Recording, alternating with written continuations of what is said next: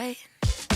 Dice, rolling that dice, taking a chance on me for one night. Horizon, high hit like dynamite.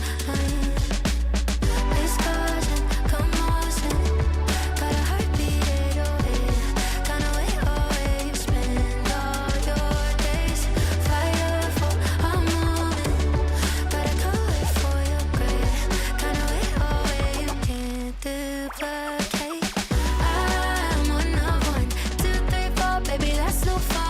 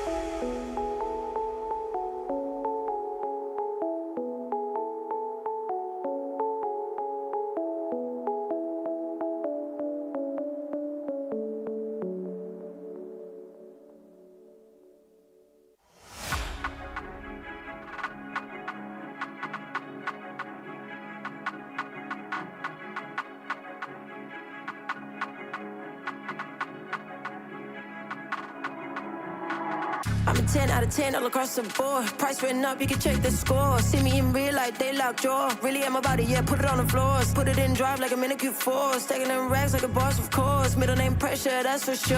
Bitch, I'm a dumb at LA, you know. CEO, got a boss energy. These hoes ain't all fucking with me. Everything nice, yeah, everything real. Talk to me nice, for real, for real. I don't play that, I've been in my bag, I stay there. I got plans on top of plans, and I do not intend to play fair. I'm going in, that's all I do. Standing on business, that's what I do. Phone blowing up, bands come through. I'm on top again, what's new? I'm staying here, I like the view. I got options, I ain't gon' lose. I'm a savage and I'm cute. Talk to me nice or you get the boot. Talk to me nice, don't talk to me crazy. Yeah, 10 out of 10. Yeah, you know I'm wavy. Yeah, talk to me nice, don't talk to me crazy. Yeah, bitch, I'm a don. Yeah, I'm not your baby. Yeah, I'm running up, back it up, they just a fan. Look at me, bitch, yeah, I'm high in demand. I'm pressing play and they pausing their plans. Feel like a DJ, I'm running the bags. Catching the service, damn, look what I started. I'm killing shit now, they can't do nothing about it. I bet on myself, give a fuck if they doubt it. It's up and it's stuck, you know me, I be wildin'. I'm out if they ain't tryna pay me the fee. I'm bad as fuck, I got places to be. Look me in the eyes when you speaking to me. I'm knowing that they want the spot that I'm in. Hair, nails, everything did. Feel like a model, I'm out of your league. Drinking my water, protecting my peace. Just hitting the pinnacle, shooting them threes.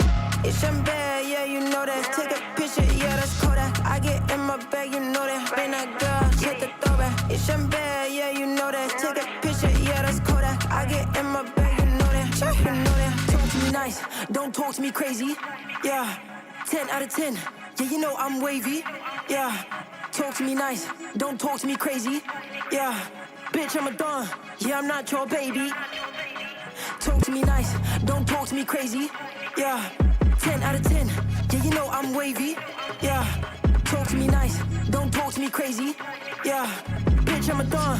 Yeah, I'm not your baby.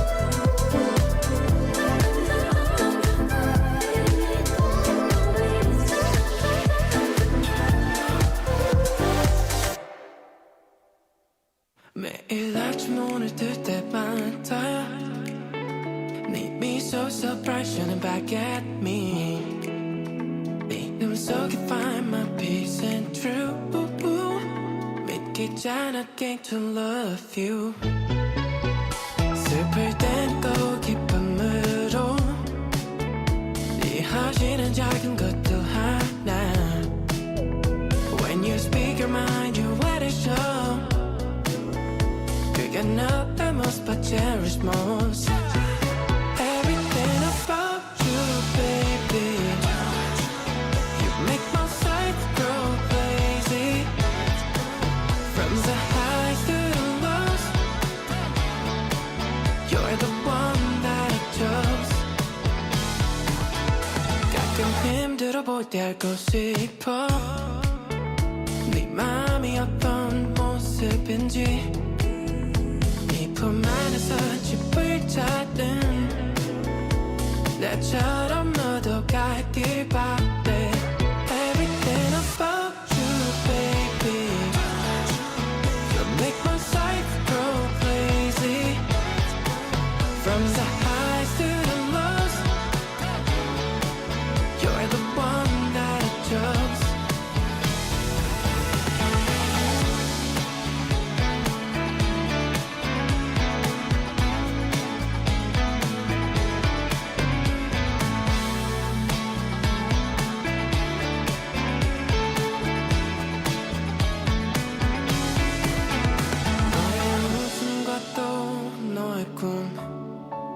모든 게 가끔 흐려질 때 붙잡아 the things only you know I just love the way you are Everything about you baby You make my sights grow lazy From the highs to the lows You're the one that I chose Everything about you, baby You make my sights go crazy From the highs to the lows You're the one that I chose Everything about you You make my sights grow lazy From the highs to the lows You're the one that I chose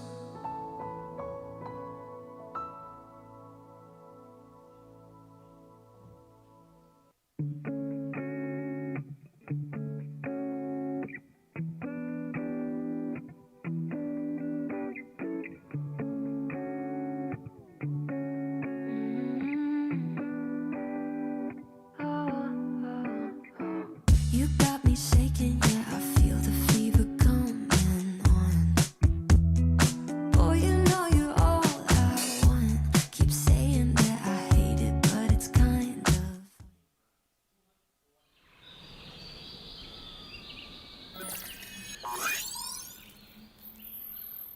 Welcome to Asia's largest online poker room. Our next generation poker software is now initiating.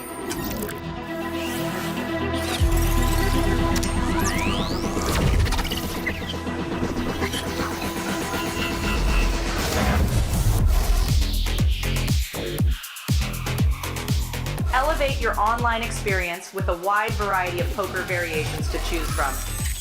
Get fully immersed with fun and social features.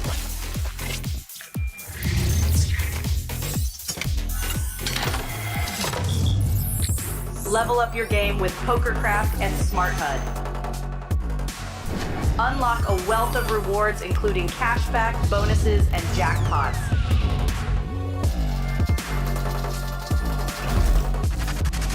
Join world-class poker tournaments featuring some of the world's most renowned brands and the largest guaranteed prize pools in the world. Experience the best in customer service and hassle-free transactions for a seamless online gaming experience.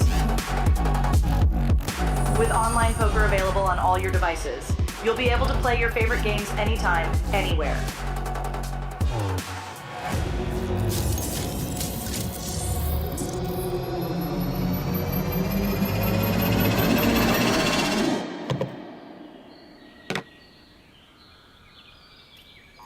Sign up now and elevate your online poker experience today.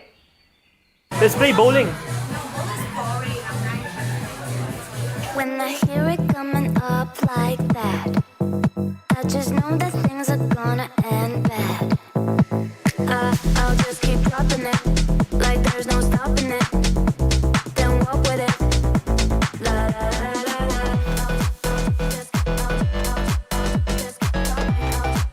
Just keep la la la la la.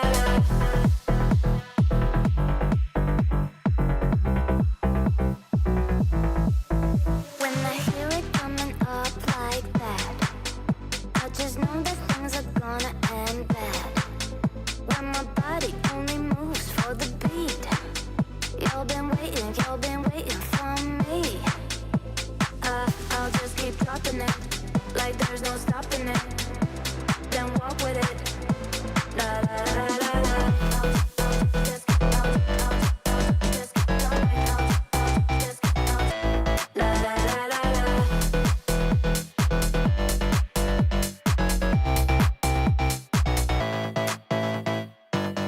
Where the stakes are high and the competition fierce, there exists a realm where the best of the best converge.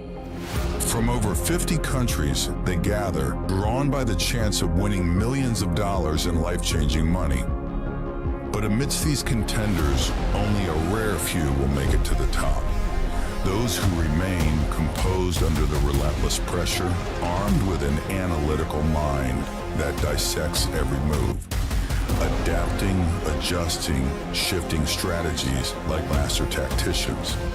Under the bright TV lights and the watchful eyes of thousands, they take center stage. Is this the comeback we've been anticipating? In this arena, they are not merely players. They are warriors, united by a common purpose, to emerge champions. The APT Championship from November 14th to November 30th.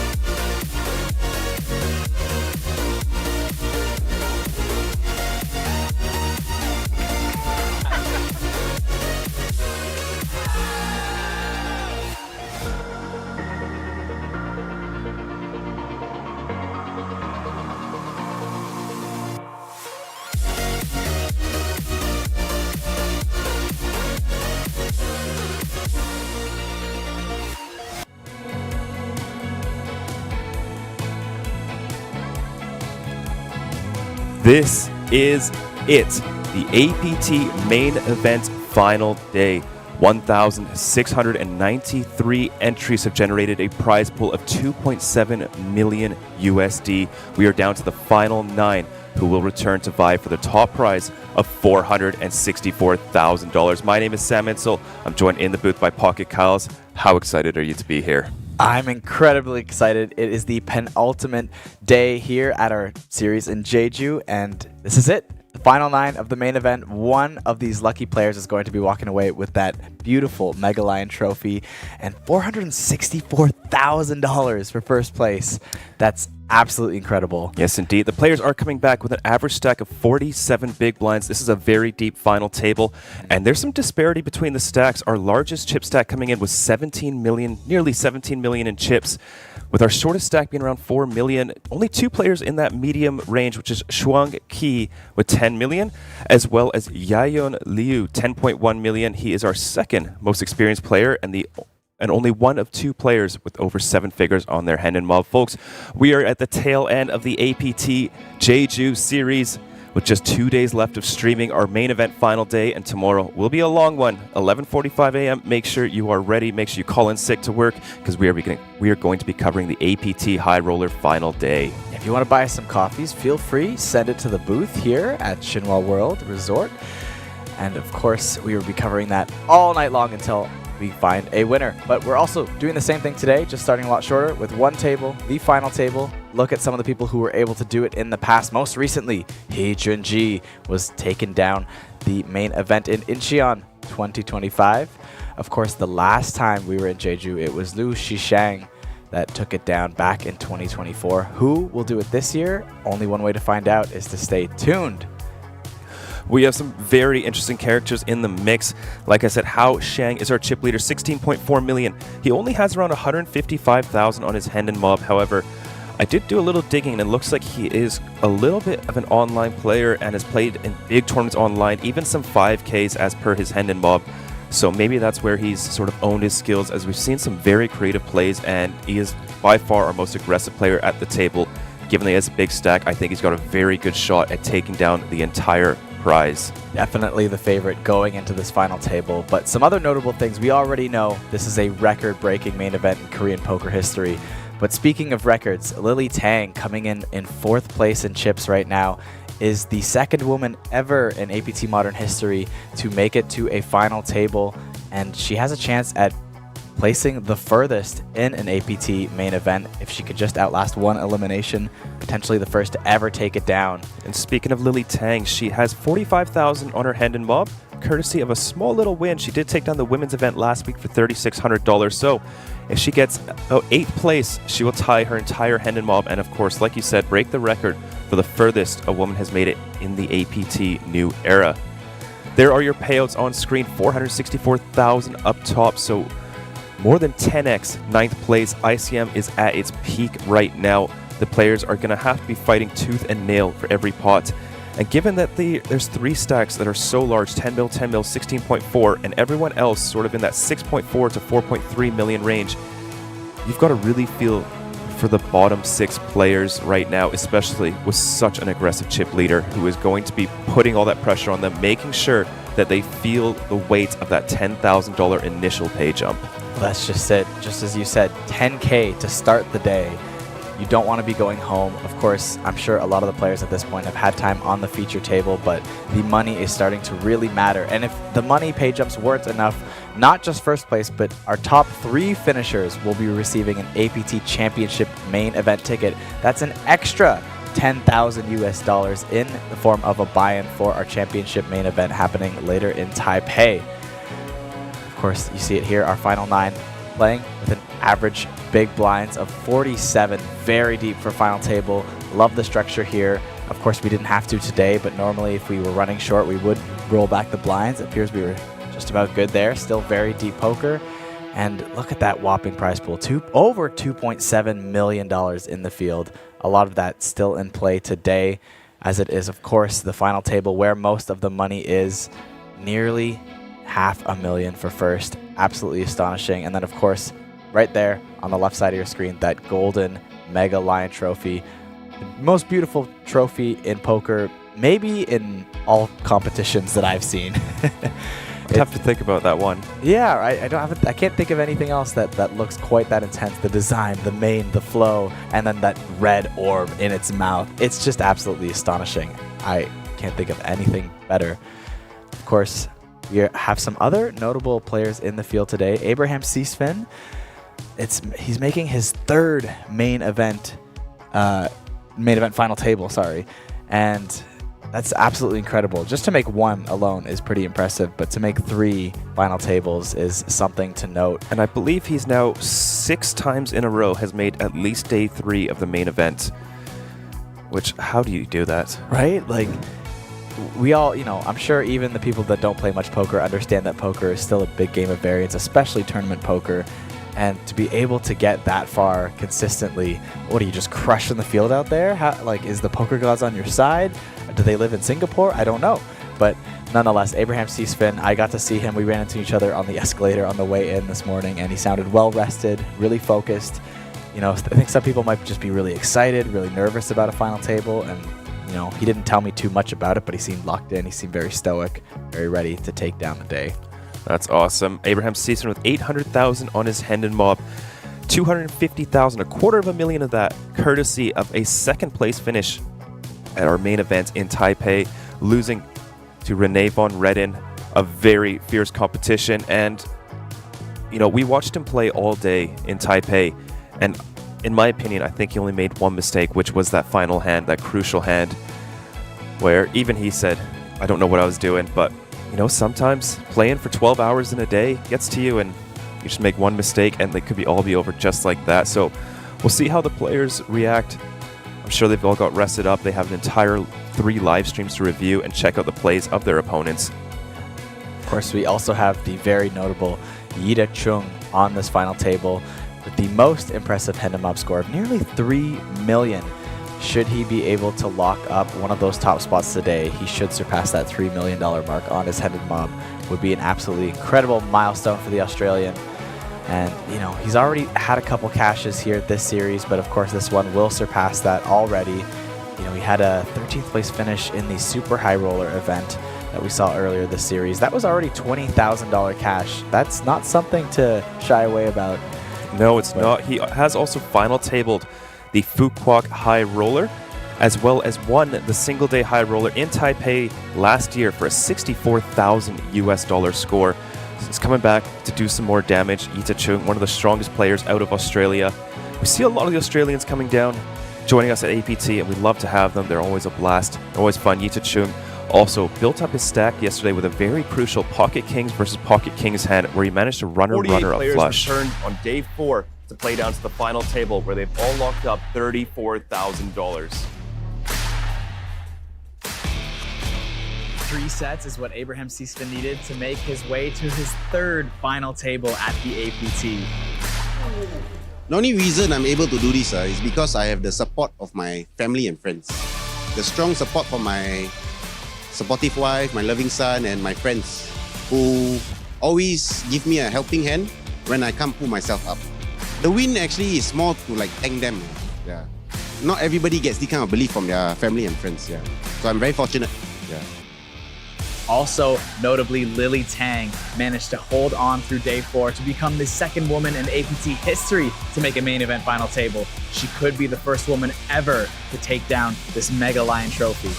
肯定是开心的，对手有难，但是我也是有办法的。凡事都有两面性，所以赛场见。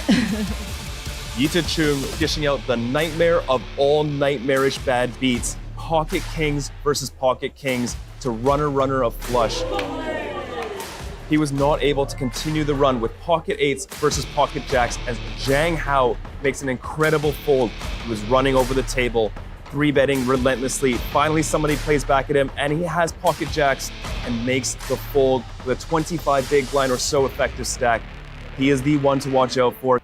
We'll be coming back with a tremendous chip lead of 16.3 million coming into the final table. Our final 9 competitors find themselves in a grueling battle to take down the top prize of $464,000 US. 今天其实挺难的，打了一天，起起伏伏，所以最后能进 FT， 坚持做正确的事情就可以了。They are all strong.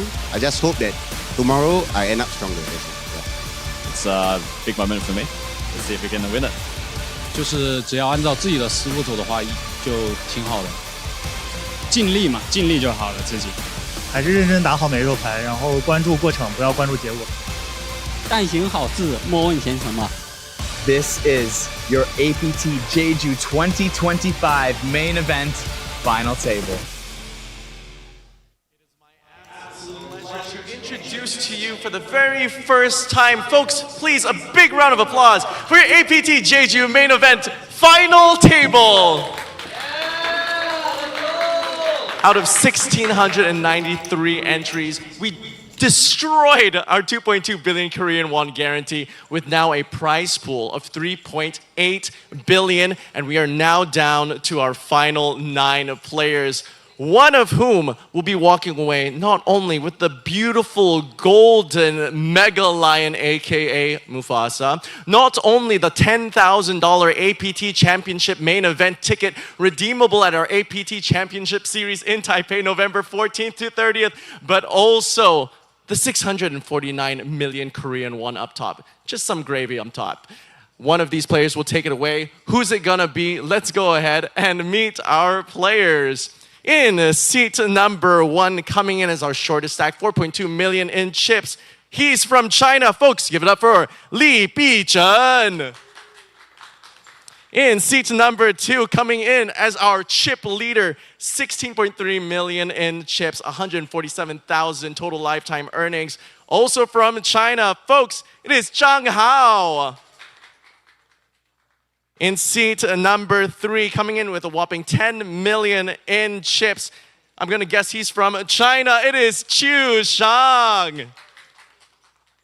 In seat number 4, coming in with 6.4 million in chips, she won the women's main event.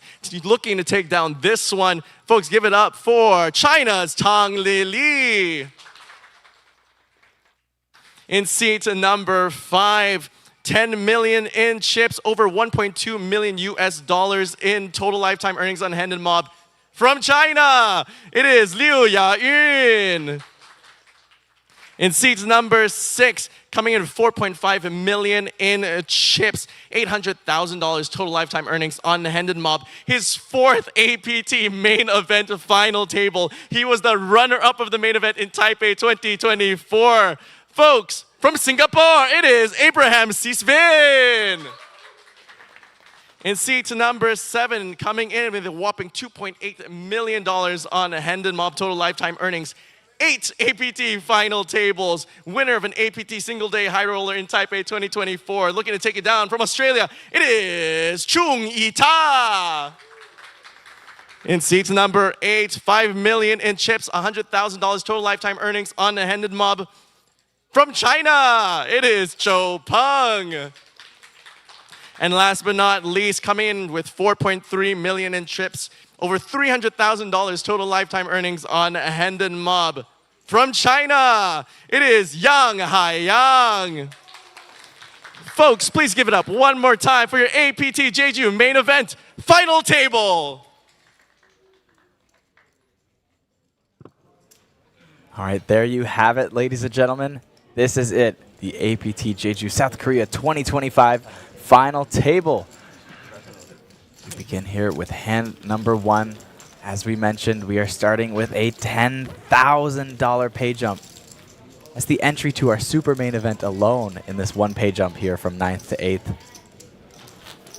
This is quite an interesting dynamic. You see seats 2, 3, and 5 are our largest stacks, all above average. The rest of the table is below the average stack, so we go from 10 million in chips, drops down to Lily Tang with 6.4 million. Average stack is roughly 7.5. So Lily Tang really sandwiched between 3 very large stacks, has probably the worst seat draw of the table. Given that she's also 4th in chips, I think she got really, really unlucky with this seat draw. 2 players to the right of Shang Hao are also going to need to be very, very tight, and I think Shang is not going to be shying away from battling with the 2 large stacks to his left. He is the overwhelming chip leader, and we do have some stacks that are around 25 big blinds down near the bottom. So considerable ICM pressure considering the pay jumps are already over 5 buy-ins.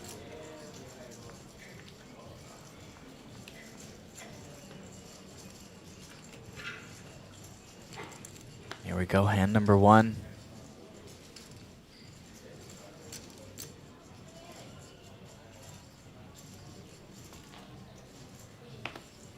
Peng taking her time, makes the fold, easing into the day here.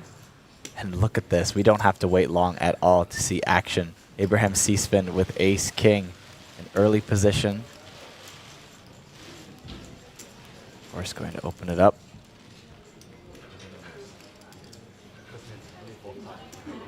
$325. It's the lazy min raise, as I call it. Final table, Abraham. What are you doing? Get those blue chips in. And Yang Haiyang, pocket 9's in the cutoff. Yang coming in as our second shortest stack with 4.4 million, 333,000 on his Hand and Mob. Half of that, 150,000 that coming from a World Series of Poker $1,500 freeze-out event. He placed 4th out of 2,317 entries, so no stranger to final tables of large buy-in events. And look at this, Kyle. He's reaching for raising chips.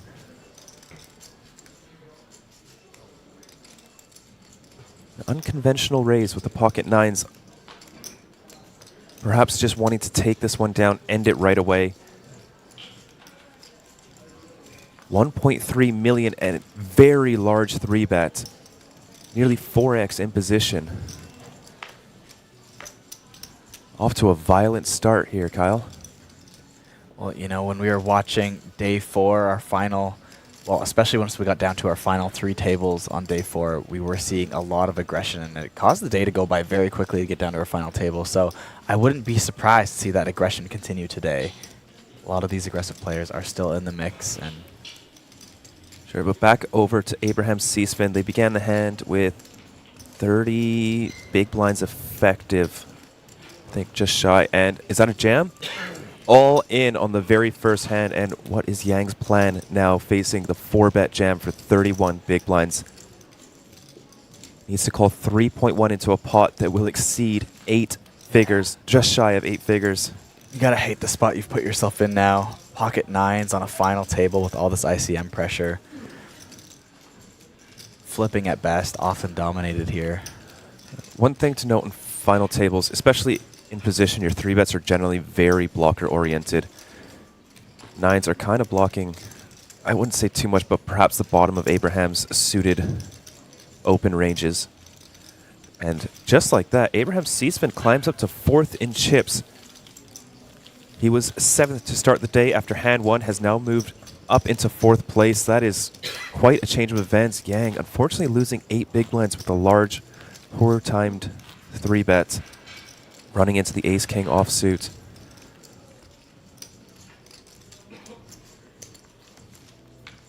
Justin letting us know that Yang is the only on-live qualifier left in the field, able to find his way to this final table from the online streets.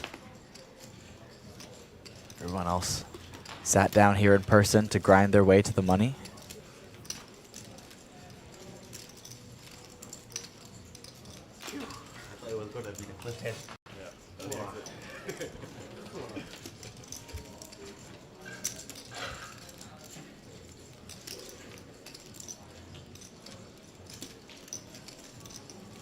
Pocket 9s making their way around the table, this time appearing as Xiao Peng's hands.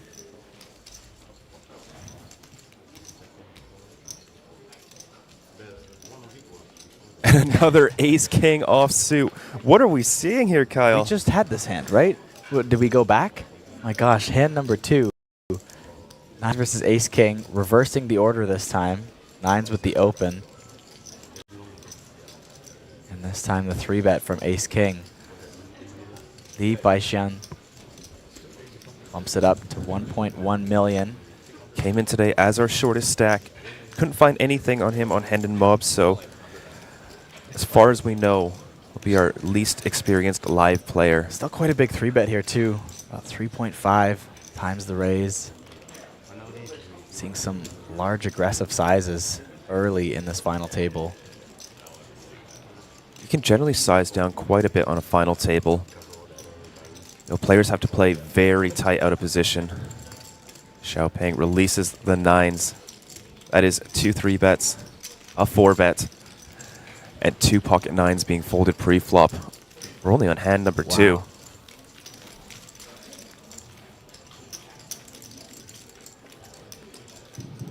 I know for me personally, my final table sizing could use a little bit of work, but my default is usually in position, about 2.5x the raise if I want a 3-bet. Where do you find yourself, you know, just as like a default landmark, not taking into any other considerations?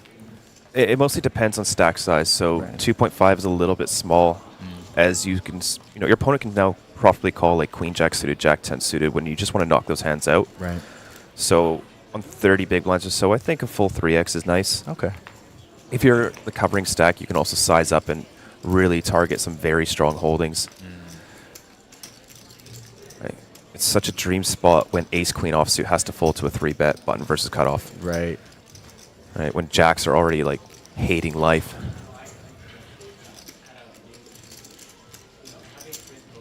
Now this, it's a creative opening. Xiao Peng, middle position, pocket 2s.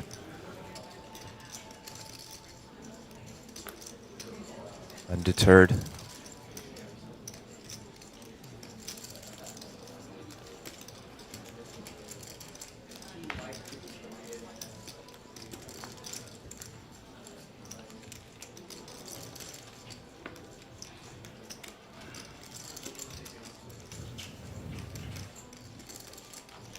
But going back to the 3-bet, I think the best thing to do is not to have a standard size and just go, what am I trying to make my opponent fold? Or what hands am I trying to put into a very difficult spot? And what sizing accomplishes that? I find that way keeps your brain from going into autopilot and helps you think about every spot. And when you do think about that, it is easier to continue the thought process into the flop, and you have a better view of what your opponent's range is. Shang Hao, 102 big blinds coming into the main event. He's played some incredible poker over the last 2 days. We've been able to cover a lot of his plays, bluffing Tanadorn with what I thought would be a suicidal bluff.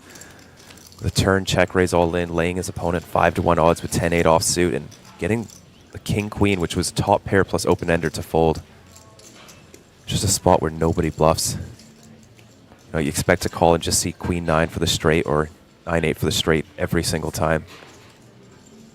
But man's got some moves.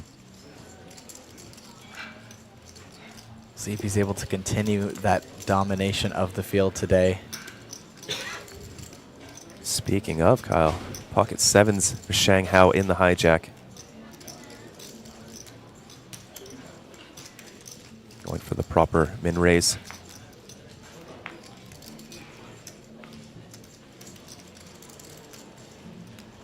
Shuang Qi with pocket 6s. They are quite deep. Could be a case for flatting. Coming in with 10 million in chips. He has $6,000 on his Hendon mob. So he's already eclipsed that score by nearly 6x with just a 9th place finish. There is the call. Lily Tang with Jack 10 of diamonds on the button.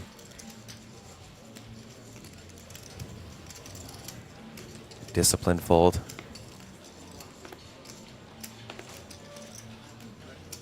We've seen her time her aggression a little bit more specifically in the past couple days, finding the tighter folds, not letting her chip stack bleed out willy-nilly, but also finding those aggressive 3-bet bluffs occasionally.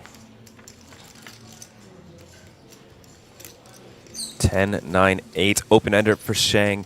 Qi Shuang with the gut shot. 3 overs for both players. This is probably pretty close to a range check for Shang Hao. Hijack versus cutoff as well. There's the check. I think this might be a very good bluff candidate for Qi Shuang.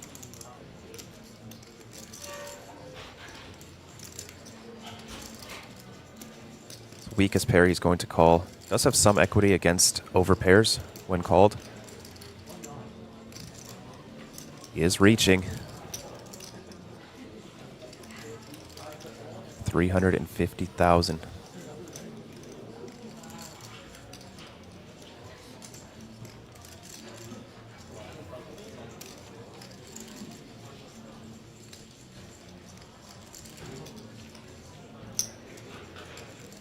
Someone in chat asking, online qualifier does have a package included. I think if what you're talking about is the $50,000 additional bonus paid out by Natural 8, then yes, they do.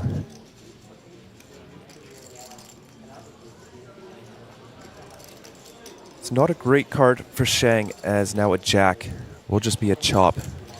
No longer give him the straight. Does have 95% equity, but will he be able to hang on if Shuang continues firing? Something to know is Jack 10 suited would have made a straight. Well, your hand is quite dominated generally by the cutoff flatting range. 3 of diamonds on the river. If Shang Hao can get to showdown, he will pick up 1.7 million.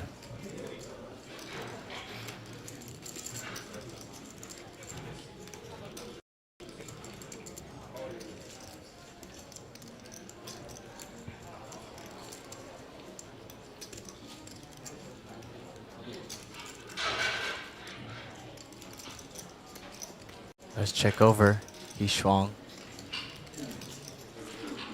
Qi Shuang believe he's got enough showdown to check back, or maybe consider a bluff here. Interesting to not, block bet 7s.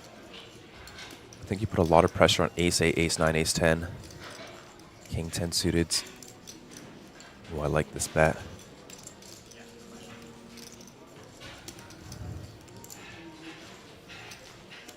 Looks like a really good size there. At nearly $1 million in chips. 1.1. Large bet here. Obviously does not believe sixes have showdown. So I think he's repping 2 pair plus. I don't think he's got straights in his range, as I can't see them checking behind, but Shanghao only has 7s and will release. So Jinoxen, the on-live qualifiers do not get accommodation airfare. That's just for the Natural 8 exclusive geo-locked events. Because it's part of the prize pool. We don't add additional prize pool for accommodation airfare in the on-live qualifiers. But could win an additional $50,000 if they take down the main event.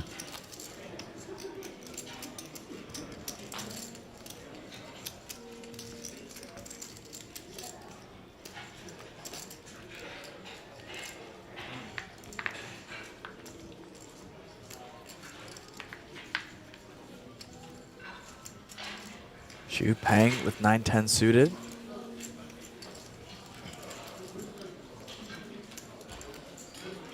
Looking for an open here.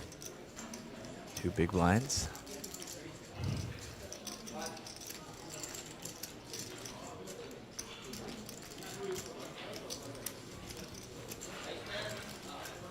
It's through so far.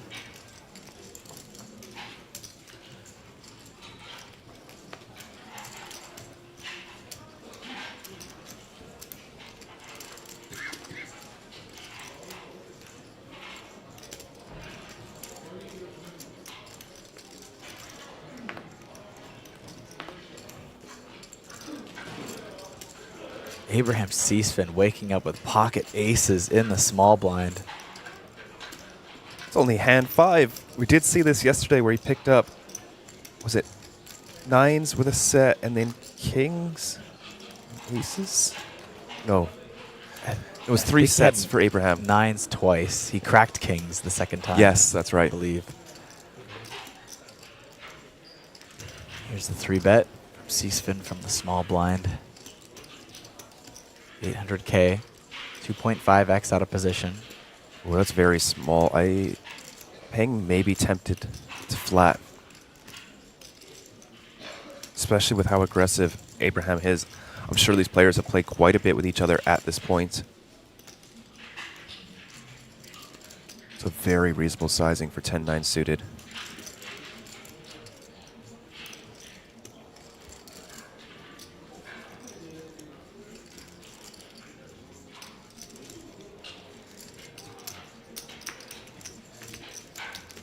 Peng does make the call.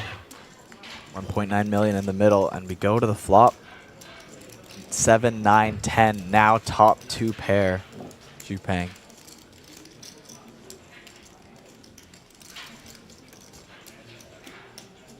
Tough board for the aces. It's a nice check. Let's see if he can save himself. There's already 2 million out there, so SPR only around 2. Peng bets 60% on this flop.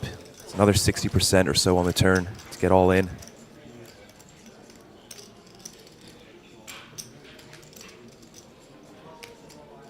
$800,000 is the bet, around half pot. Look at that, Cal. It'll size up to exactly a pot size bet on the turn. Very well done. Great pot size awareness, Xu Peng. Running into Abraham's aces. I don't see how Abraham can easily get away from this. And there's the jam from Abraham Seasfin. Oh, brutal. Xiaopeng hasn't called yet.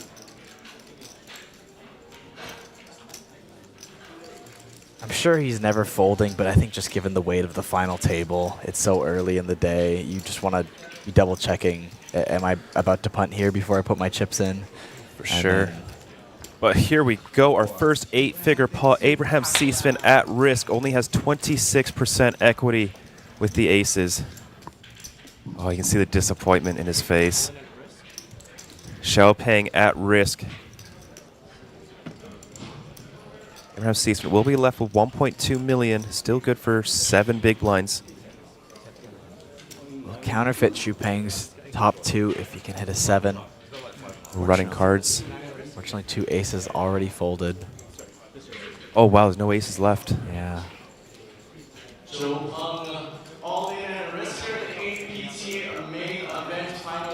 Running pair, running straight will save.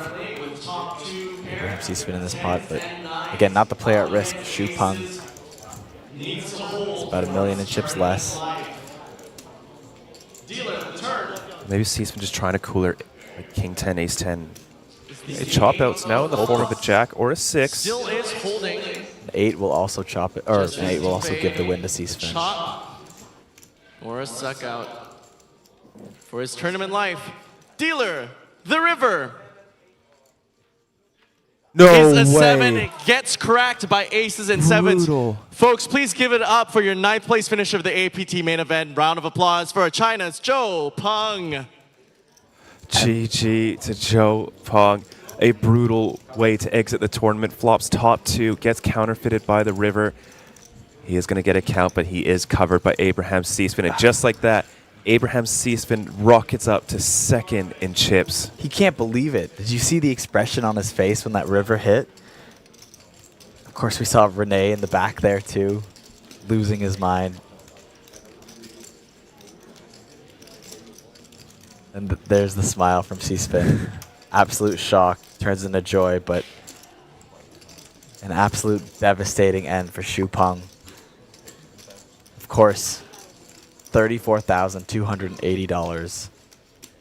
Still a very exciting score, but poker is just one of those games where unless you take it all down, it always is disappointing. The only game where you can win $34,000 and be upset.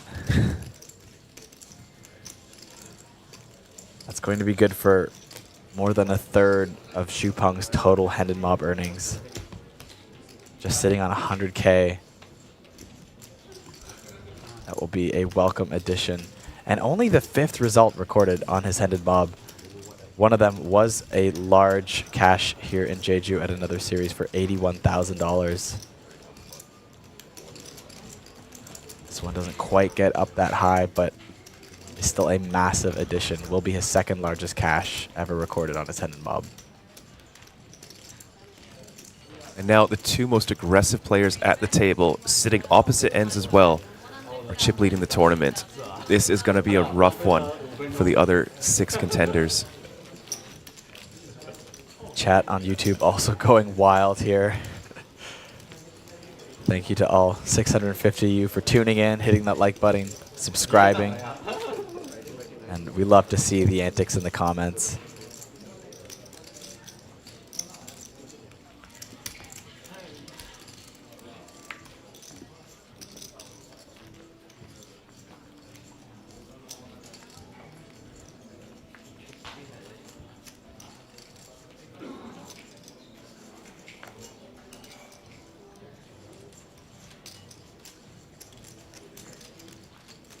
Cucumber 513 says there are only a few chosen in the poker world. Are you implying that C-spin is the chosen one?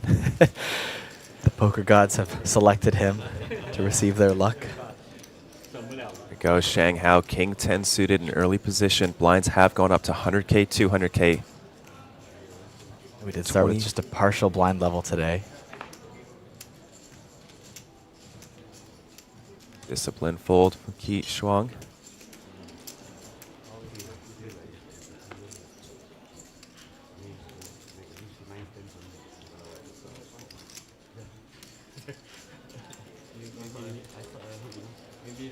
And the pocket Kyles, Liu Yayun. What is with this final table? We are on hand number 6. We have seen Ace King multiple times running into 9s. We've seen aces, we've seen kings. And flats. This is very unorthodox from Liu Yayun. Players behind are not really incentivized to put out some aggression, so I really don't like this trap. And Liu Yayun is 2nd in chips. And 3-betting Shang Hao with a hand this strong is a dream spot. Shang Hao is going to come over the top at a much higher frequency than most other players as we go to a flop of Ace 8-3. Not great for the pocket kings. Yayun Liu, the only other player at this table with 7 figures on their hand and mob, 1.175 million. He's been playing since 2021, with his largest score being $200,000. If he gets second place, he will eclipse that. Shang Hao, unafraid, not even a backdoor flush draw. Fire out for 350,000.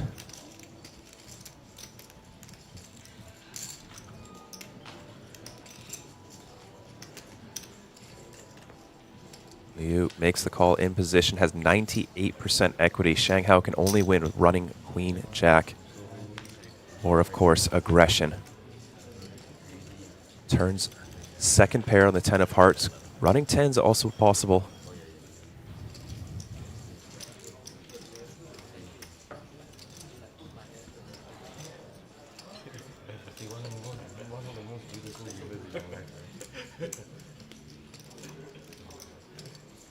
It's a very cool tidbit from Justin in chat. If Abraham wins, he will be the first player to crack 1 million in APT New Era earnings. It's going to best Tanasorn and Joseph Cheong, who are both very close to doing so. We see the Jack of Hearts roll off on the river, backdoor flush coming in.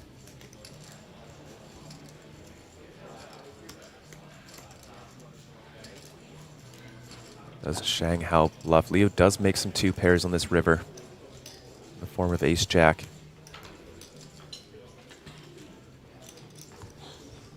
Jack check. Liu Yayun will take that one down. I think players can be quite surprised to see him flatting the kings.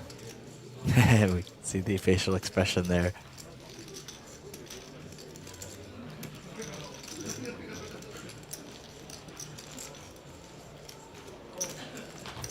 Kishong can't believe it.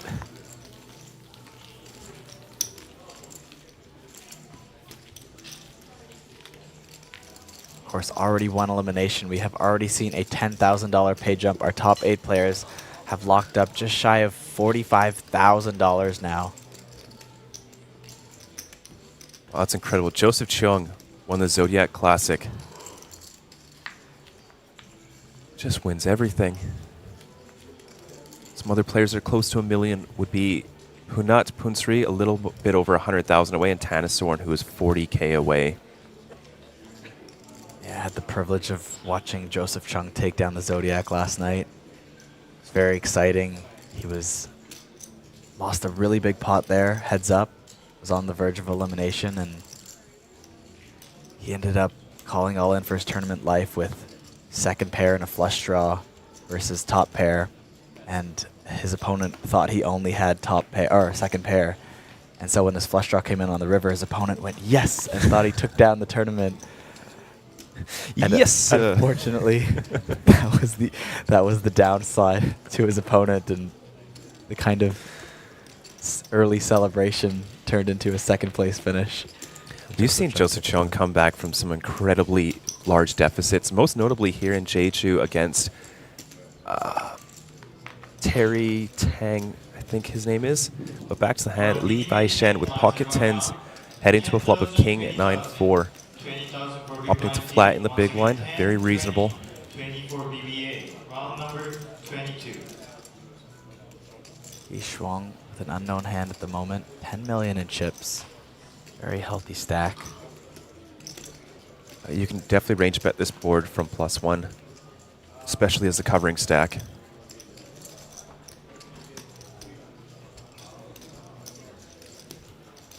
Check and a call. We'll see this pot blossom up to 1.7 million. Turn, Jack of Spades, Levi Shen improves to a gut shot. However, 2 overs to his 10s.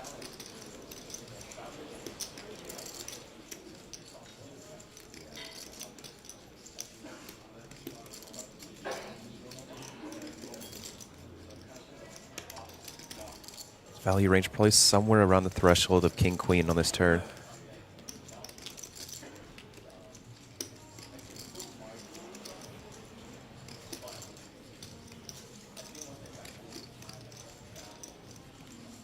Another bet incoming.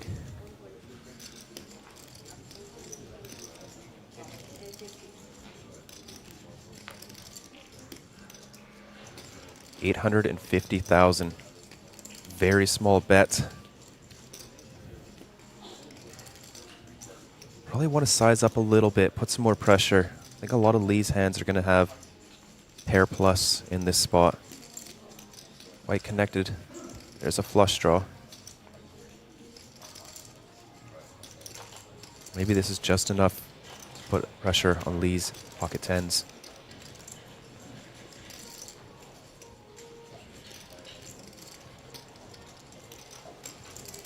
It is.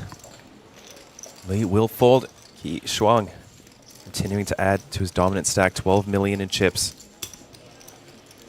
He's in a tough spot directly to the left of Shanghao. Now we're seeing 4 stacks above the 10 million mark.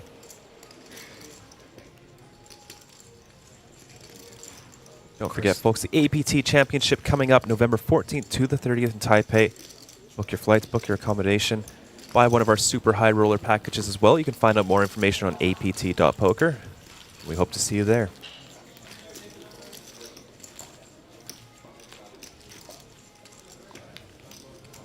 We're now fully into the full 1 hour blind levels now that we finished off that 80K, 160K blind level. Ended day 4. We're looking at, is that a $17,000 pay jump now? 18,000, yeah. Around there, yeah. So just over 10 buy-ins is the next pay jump, as we do have a $1,850 entry into the Jeju main event.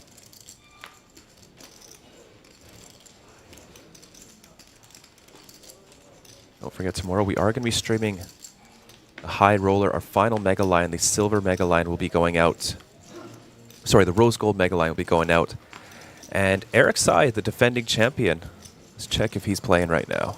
If you do want to check, head on over to apt.poker for all of our information. APT High Roller Day 145, 48 entries. Nobody busted yet in the first hour of play.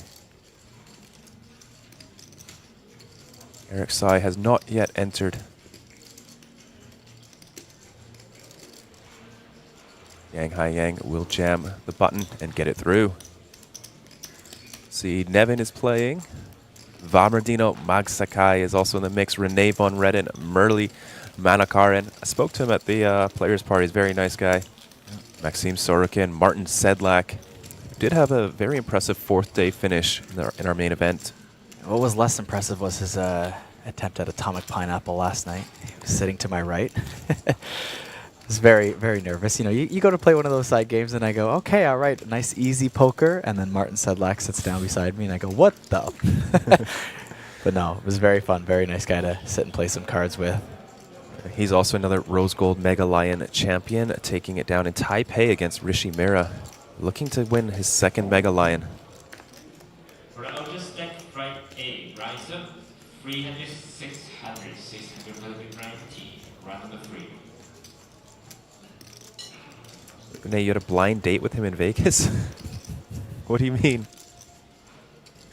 Oh, big blind versus big blind. Got it. That's fun.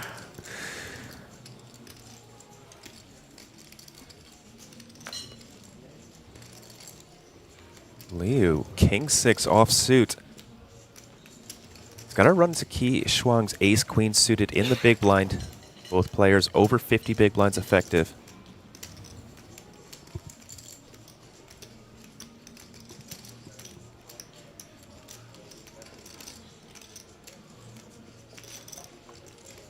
Where's Liu? 11 million in chips. One of those closer to the higher end stacks at the table. We've got a flop here, Kyle. Top pair from Liu with a very loose open on an early position. And the nut flush draw for Qi Shuang with the backdoor nut straight draw as well. Both players over 50 big blinds effective. This could get big. There's the bet, 280,000, around quarter pot.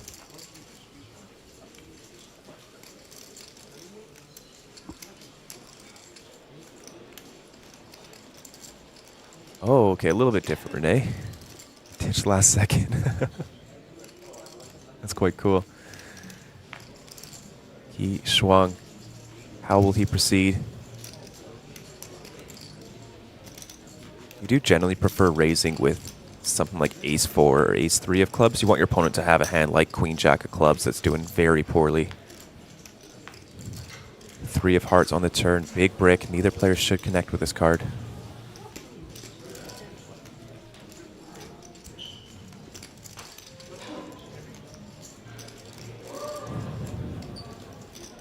This is a very thin bet from Liu.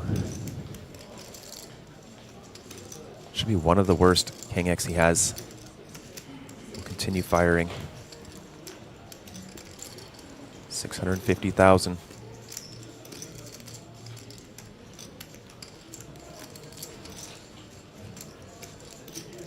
We haven't seen too much of Liu on stream. Don't think he made it too often to our feature table. No, very surprising as the field narrowed down. We've seen a lot of these players on the feature table quite often, but Liu Yeyun did have some time on there, but wasn't as involved in the hands when we saw him on stream. Here we go, 3 million to the river. Can Key make a flush? He cannot. The 9 of spades rolls off. And the King 6 +1 open has the check mark on this hand.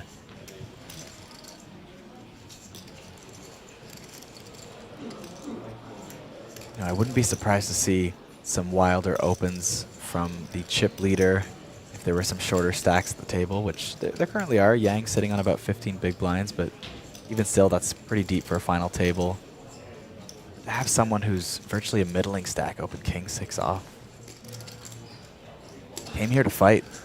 I'd still classify him as one of the bigger stacks, but with Shang Hao left to act behind, I wouldn't be opening wide. You know, if it was a position where Shang Hao had folded on the gun, I would be very tempted to open King 6 offsuit, covering the rest of the players. Sure. But yeah, he has like second, third in chips, somewhere around there.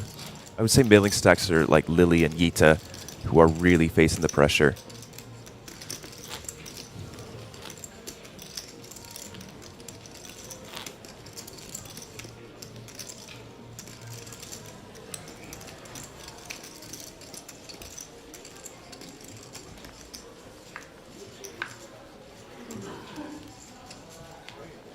Were you here for that? And Justin is talking about. Folded queens to the ace-king 5-bet rip. Yes. Oh, yes. That was Ian, wasn't it?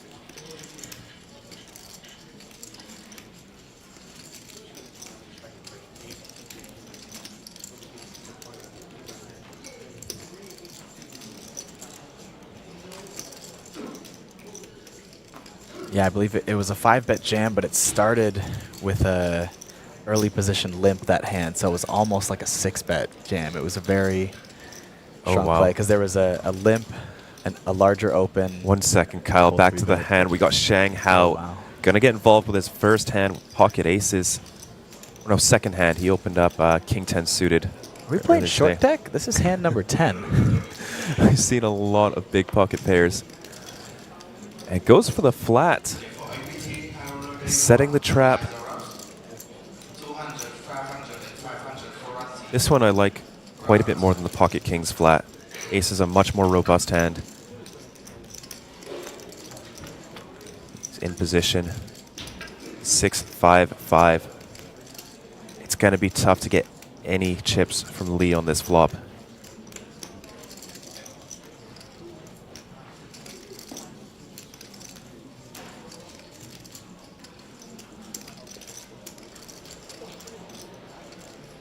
Oh, wow. I did not expect to see a bet here from Lee. 6-5-5, 600,000 is the bet. Around half pot.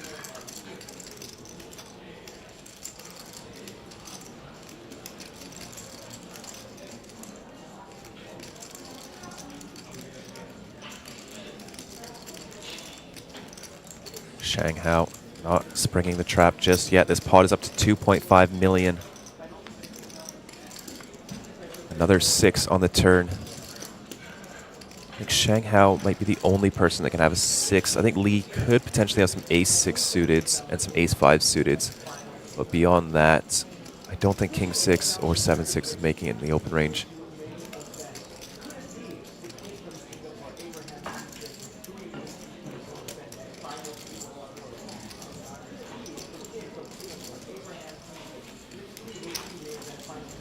Shang Hao fires on the turn. 900,000. Lee with one of the worst hands he can have in this spot.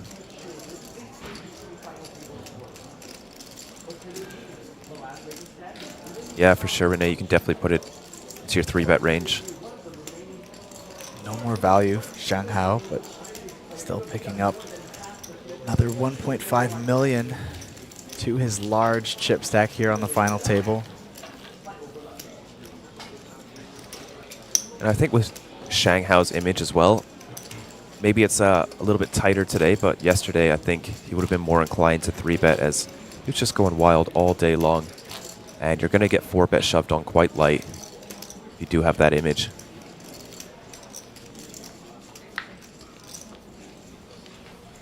A little more reason to 3-bet your aces. Yeah. Even like the blinds can come in for a cold 4-bet quite light. Well, we don't see that too often.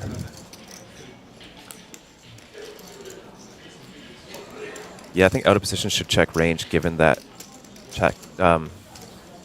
stack distribution as well. Cutoff first button is already something like 20% bet global frequency. That's for like chip EV even stacks.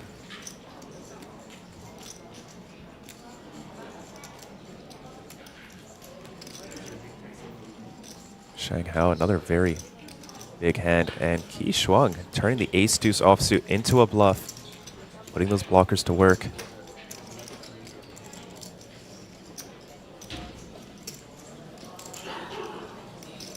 Nice size as well, going after the chip leader, who will be opening very wide and forced to fold all those king-6 offsuits, queen-7 offsuits. You get to fold such a large chunk of his range, but you do have to be worried because Shang Hao is not afraid to 4-bet light. Everybody gets a pocket pair in this hand. Liu Yayun, pocket 6s. There's none of them going to get to play facing a 3-bet.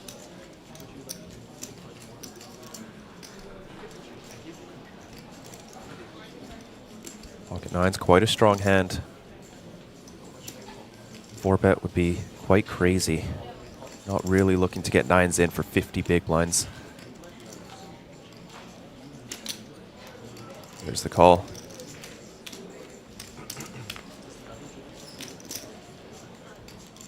Go to this flop in this 3-bet pot, 2.7 million in the middle. There's 10-4-3 with 2 hearts, 1 overcard to Xiang's pocket 9s. This is the gutter for Shuang. It's a pretty neutral board for both players. Qi Shuang picking up the gut shot. The 4 and 3 don't really interact with either range, so Shang Hao only really worried about a 10, which Qi Shuang shouldn't really have. I don't see ace-10 3-betting.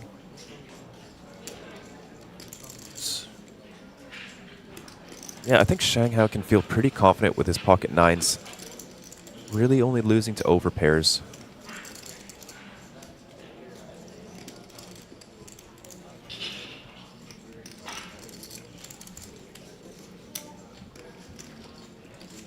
Perhaps a little bit of ace-10 offsuit 3-betting.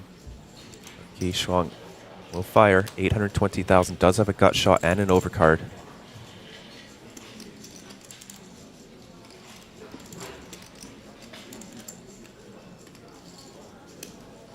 Does Shang Hao ever find a sort of protection raise out of position?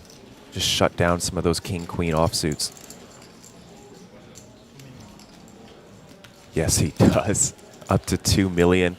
Correctly identifies that Qi Shuang is going to be lacking a lot of top pairs in the 10-4-3 board. Raise up to 2 million.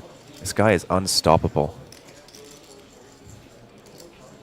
Finds a small niche line and is up against a hand that is 33% equity, but can't really continue versus this amount of aggression, especially not with a heart in the hand. But Qi Shuang looks like he has other ideas.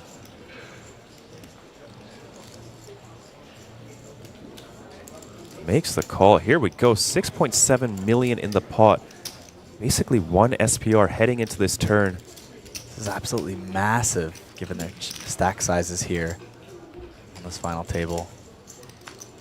3 of clubs on the turn, so Qi Shuang will improve a little bit more than Shang Hao, as you know, do have those ace-deuce, ace-3, king-deuce, king-3, all of them offsuit combos in Qi Shuang's 3-betting range. Definitely not a brick on the turn.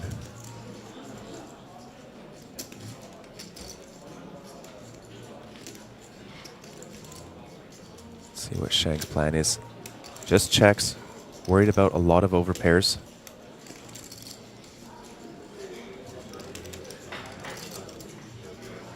I think this is a nice spot for like a 40% bet from Qi Shuang. You're pretty okay getting check jammed on. And if you had a 3, if you had aces, kings, queens, jacks, they'd all want to bet. So I think your gut shots make very good bets.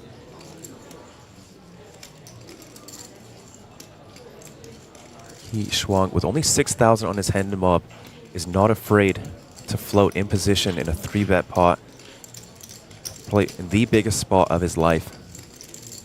Look at this. Here comes the bet. 2.2 million. Shang Hao in a very tough spot.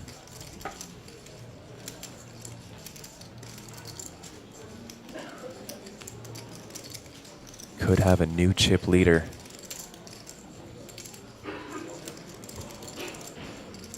I gotta say, Kyle, this is an incredible hand so far. Is that his last time bank? Looks like it. Might be.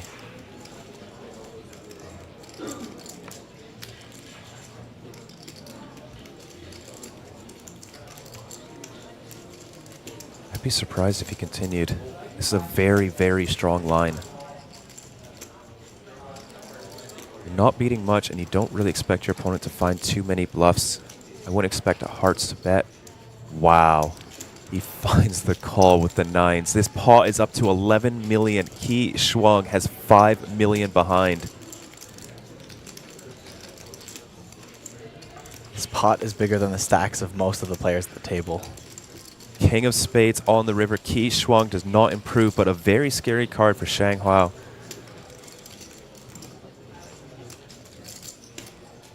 Does your opponent ever bet Ace-King on the turn, though? Or King-Queen? Is the King going to be rather innocuous? And can Qi Shuang fire the river bet? It's only 5 million left. Is he worried about his opponent having top boat with pocket 10s? Or even Ace-3 of hearts?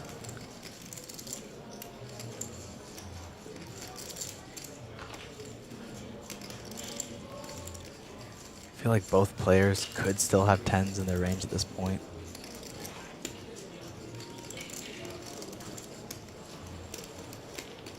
If you're in Qi Shuang's shoes, you just don't want to have the time that you bet into them here, because I think both would play it the same way.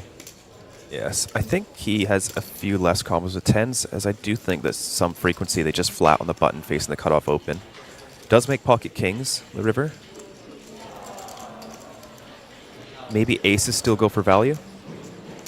All in. Wow. The heart from Qi Shuang to fire 5 million into the middle.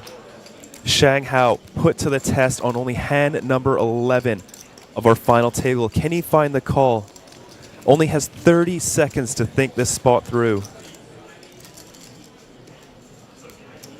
Gets the count, buys a little bit of time. Gotta remember, for Shang Hao, if he has the same information we have too, that Qi Shuang only has a very small hand and mob record, not too much to go on, you don't tend to find these very, very aggressive plays as often. So Qi Shuang has aces, kings, 10s. I'm not sure if queens or jacks are going for value, but he also does have ace-3 off and king-3 off. I'm not sure if he has too much else beyond that. If he did bet his heart combos, and it gets the fold. Qi Shuang is our new chip leader with 16 million in chips. 3 bets the ace-deuce off, floats the check raise, bets turn, jams river. If he takes this down, you can't say he didn't work for it, didn't deserve it. That is one of our that is the sickest hand I've ever seen on a main event final table from both players. Wow, what an incredible hand. I don't even need coffee anymore, Kyle. I'm sure Qi Shuang doesn't need coffee either. I'm sure his heart rate is racing at the moment. Coming into the day with quite a large chip stack, and it could have all been over right there. A half pot bluff jam on the river for your tournament life on a final table where the next pay jump alone is worth 18,000 USD. And you have the guts to go for it there and take it down. One of the top hands ever played on a main event final table here at APT. From both players, I think.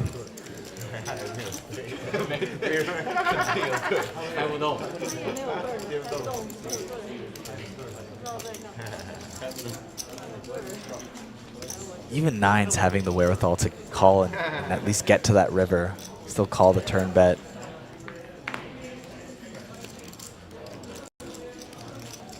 The only thing that would have made that hand even more epic was that call on the river. Would have been so sick. From Shanghai? Yeah.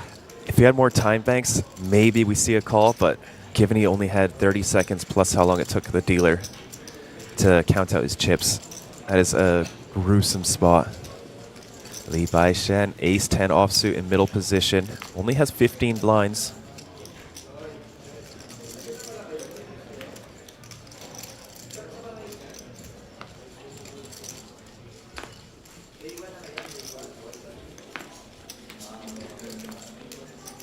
We're just 12 hands in here.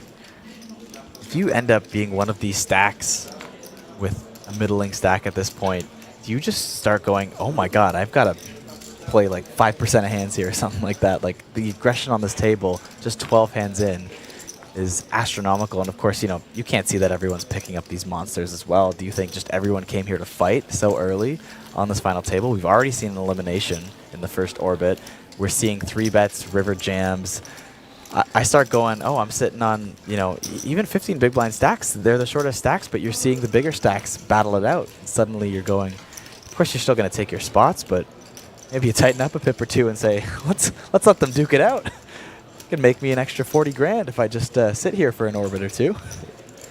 Yeah, that's a good point you bring up, Kyle. I think in Lily Tang, Yi Chung's shoes, if I'm seeing these hands, I am very willing to tighten it up and just let these people go after each other. Pick my spots very carefully and just be happy to ladder. It's a very, very aggressive final table. We've had a very aggressive day 4 as well as day 3. Both days finishing in around 8 hours on average. Qi Shuang now picking up pocket jacks in the hijack. 80 big blinds in his stack.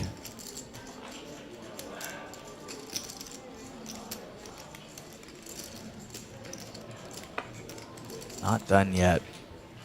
Opens the jacks, ready for more war at this final table. Sven does look down at pocket 7s here. Does have 11 million in his chip stack. Still a very healthy stack to defend in the small blind.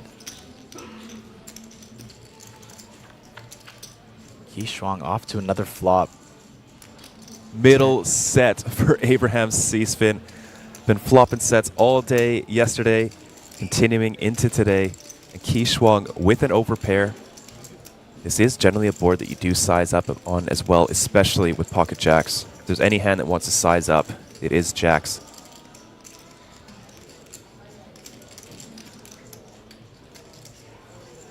Qi Shuang looking to just bet around a third, it looks like. 500K, about 40%.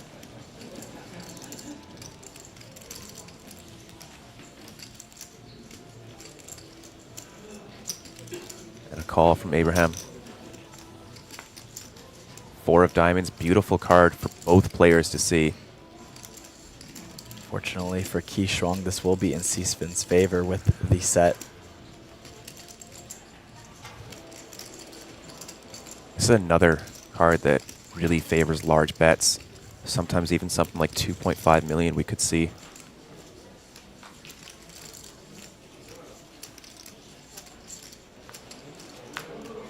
Checks it back. Wow. Qi Shuang playing very well, avoiding disaster.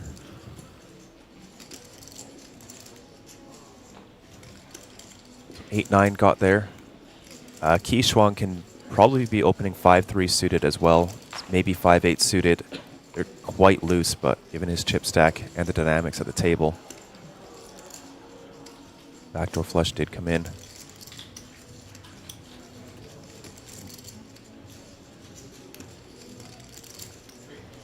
Does he ever raise for value versus this small sizing? Does he think this feels like a 10?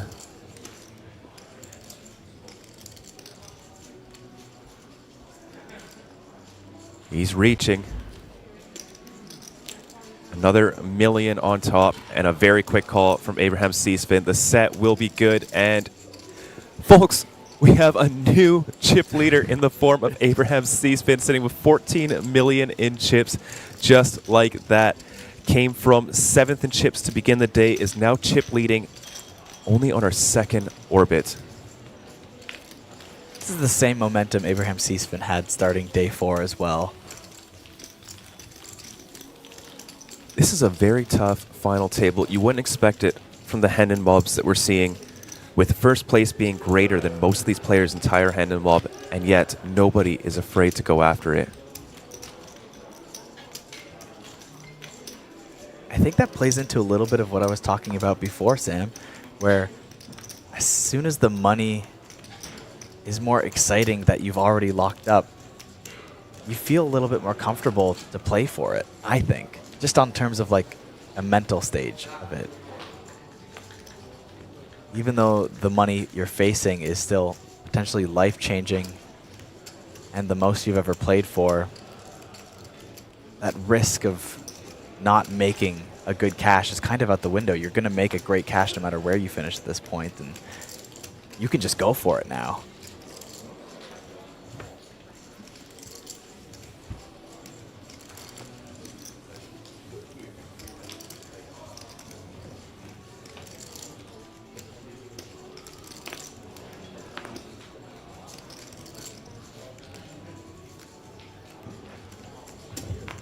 Shanghao not done with the aggressive actions yet. 9-7 suited in early position.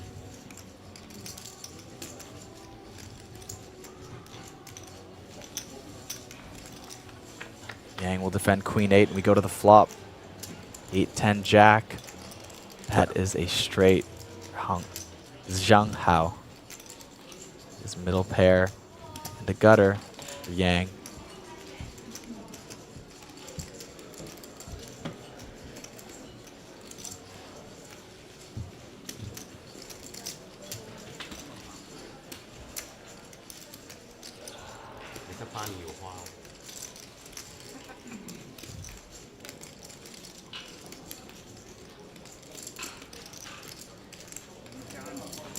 Yang proceeding with just a call.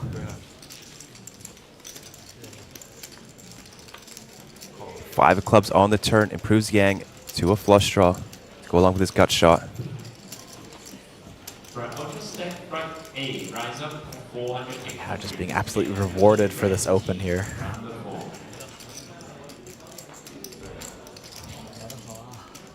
Our graphics team working overtime, putting up key hand on nearly every hand we've seen so far in this final table.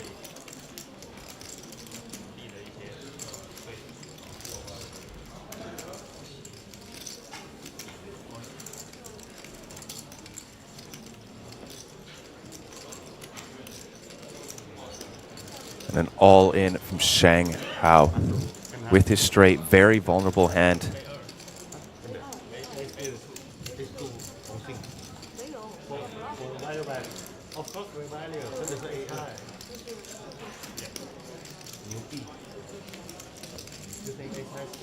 Tough spot for Yang. Shang Hao could be doing this with a hand like Ace Queen with the Ace of Clubs. Ace King, Ace of Clubs. He could even have something like Ace 9. Shang Hao, a very loose player, loves to put on the pressure, is very, very aggressive.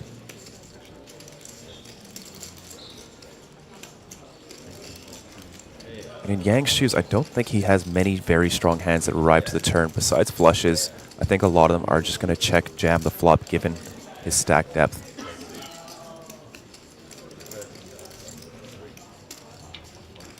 Down to his final 20 seconds or so.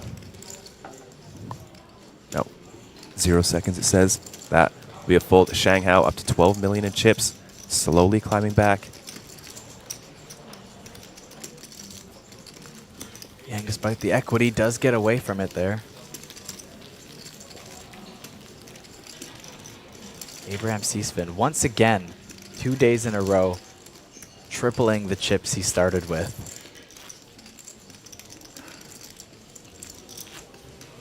Sets have been a big help to him in that mission.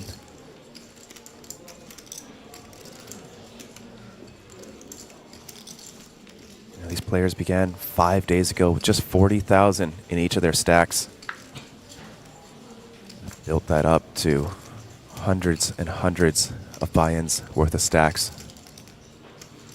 Shang Hao not slowing down, keeping his foot on the gas. King Jack offsuit will come in for a raise under the gun.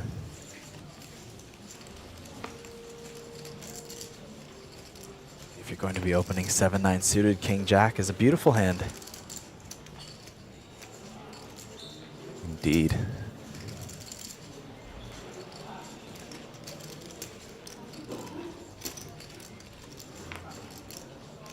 Ace-4 suited and the chip lead for Abraham Seasfin. You see him go for a 3-bet here with Ace-4 suited? It's always scary to 3-bet Shang, because Shang will 4-bet you relentlessly. And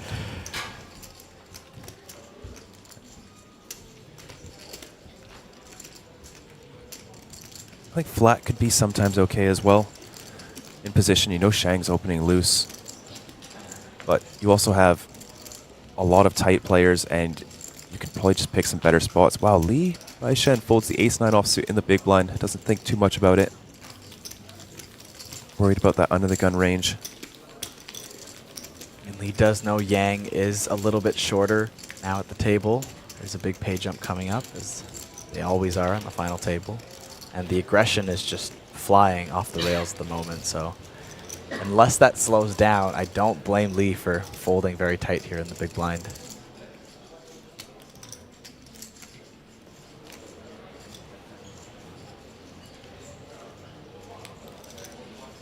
Not to discredit Seasfin, because we know Abraham is a phenomenal player, but the poker god's just on his side in the last couple days, cracking the kings with pocket 9s, and even today able to counterfeit his opponent on the river for the knockout.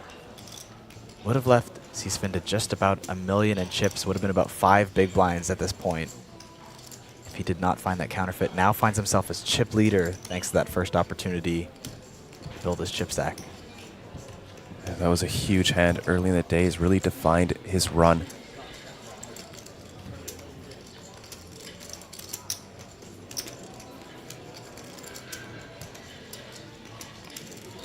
Chun going to flat the pocket 8s in the cutoff. This is Qi Shuang's King Jack offsuit open under the gun. Even Zhang Hao going to come along for the ride with King 10 off in the big blind. We go 3 ways to a flop here. Jack high, that is top pair for Qi Shuang.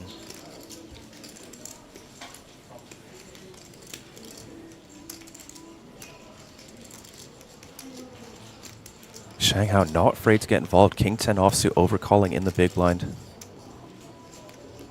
Yita Chung is going to have an incredibly strong range. Probably something like pocket 8s plus. And I'm not even sure if King 10 suited is making it in there.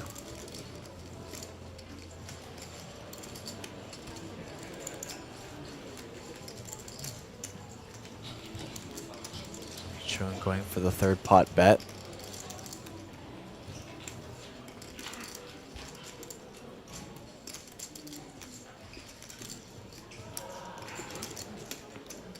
Makes the call with top pair. A 7 of hearts, another undercard to the pocket 8s for Yita Chung. With the quick bet from Qi, could be feeding his chip stack even more. He's 4 million behind, pot already at 2.5 million.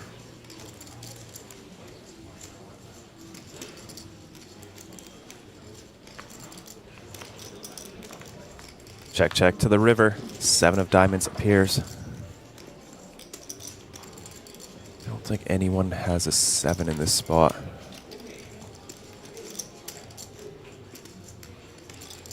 And Qi gets some value in Yita's hands, which are sort of like pocket 10s through to pocket 8s. Maybe Yita Chung fires some. No. I'm going to say maybe like 7-6 spades, 7-6 clubs, but I don't think they really call there pre-flop. No. So. No, he's already having to, like, even Jack 10 suited's not loving it. It's probably a fold pre-flop. Maybe Queen Jack suited is sort of the cusp. Makes the call. Ki Shuang once again reclaiming the chip lead up to 16 million in chips. Yita Chung tries to go for the hero call, is unfortunately incorrect this time. We'll be left with 13 big blinds. Still ahead of Yang Haiyang, just 9 big blinds. Shorter stacks start to get a little bit more separated from the larger stacks in the field. The pressure to ladder up starts to grow.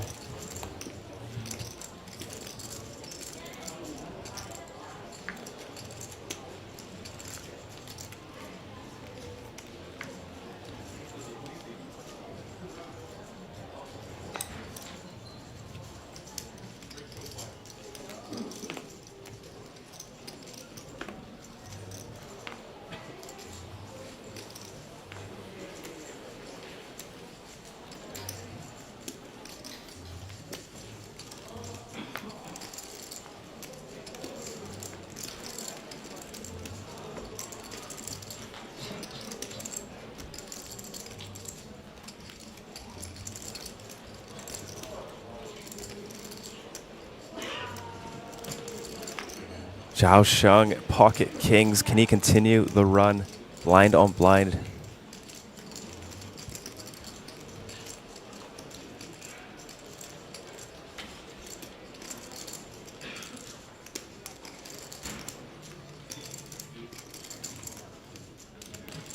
Incoming raise.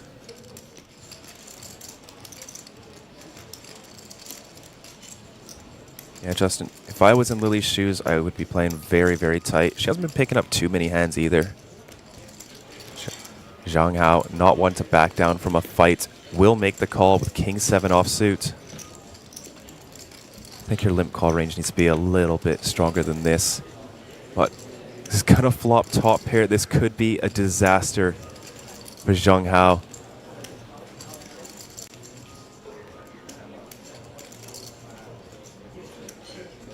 So Shuang plays some pot control. He's going to see the ace of hearts roll off on the turn. Neither player happy with that card.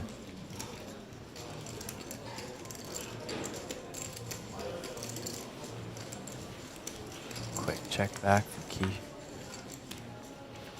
What a horrific run out for both players.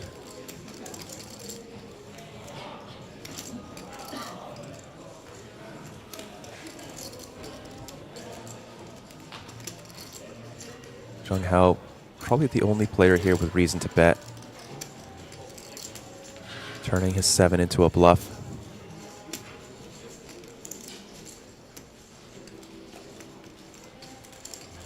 Will it work? Pocket kings in a rough spot, loses to virtually everything. It's hard to imagine a hand that you're ahead of besides Jack 10, but makes the call and correctly as well, adding 1.1 million to his chip lead.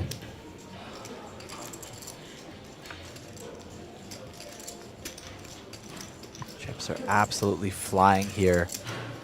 Just the first 2 orbits into this final table.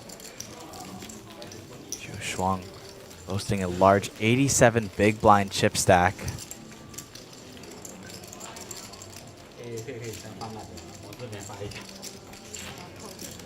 Nearly half the table with large chip stacks of about 60 big blinds or more. Justin saying Lily isn't playing a hand for the next 2 hours with these stacks. Yeah, Lily kind of the only stack that's much larger than the smaller stacks and much smaller than the larger stacks. The only one right there in the middle, and with all this aggression, Lily forced to stay tight. And while that may hurt your chances for taking down the trophy, it definitely helps you ladder up to some amazing pay jumps. And the action just does not stop here on this final table. Zhang Hao with ace king now. Opens up the button. Qiu Shuang.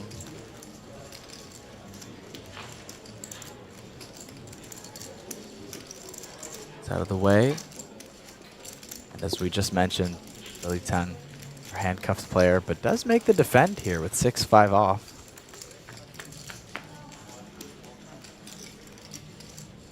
Up comes Jack 8 deuce with 2 hearts. Couple of backdoors for Lily.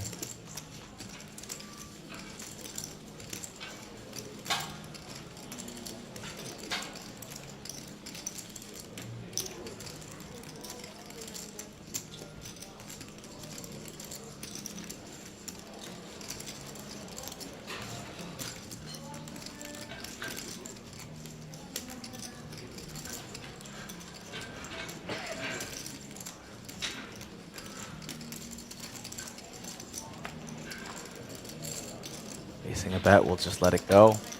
Chung Hao takes it down with a C-bet. Started the day as our chip leader. Still has quite a large stack, but now sees himself in 4th place at this final table. 8 players remain. $45,000 locked up so far.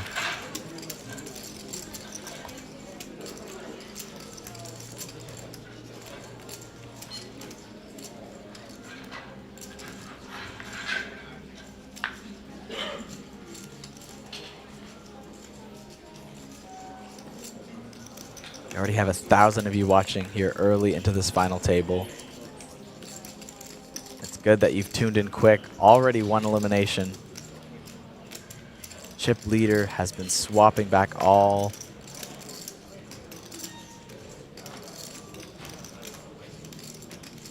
We've seen 3 different players hold that chip lead now.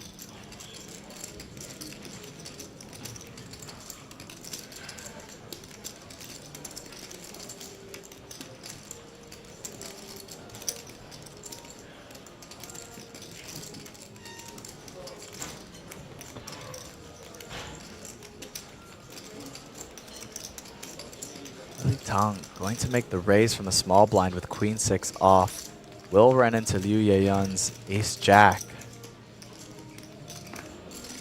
One of those large stacks we were talking about. No, we're just saying with Lily's stack, I think she wants to play very tight. I wouldn't have faulted her for open folding this Queen 6 here in the small blind. I don't think I'd be playing anything close to this. The players are going crazy. Queen 6 offsuit's already making peanuts pre-flop. Leo just going to flat the big blind.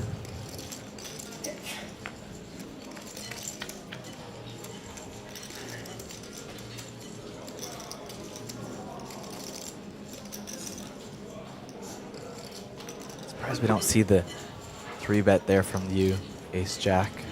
Especially with how much pressure is on Lily. Just take that down pre-flop.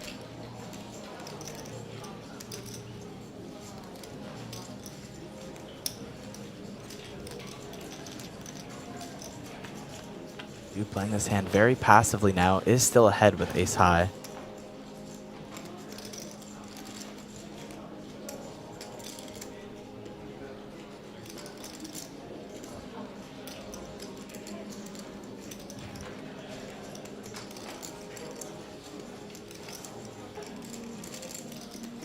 Lily Tang now checking on the turn.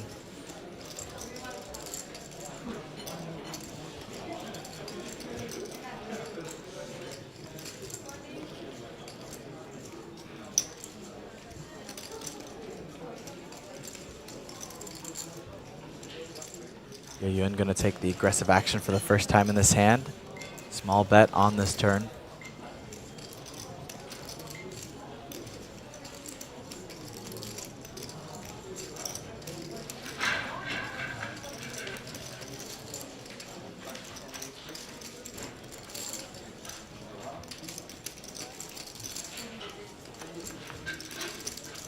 Takes it down. Lily Tang now sitting on just 4 million in chips. Still a very decent middling stack. Lots of opportunity to ladder up. but needs to maintain that chip stack. She wants to see those ladder ups. An $18,000 pay jump is already imminent. Basically 10x your buy-in. Che in chat saying thought Justin was here at the series. With Justin's knowledge, I don't blame JJ. Seems like you could be here, Justin. Justin, one day you should come out if you ever get a chance. APT Championship Series could be a fun one.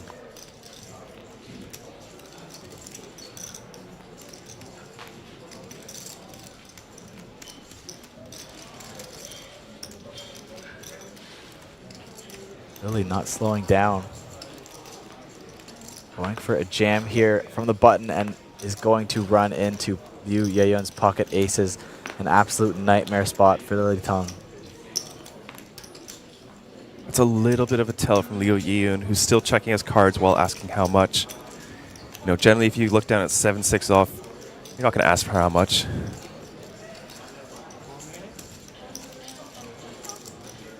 You know, if it's a more borderline hand, like say Ace-Jack, you kind of check your cards, put them down, and think for a second.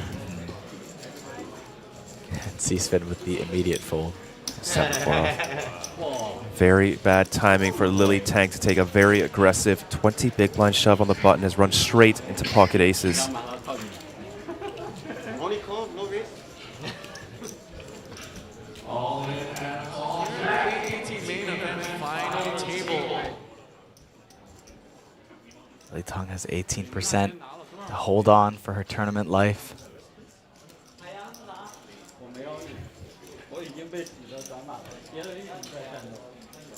Tong Lily is all in and at risk. With Queen Jack offsuit, runs into aces. Needs to find a favorable board to stay alive. Julia, you know what to do. The flop.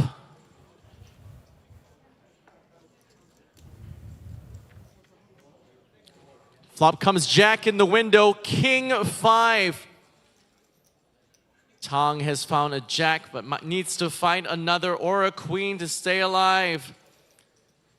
The turn.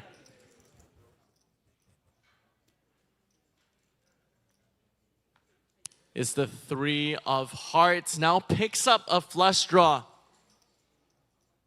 Tong Li, the last lady standing in the APT main event, must find a Queen, a Jack, or a heart for a tournament life. Julia, the river is the 10 of hearts. Lily Tong stays alive. Wow. Lily Tong nearly had her dreams shattered, but will find 4 running hearts to give her the flush draw and crack Liu Yeyun's aces. Lily Tong now sits on 8.5 million chips, over 40 big blinds in her stack. I will say there are at least 3 players very unhappy with that result. Li Baishen with 15 big blinds, Yita Chung with 13, and Yang Haiyang with 9 big blinds, all sitting there collecting approximately $15,000 worth of EV just by sitting at that table. Nobody wants to be rude, but you all know when that turn card came down, they said, no way. No Yes, way. for sure.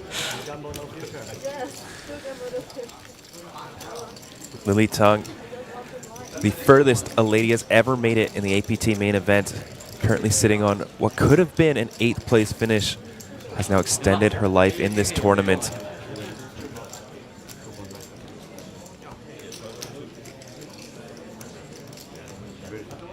This is only my... Sorry. Yeah, she's 5th in chips, and the jump from 5th is 42 big blinds down to 6th, which is 15 big blinds. So 3 very short stacks. Nobody really feeling too much ICM pressure besides perhaps Li Baishen with 15 and Yita Chung with 13, as Yang is sitting on 9. But with 40 big blinds, you don't have to play too cautious. It's tough to get 40 big blinds into the middle. Yeah, keep in mind, Lily was also 5th in chips before that hand. That's how disparaging these chip stacks were, and just kind of jumped ship from that middling stack to one of the larger stacks of the table now. Yeah, she didn't even move places with a full double up. 20 big blinds heading her way was not good enough to move her up from 5th place. Right.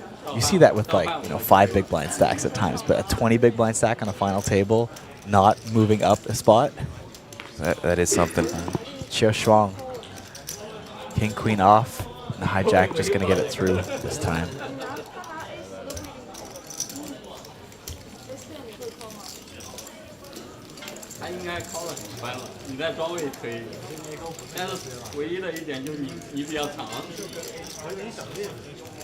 Now, this is only my first year with APT, but this has got to be the most action-packed final table I've ever seen.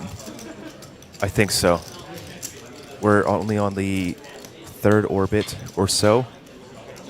We've seen multiple all-ins. We've seen some very daring bluffs. The chip lead has changed hands 3-4 times now. Chiu Shuang, ace-9 offsuit, is our chip leader.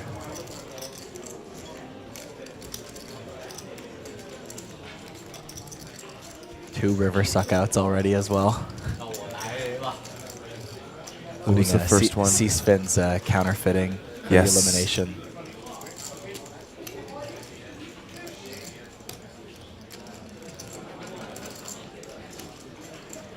Xu Peng's elimination. Was Xu Peng our chip leader coming into day 3? I recall correctly.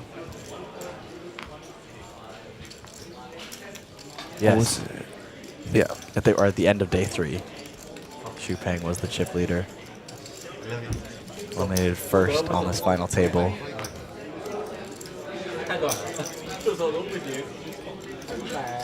Yang Hai Yang will defend the suited connector for 3 of clubs in the big blind as we take a flop, and queen 6-5 with 2 clubs.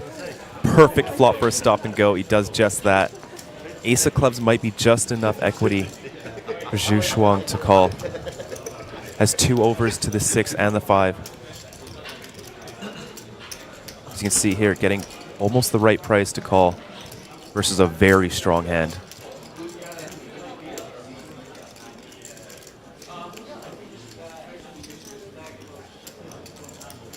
If he calls and loses, he's still first in chips, so could be a spot to take the risk. Would be up to nearly 20 million. Decides against it. Yang Hai Yang with a much needed pickup. He wants to show.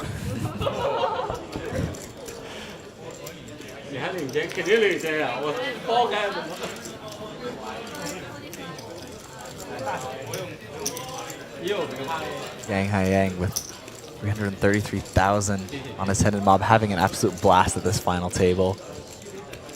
Has a chance to surpass that entire hidden mob score with just 1 cash should he finish in first place in this tournament.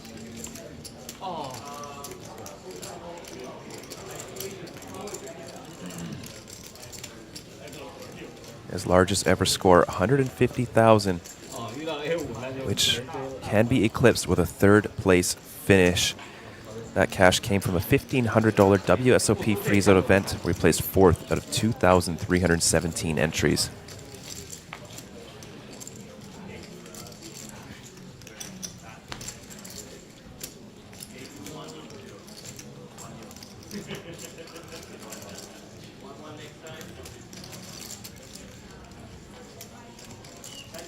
Lily Tong with newfound chips, looking down at King 8 suited.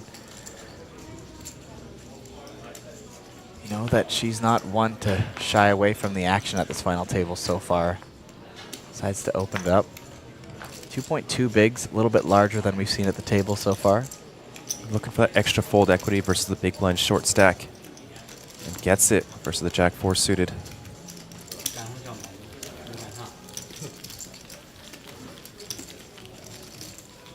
Lee does have to be very conscious that there are 2 stacks just slightly shorter than himself.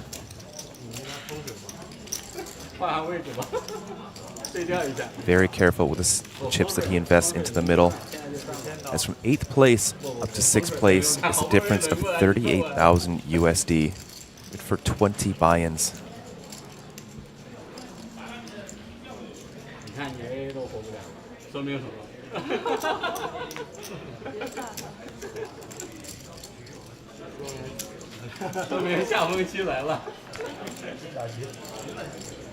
Lily Tang with suited hearts again, this time Jack 8 suited.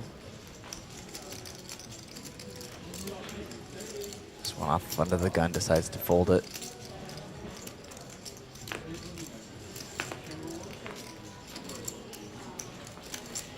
Everybody with hearts in their hand right now.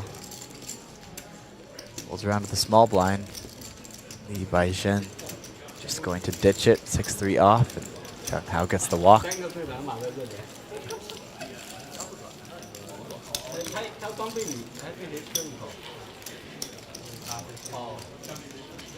It's a very big disparity between the chips. First place, only 2x, fifth place from their 3 very short stacks. It's going to make for some very fun dynamics.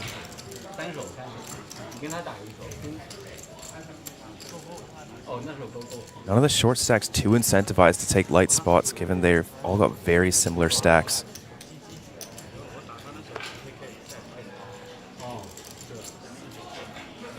They're all beside each other as well. Ita Chung will be the first to post in the big blind and is our shortest stack.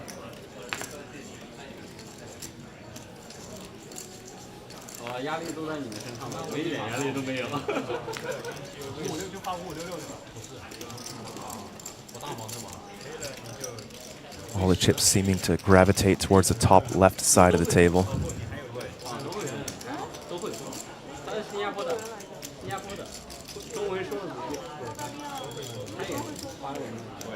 Another blind-on-blind battle between these two. Queen 8 offsuit versus the Ace 8 offsuit. Xu Shuang with the stronger hand once again. Are going to take a flop.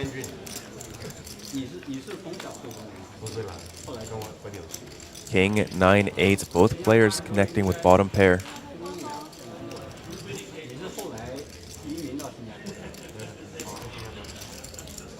No hearts in anybody's hand for the backdoor flush draw.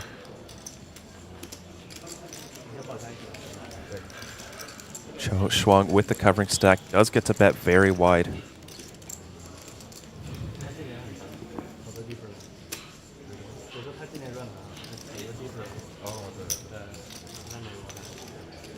Check and a call. This pot up to 1.3 million, 6 of hearts on the turn, a very connected card. 10-7, 7-5. Also 8-6, 9-6, King 6. All possible. This goes check, check, and Chang Hao making 2 pair on the Queen 8. Even safer that it's not the Queen of Hearts. Might be able to feel more comfortable about going for a bit more value here. It'd be tough to get a call out of Shuang.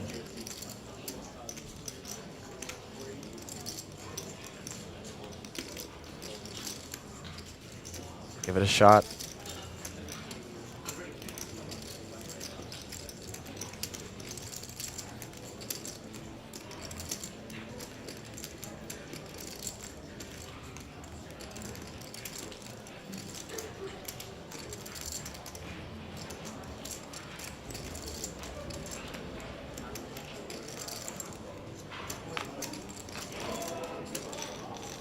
Shuang playing very well. Makes the fold correctly as well. Will maintain his 17 million chip stack.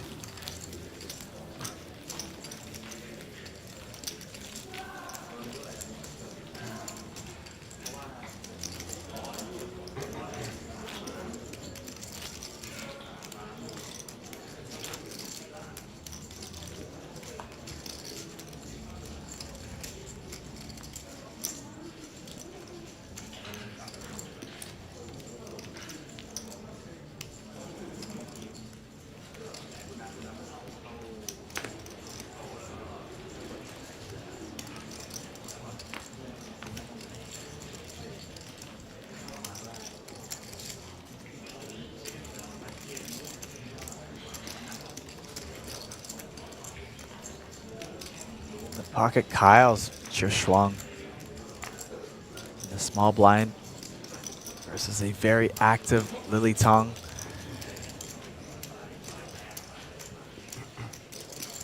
Depending what Lily wakes up with, might get some action here.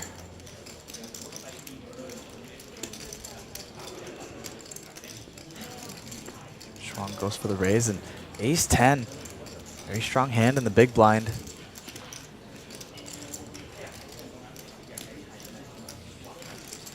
Lily Tong fears nothing with the aggression we've seen lately. Just goes for the call, no raise. If Shuang just flatted the kings there, might have seen a little bit more action pre-flop. But Lily Tong is going to out-flop Chiu Shuang's pocket kings. Pocket kings have not been a good hand on this final table. Frequently losing to an ace.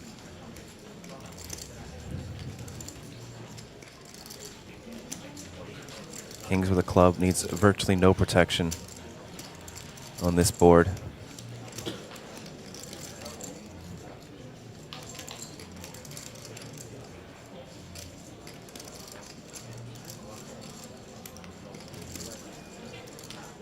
Lily Tong sizing up. 900,000.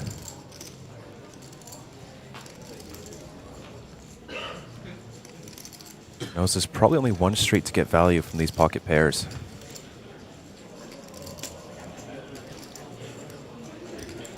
Chiu Shuang makes the call.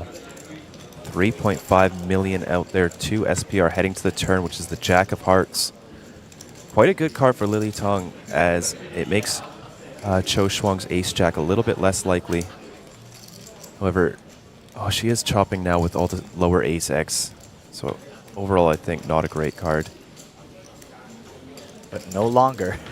10 back in action. The jack pairs on the river. That's a very good river card.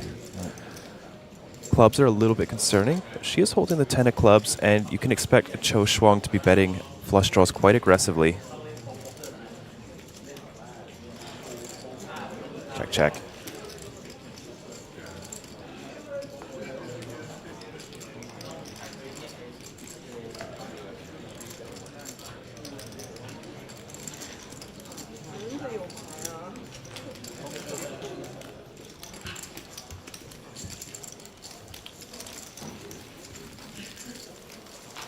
Yes, Justin reminding us that kings haven't been good this tournament, including against kings.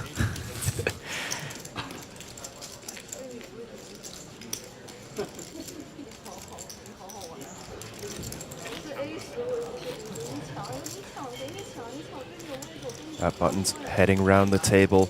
The blinds are approaching our 3 short stacks. Each of them will be left with, a 30 or so % hit to their stack if they can't manage to secure any chips.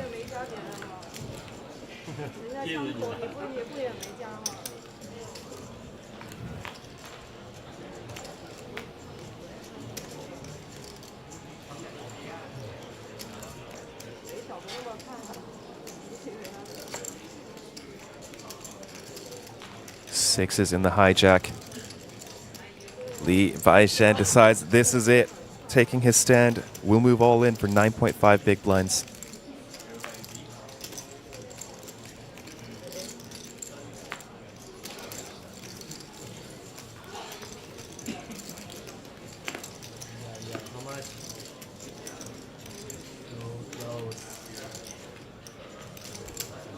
Liu Yun considering his options with an ace in the big blind.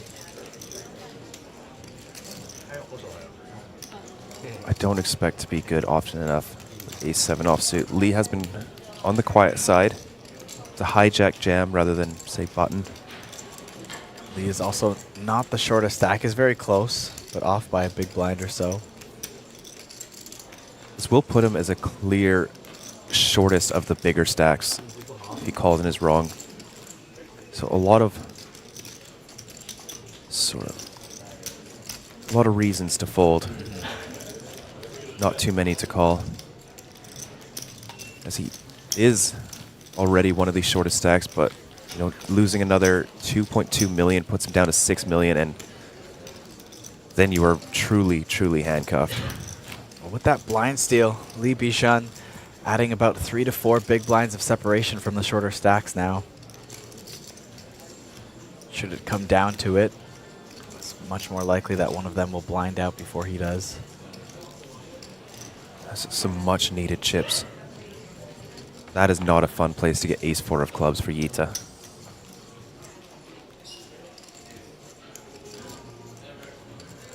Does he think he has room to raise fold? Is our shortest stack. Moves all in, 8.5 big blinds. It takes the spot.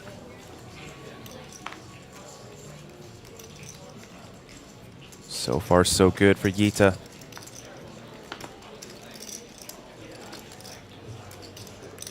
King Jack offsuit in the big blind for Abraham, but versus under the gun, 8.5 bigs. Oh, wow, quick call. Abraham C-spin didn't even give it much of a second thought.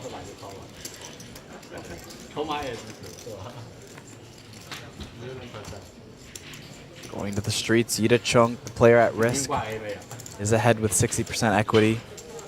It's to fade a king and a jack.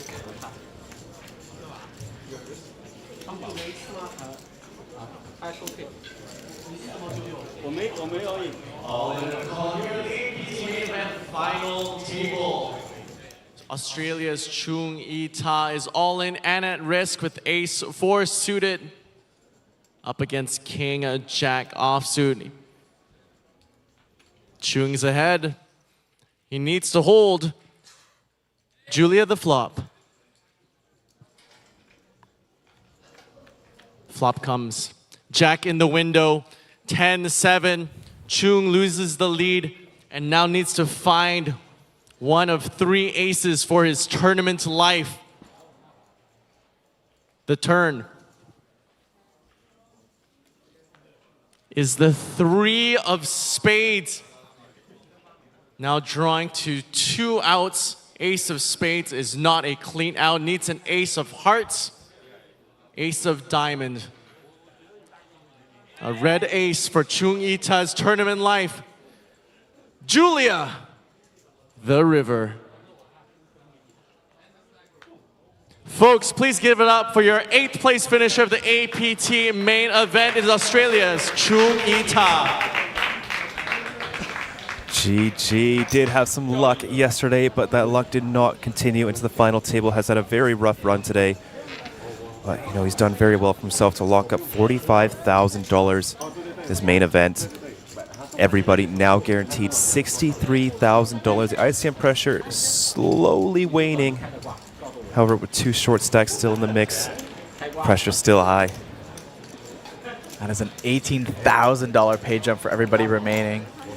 And skill is going to play a big part in this game, but to make it through 5 days of poker, you really want the poker gods on your side as well. And for Abraham C-spin, it appears they are smiling down upon him over these last couple days. Even though it was a 60-40 flip, still managing to find a jack.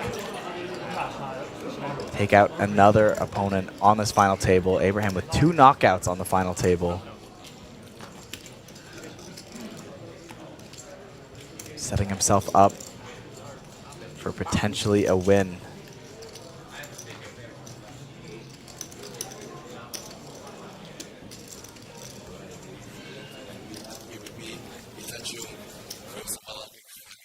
Final table. Sorry that happened to you. Could you just give a quick run through of what happened in the final hand? I mean, the whole FT one didn't like it, got too many hands, so I just was lining down. Then I got down to 9 big ones. I just actually was 8 big ones. So then shot my big one with this was big line block. Alright, also making the final table is already such a great accomplishment. What does this journey mean to you so far? Yeah, it's been good. Obviously, I got super hard to get to the FT. I bagged like 20k on them, and just half standing so. So I didn't expect to really run super deep in this main, but yeah, managed to spin it up. So very, very grateful to be here. But yeah, just And it's also very grateful for all of us here to have you here at the final table, and of course at APT Jeju main event as well. Mitachung, best of luck for the future tournaments. And that'll be it, guys. Back to the poker game. Thank you. Thank you, Isara, for a lovely interview, and GG to Yita. I'm sure it's not the last we'll see of him. Hopefully, we can check him out tomorrow. But back to the hand, we have Lily Tang raising up in the cutoff with the 10s. Yang defending the Queen 8 offsuit will not find another stop and go opportunity on the 933.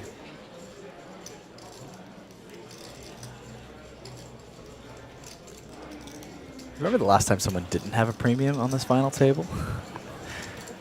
This has been an action-packed day, both in terms of the deck hitting the players and also just the well-timed aggression.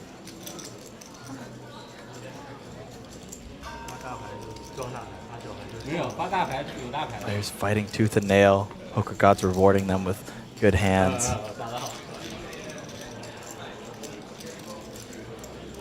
Li Tang is on the verge of elimination. Now sits with 12 million in chips, 46 big blinds. Tied for third. 15 big blinds behind the top stacks at this table. The next pay jump will be a very neat 20,000 USD. And even though we are in our top 7 players, the difference between 7th and 1st is still $400,000. Could you imagine surviving nearly 1,700 players and still losing out on an additional 400,000 busting at this point? Yeah, that is tournament poker in a nutshell, Kyle. Blows my mind.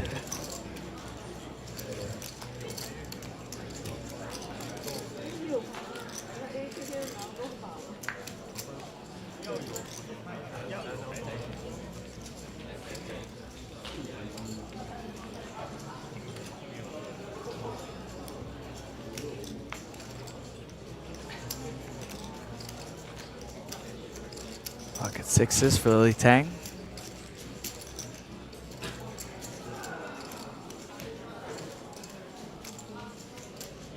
Fold here would be fine, but Lily Tang has been taking as many spots as she could find on this final table.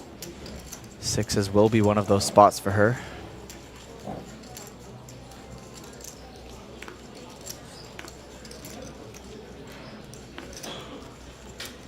Going to run into Yu Yeyun's Ace King because someone needs a premium every hand at this final table.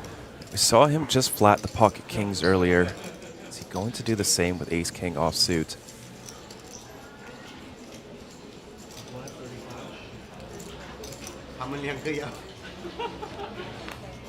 No, he will not. 1.3 million is the raise.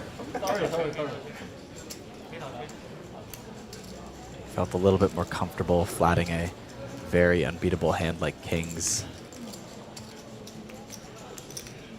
Maybe a little happier if you take down Ace King pre-flop.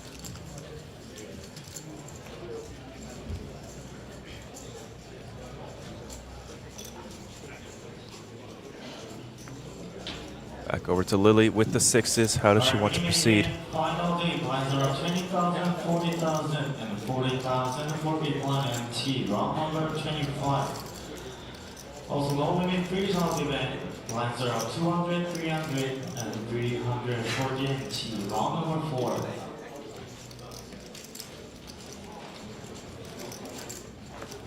We'll just let it go.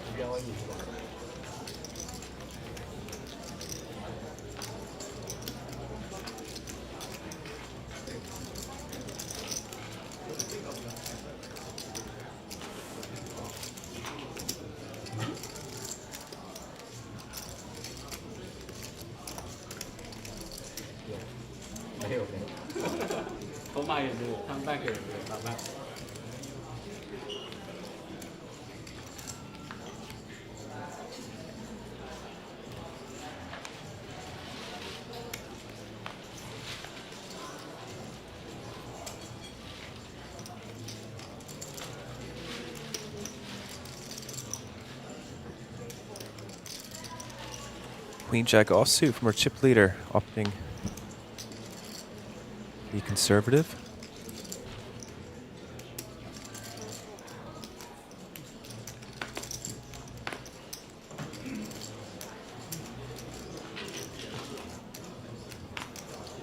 sorry, Sisvin has taken over the chip lead. 63 big blinds, just over Zhou Shuang. Perhaps I played into it a little bit, although tough to count chips when it's that close in live poker. They're neck and neck, I believe.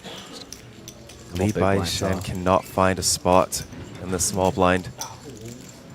Does have to wait out Yang's 5 big blind stack.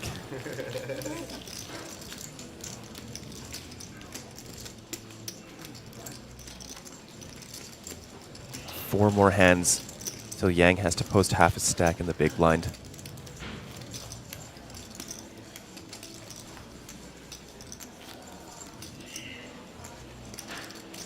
And that is a $20,000 pay jump if you are able to wait out that elimination. Never has anyone offered me that much money to fold my cards.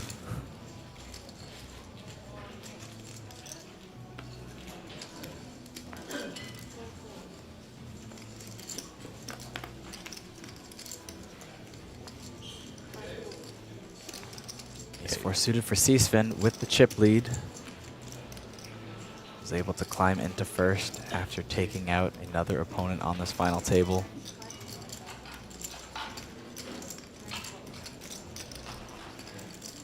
Li Baishan, pocket nines on the button. Will rejam for 9.5 bigs.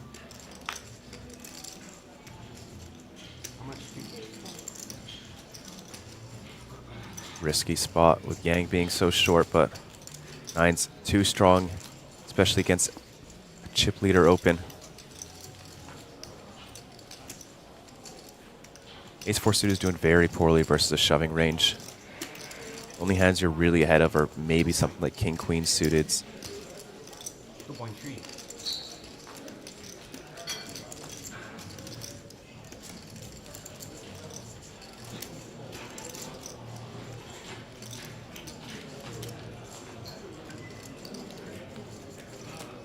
He's been counting it out.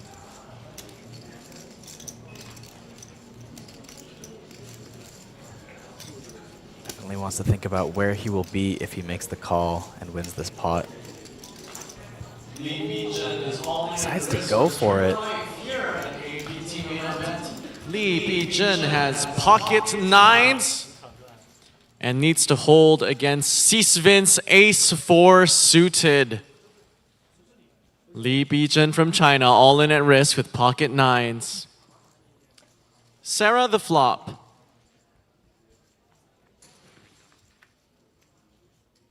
Ace in the window. Set of nines for Li Bijun. Looking very good to double up. Sarah, the turn is the jack of spades. A very sweaty turn for Li. Now needs to fade a non-board pairing spade for his tournament life. Does Sisvin do it again? Sarah, the river is a No. spade. Li Bijun has been eliminated. Folks, 7th place finish of the APT main event. Abraham Sisvin is unstoppable. He can't lose. And look at that. Yang, sitting there with just 5 big blinds, has collected another $20,000 by folding, what was it, 9-3 suited or something? He's not even thinking about what he folded. He's just happy that he just made that 20 grand sitting on 5 big blinds. And Abraham Sisvin, 3 all-ins he has called now. 3 times he has taken out the players. He has eliminated everybody on this final table so far. Xu Peng, Ida Chung, and now Li Bijun all have succumbed to Abraham Sisvin's run here on this final table.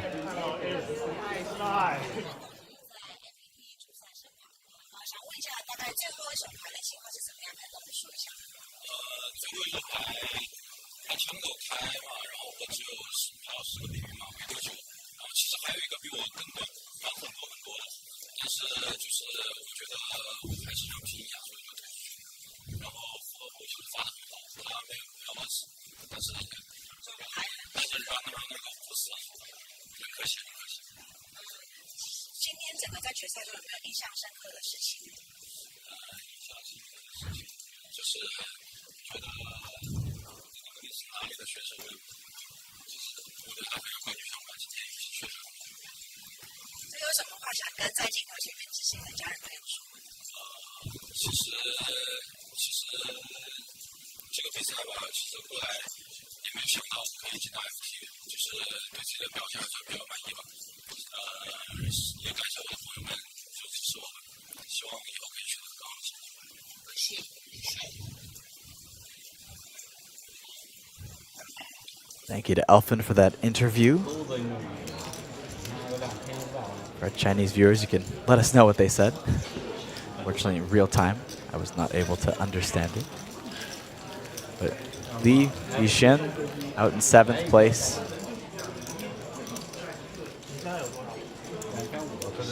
Every player now in the top 6 has locked up approximately $63,000. They still stand a chance at making an additional $400,000 should they find their way to first place. Don't forget that our top 3 players also receive an APT Championship main event ticket worth 10,000 USD. Half the players at this table will be collecting one of those passes.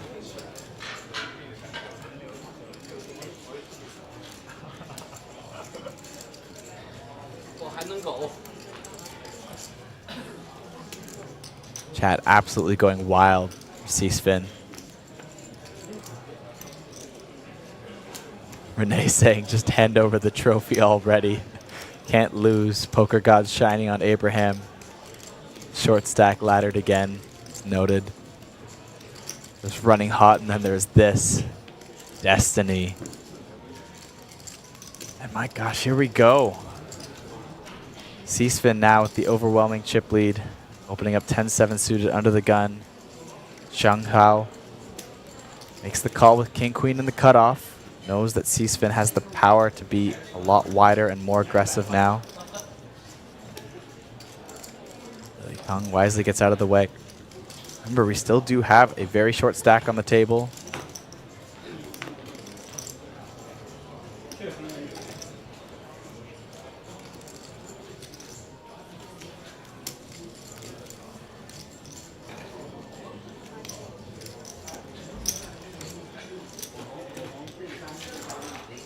We'll go heads up to the flop.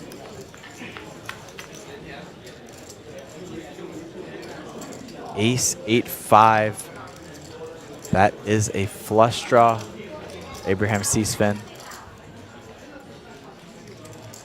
Let's have some backdoor straights as well, and the betting lead on this ace high board. Zhang Hao just sitting with king high. Let's have backdoor diamonds, backdoor nut straight as well. Going to make the very quick call here on the flop with just king high. Potentially even thinks king high has some showdown versus Abraham's wide range. C-Spin going to drill the flush on this turn. That does bring in the flush draw for Zhang Hao. It would be a better flush. Now just checked over to Hao.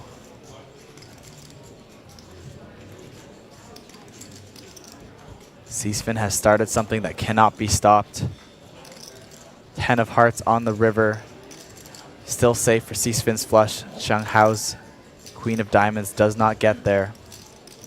Only has king high now on this river.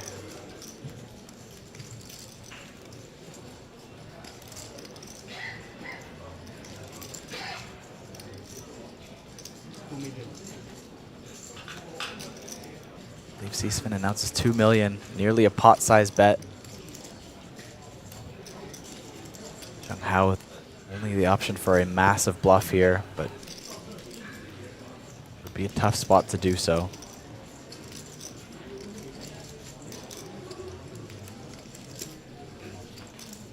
Makes the fold, but either way, Abraham C-Spin continues his domination of this final table. Now over 20 million in chips. What a run.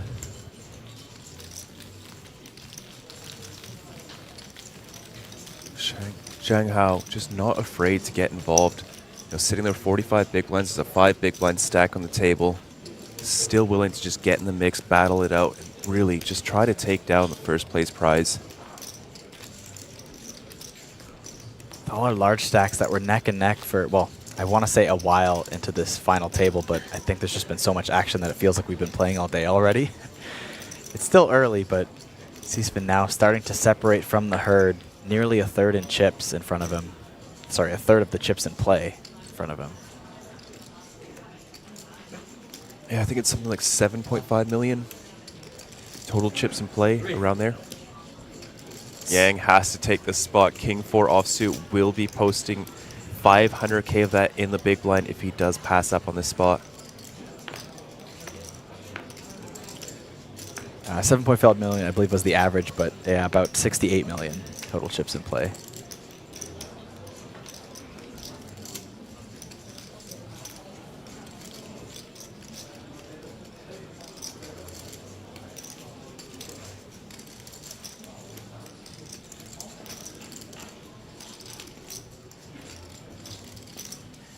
Yang puts everything but a big blind in.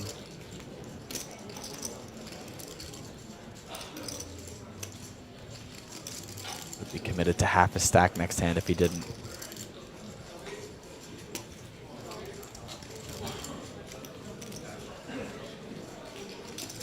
Zhou Shuang wants a taste of blood. Makes the call with the ace-7 offsuit.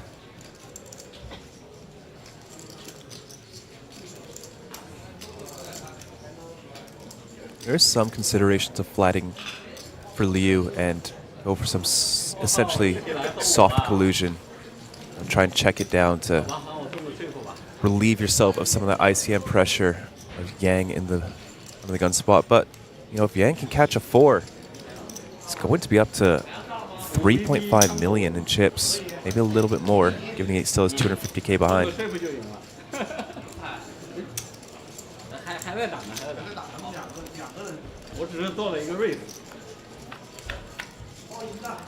Off to a flop. Can he spike a 4? Jack 10, 3 open-ender for Liu Yayun. Zhou Shuang still in the lead with ace high.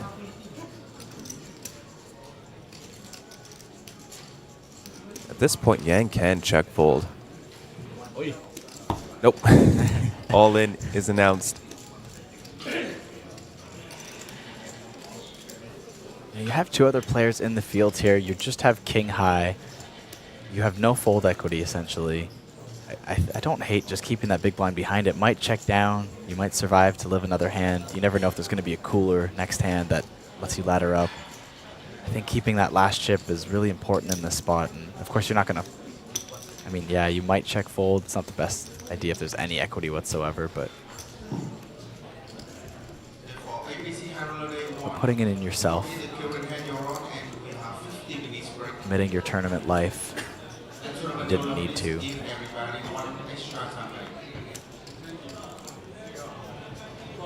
Liu Yayun will make top pair on this river.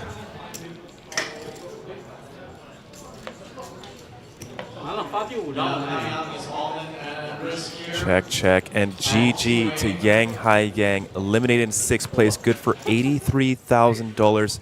Came in with one of our shortest stacks.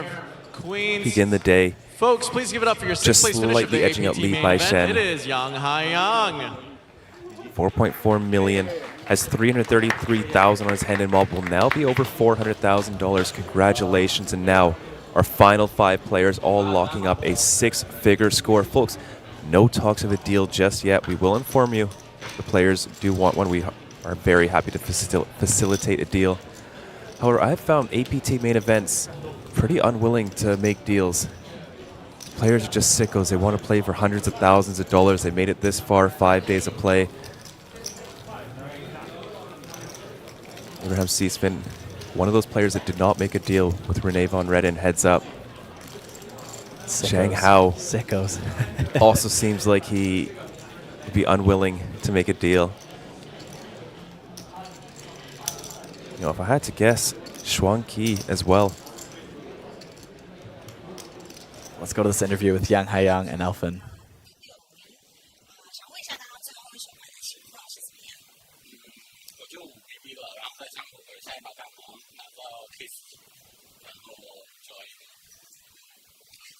决赛桌一整天下来，有没有让你最激动、印象最深刻的事情？没有，一直没他们。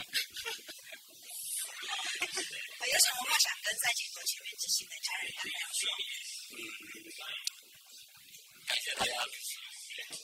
恭喜！谢谢。 There it is, Yang Haiyang.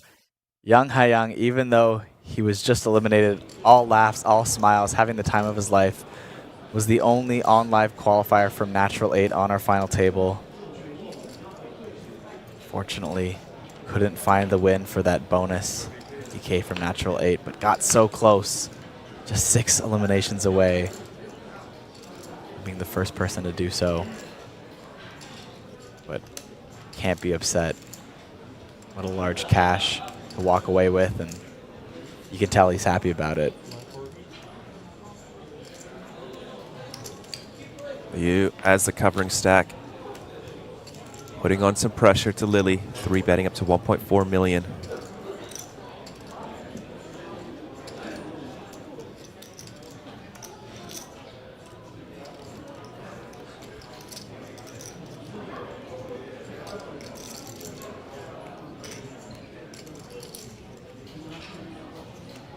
With those eliminations, now nobody short at this table. Lily, technically our shortest stack in 5th place, sitting on 40 big blinds. This is some absolute heavily deep stacked poker now for our final 5. So we haven't even gotten to the first break of the day and nearly lost half the table already. God, look at that. Lily Tang taking a stand with the 5s. There goes the 4-bet. Up to 3.6 million, and Liu Yeyun with a quick fold. With this action, we would just make crown a winner by dinner. There's some very deep stacks for a final 5. I mean, the blinds can't keep up. No, they cannot. We're just tearing through the action here. Who needs 1 hour blinds when you're playing this fast? Make it a turbo at this point.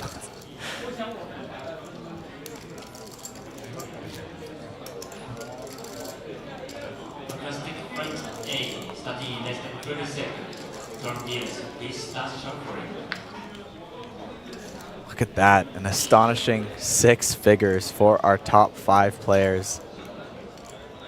105 grand. Locked up, guaranteed. You are walking away with that 105,000 USD. Only up from here.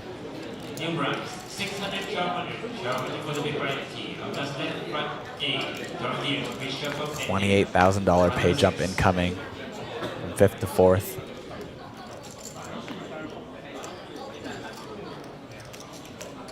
Chang Hao with Queen Jack in the small blind. Nobody short. Pressure is off for a little bit. Play some poker here.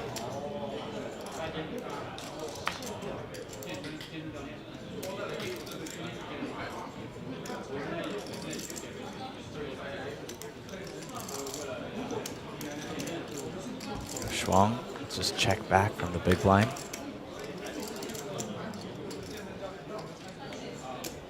And 6-3, middle pair for Chiao Shuang. Another blind-on-blind battle between these two.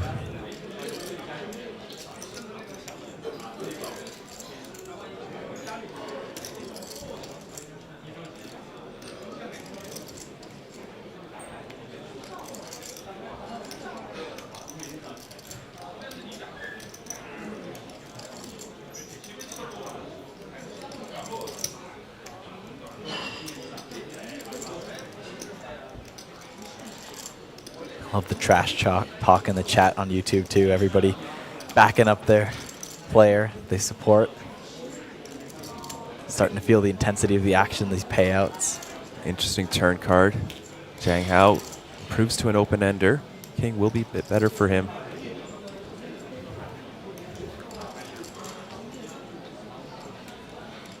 Opts for a check. Maybe thinking he doesn't bet enough king highs on the flop. Check, check to the river. 32% for Chang Hao. and hits the nuts on the river. The ace of diamonds rolling off. Can he get paid this time? Has made 2 pair last time on the river versus Cho Shuang. Wasn't able to get any value. It's going to be nearly impossible to get value from a 6 on this river.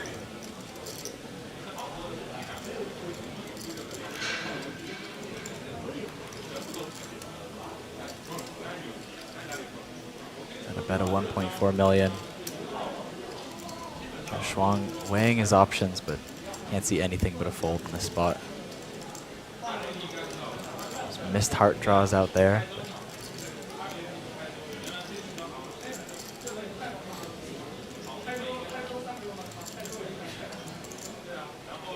Wow. Does get the value. Cho Shuang makes the call of 1.4 million.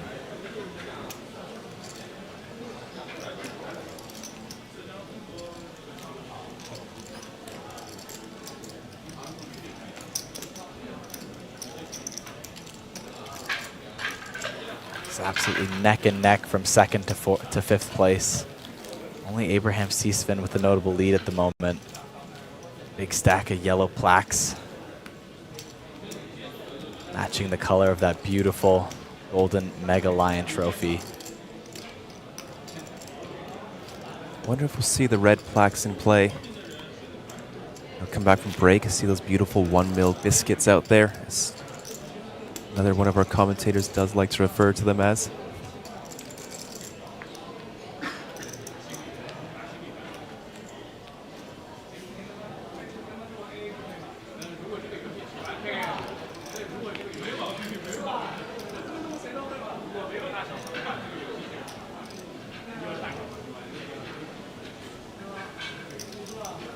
Yeah, if there's one person that can find a bluff, it'd be Cheng Hao. It is a blind of blind. Ranges are very wide, but that ace on the river, I think Shang is going to be firing a lot with a lot of turn give-ups.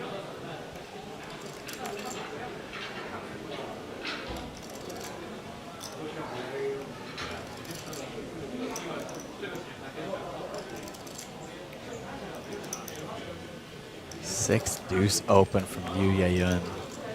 It's king jack to fold in the small blind.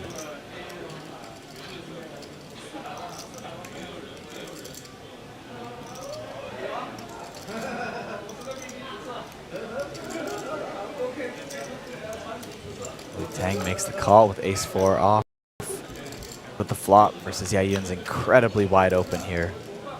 On with range. Ace king 5. Top pair for Lily, but under the gun betting lead from Yu. Of course, we are 5-handed, so that is a hijack open.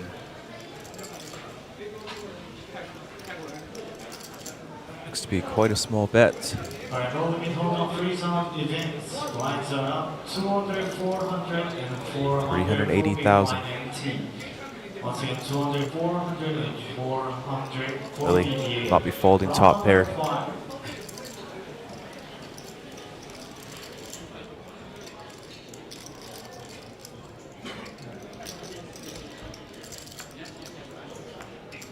Seven of hearts on the turn. Looks like Liu picks up equity on the turn, but he does not. 6 high in a dream.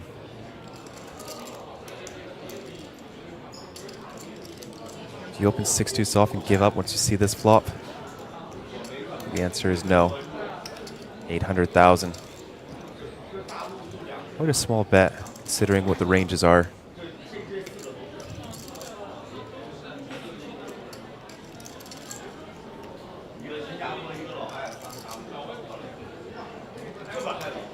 Lily still be folding top pair.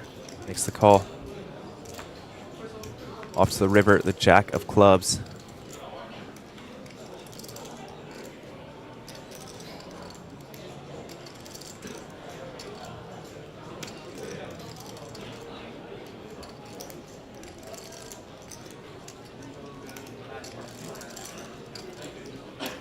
Can Liu fire one more barrel?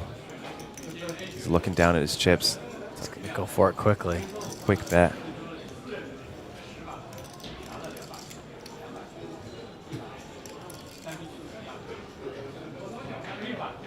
Oh, wow, that's small.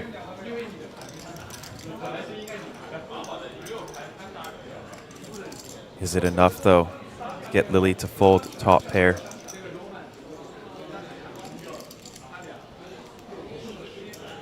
Three small bets. It's starting to seem value heavy, but top pair for Lily.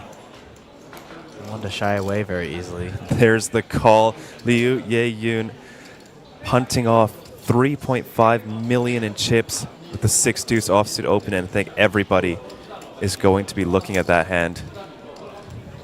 Liu Ye-yoon solidifying himself as the shortest stack now at the table. 30 big blinds.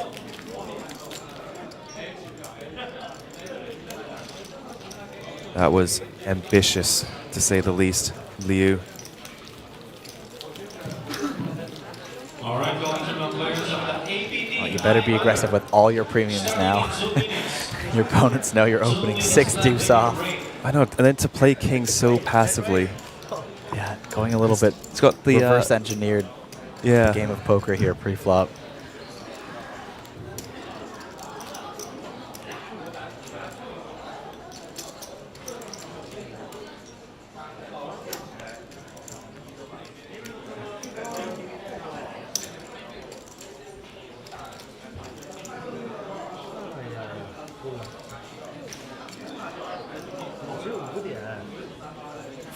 The first break of the day will be in 10 minutes.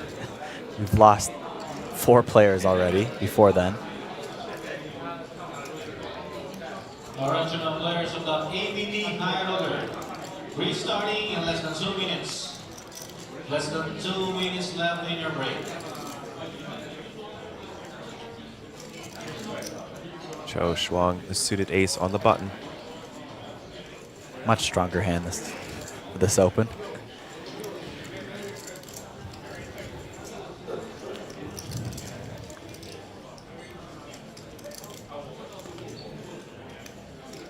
Yu Ye-yun suited this time, 5-deuce.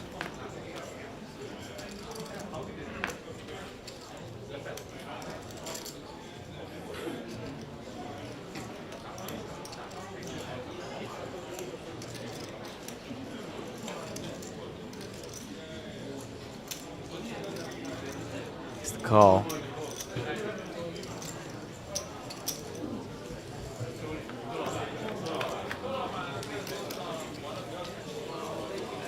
Two diamonds, rolls off on that flop. It is a flush draw for Liu Ye-yun.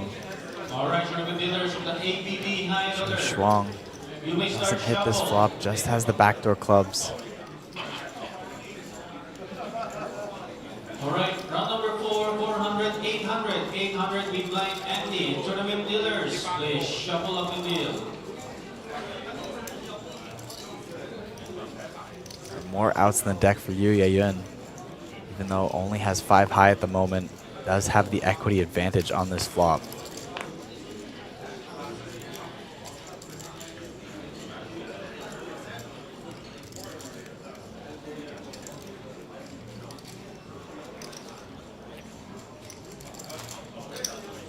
Continues in the form of a call.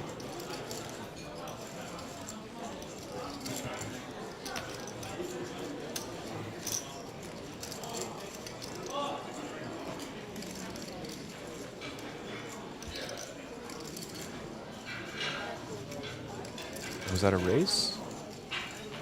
I believe it was a call. Ace of Hearts on the turn. That is a pretty action card. Liu picking up a gut shot to go along with his flush draw. Cho Shuang making top pair, yet not the strongest one.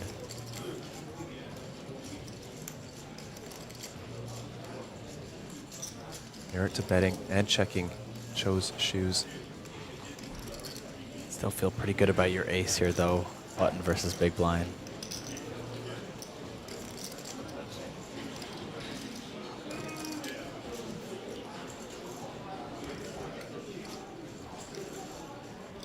Large bet incoming and a quick fold from Liu. Doesn't think about it. Doesn't get caught up in it.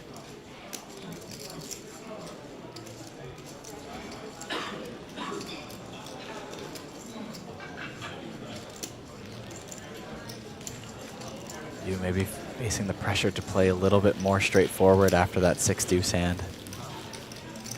Yeah, I don't think you can call that out of position for that sizing.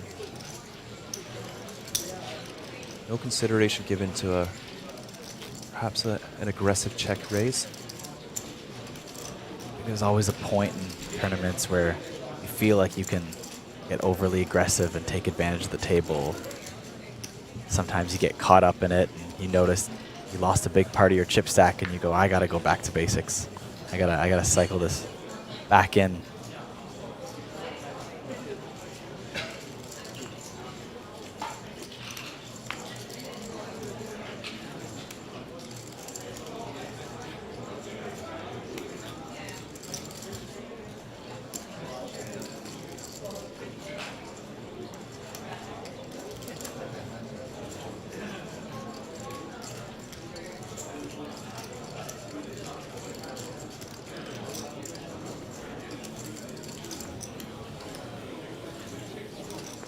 Look at this carnage. Xu Shuang with the king-queen open, running into Liu Yayun's ace-king. You better raise it, Yu. You've got that aggressive image.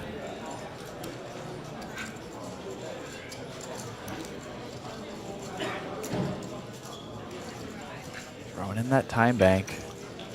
Justin was mentioning earlier, and I think we talked about it a bit as well, that sometimes people will use time banks to, it's almost like a bluffing image occasionally. Goes for the jam. We've even seen it on this final table that sometimes you run out of time banks and now you've got a big decision to make and only got so much time to do it. It's just too valuable, I think, to waste your time bank on a bluff. One thing going against the previous hand, check jamming the 5 deuce of diamonds, is Cho Shuang can just have a better combo draw. Right? He can just have 10-8 of diamonds and you're cooked. Yeah, Gilbert, he has won 3 bracelets, Luo Shishang. Won 2 after winning our APT main event here in Jeju last year, and then another this summer. It's always good to get a count, even if you don't think you're going to call on the final table. It's really nice to have that clarity. Okay, my opponent's at 6.3 mil, is 25 big blinds. And there's no more guessing. Sometimes you think a jam is 20 bigs, but it's actually 30 and you wouldn't have called. Or rather say they 3-bet and you think they're a bit shorter, so you jam on them a little bit lighter. Getting a 25 big blind count will help going forward as well.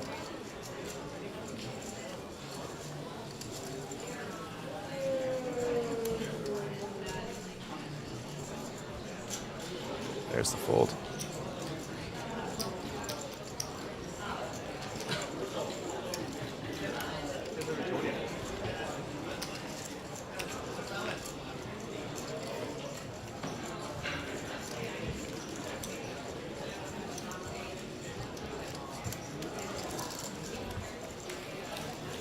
Seasman still up top with 20 million in chips. Been a little quiet since that last knockout.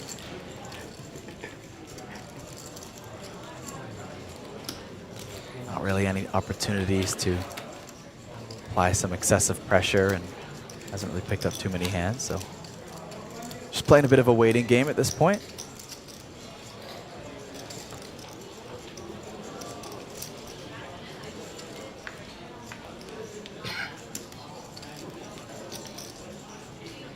Cho Shuang, another nice looking hand. Ace-Jack offsuit in the hijack.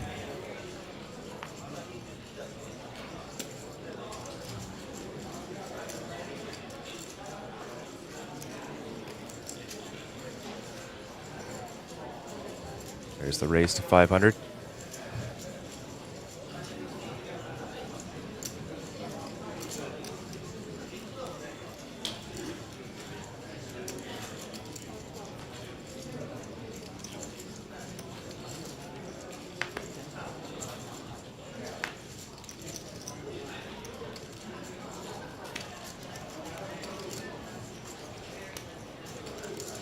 So far, no resistance.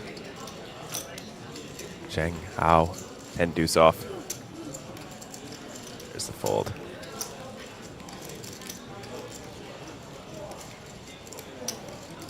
Already at hand 41 of the day. 5 remaining players. Could be anyone's game. Nobody too short. Everyone with a fair chance taking down our APT Mega Lion. Second to last one. Don't forget, we still have APT Championship coming up in Taipei, November 14th to the 30th. Many events for players of all skill levels, buy-in ranges, mixed games, PLO, no limit hold'em, everything.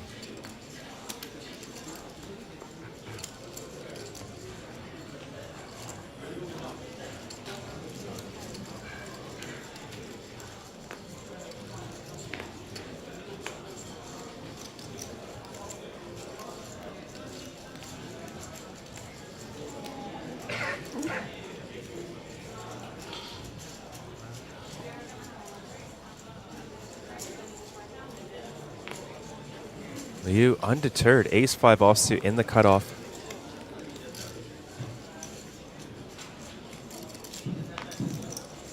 Alright, players for mini-main event final day, 2-minute warning. Break time less than 2 minutes. Schwang, king 3 suited. Choose aggression this time.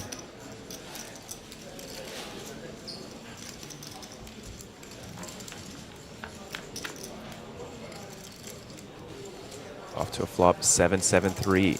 Zhou Shuang's king 3 suited moving into the lead.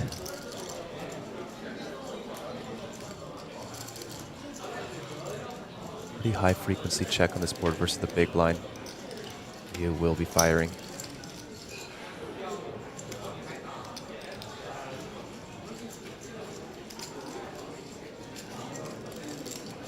See if Zhou Shuang will proceed with a check raise. A lot of time big blind does proceed on this board with a check raise.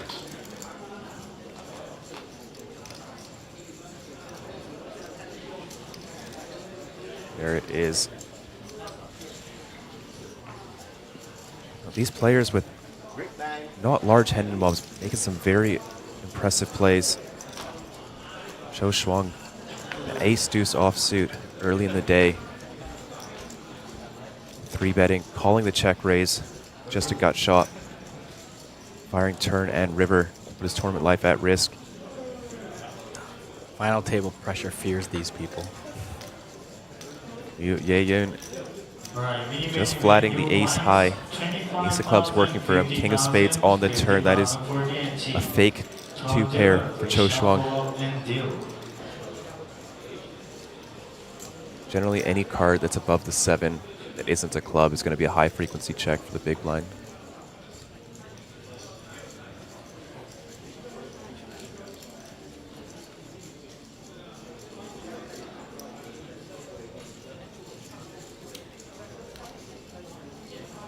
He'll continue firing.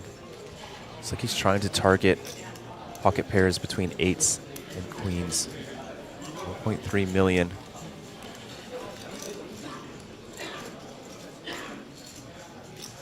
It's around half pot, quite a big bet.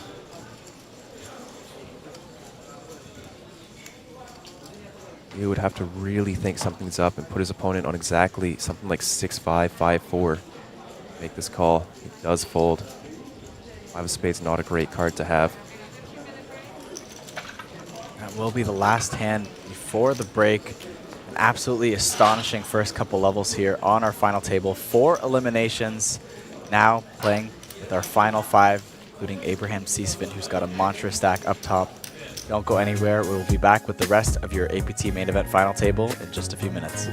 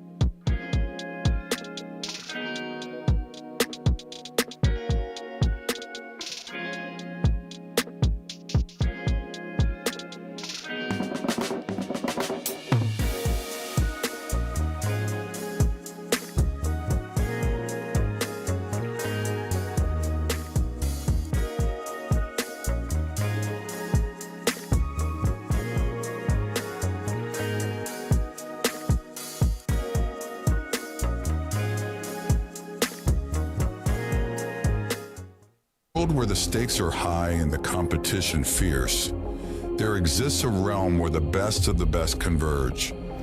From over 50 countries, they gather, drawn by the chance of winning millions of dollars in life-changing money. But amidst these contenders, only a rare few will make it to the top. Those who remain composed under the relentless pressure, armed with an analytical mind that dissects every move, adapting, adjusting, shifting strategies like master tacticians. Under the bright TV lights and the watchful eyes of thousands, they take center stage. Is this the comeback we've been anticipating? In this arena, they are not merely players. They are warriors, united by a common purpose: to emerge champions. The APT Championship from November 14th to November 30th.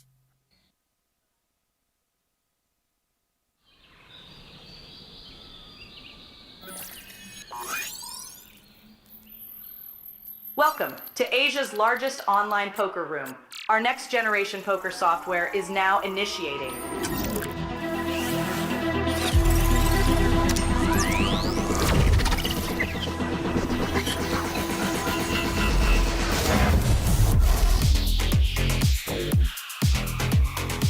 Elevate your online experience with a wide variety of poker variations to choose from. Get fully immersed with fun and social features.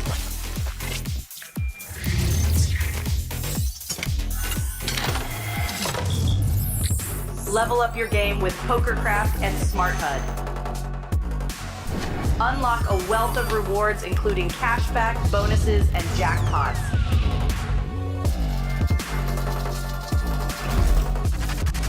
Join world-class poker tournaments featuring some of the world's most renowned brands and the largest guaranteed prize pools in the world. Experience the best in customer service and hassle-free transactions for a seamless online gaming experience. With online poker available on all your devices, you'll be able to play your favorite games anytime, anywhere.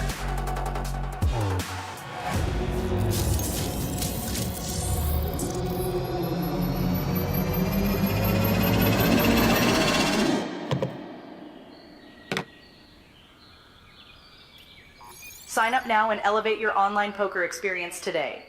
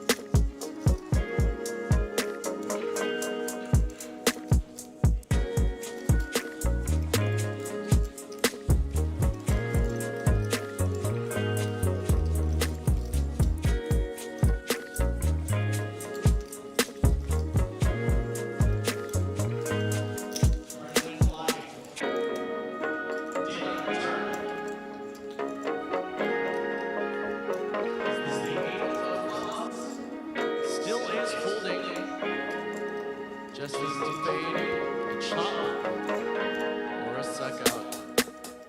For his tournament life, dealer, the river, is a 7. It gets cracked by aces and 7s. Folks, please give it up for your 9th place.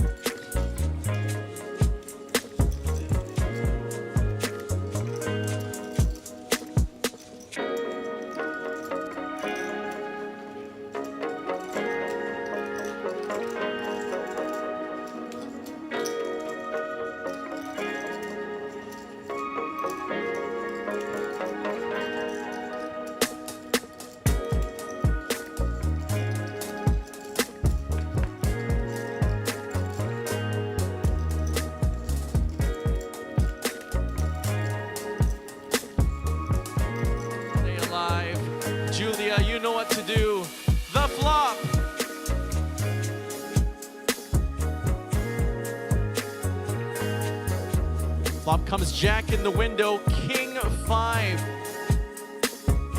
Tong has found a Jack, but needs to find another or a Queen to stay alive.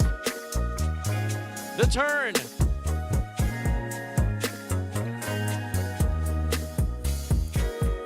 It's the 3 of hearts, now picks up a flush draw. Tong Li, the last lady standing in the APT main event, must find a Queen, a Jack, or a heart for a tournament life. Julia, the river,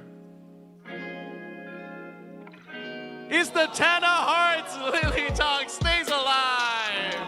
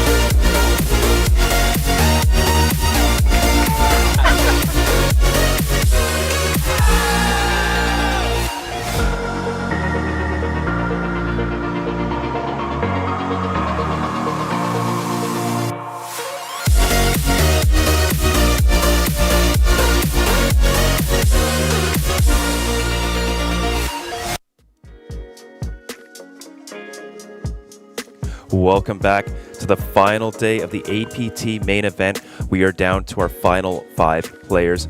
Everybody has locked up $100,000, but still vying for our top prize of $464,000. My name is Sam Insel, and I'm joined in the booth by Pocket Kyles. It's an exciting one, to say the least. We have already seen 4 players hit the rail here at our final table. Our final 5 have locked up over 6 figures now. Yeah, it's going to be a fun one, and it's been a fast run so far. Everybody is not afraid to get in the mix. We're seeing 6 deuce offsuit opening it up in the earliest position. We are seeing some very aggressive bluffs. Players are not afraid. It doesn't seem like the pressure is getting to anyone. Average big blinds 46. There's still so much left to play for. This would generally take a very long time. But with everyone just fighting tooth and nail for every single chip out there, this could be a short day. We could see a heads-up match within the next 2 hours. Speaking of fighting tooth and nail, one of the more aggressive players we've seen at the table, Lily Tang, taking lots of her spots, has found her way into the final 5. The best finish a woman has ever come to in the modern history of the APT. Still has a chance to take it down and become the first woman to win the main event. Looks like we're doing a little bit of a chip race, eliminating some greens, some grays out of play. No reds, no 1 million plaques in play just yet. Perhaps we will see them later in the day. I think our 5K blue chips are off the table now.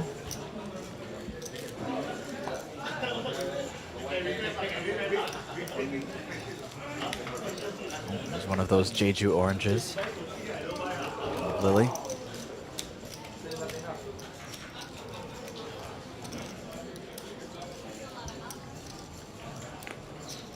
All right, I don't think we're going to see Liu shy away from a hand this strong comparatively to the 6 deuce offsuit he opened in this position earlier. He's 4 suited. Will make it into his raise. First in range, 600,000. 15 starting stacks is an open now.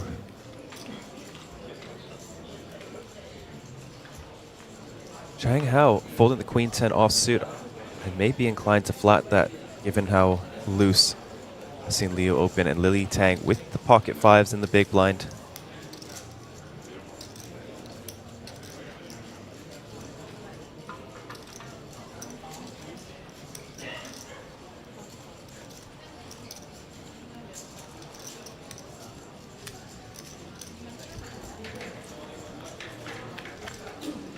Once again, Yu versus Lily to the flop. Ace, Queen 10, top pair for Yu Yayun. Lily facing 3 overcards to her 5s.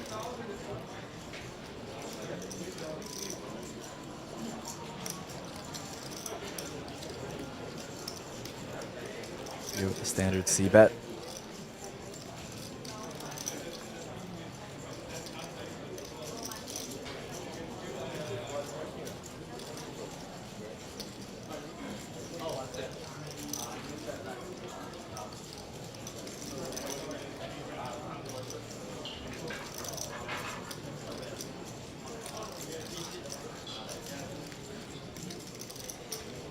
You finally picking up a pot. He's not winning the last, I believe, 3 or so interactions with Lily Tang.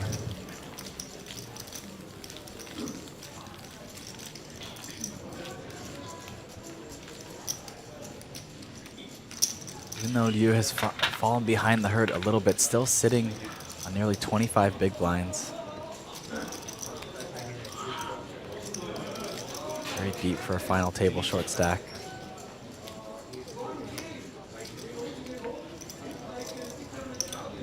That wall of plaques being added to Lily Tang's stack. 6 million grays, almost 12 plaques.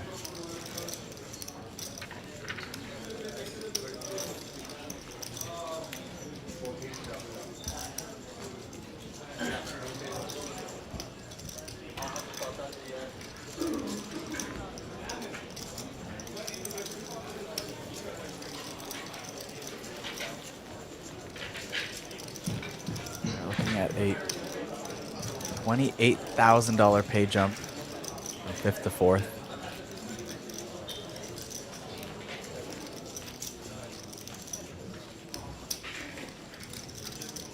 Pay jump alone could buy you a car.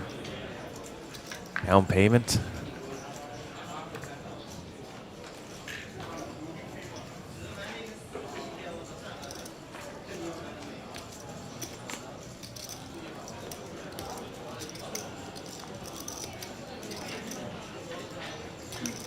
Queen 10 offsuit on the button. Cho Shuang, fearless competitor at our final table.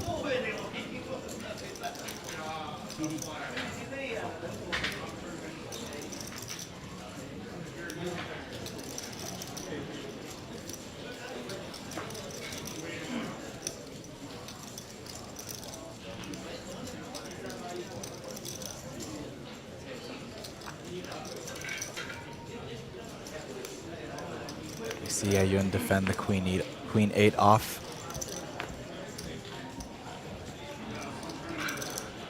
Will be dominated by Xie Shuang's Queen 10.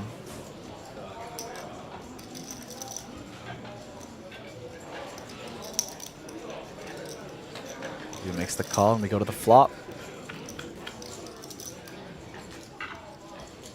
7, 8, 5. That is now top pair for Yu Yayun. Dur would say domination rotation.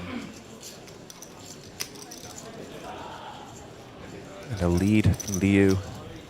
It is a board that's going to be a little bit better for the big blind. However, I think Cho is opening offsuit 8s. May just be 1 pip too high on this board. As well, you don't see too many leads as the covered stack and high ICM spots. Going to be a close spot either way. Good enough. Get Cho Shuang to fold the Queen 10.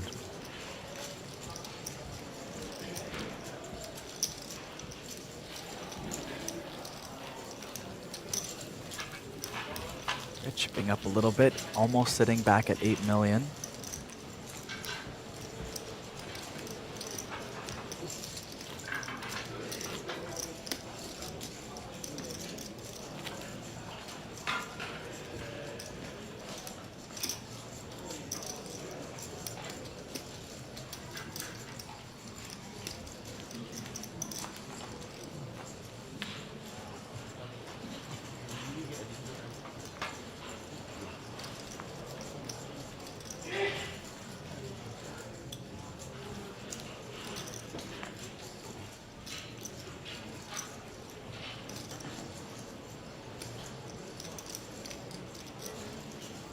Zhou Shuang showing no signs of slowing down. Ace-6 offsuit will raise straight to the buttons. Lily Tang's Ace-Jack suited.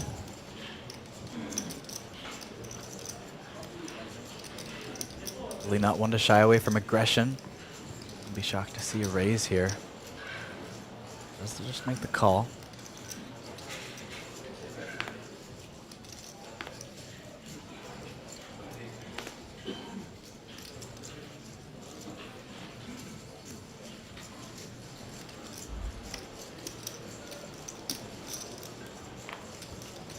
Jack hits the mug. Jack 10 off for Abraham Seasfin in the big blind. There's an open and a call. Alright, it's good enough. 2.3 million in the middle. We go 3 ways to this flop. 8-9-3 rainbow. Open ender for Abraham Seasfin. Not too much going on for Zhou Shuang or Lily Tang.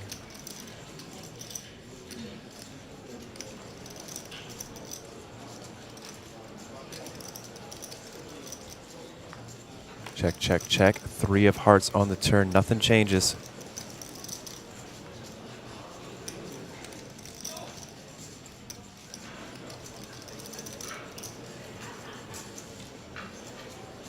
Seasfin grabbing, reaching for chips. 800,000.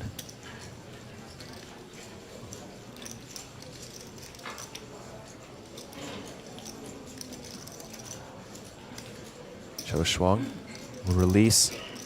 Li Tang with a stronger ace high. Is it enough? It's a reasonable price. However, you are 3 ways to the flop.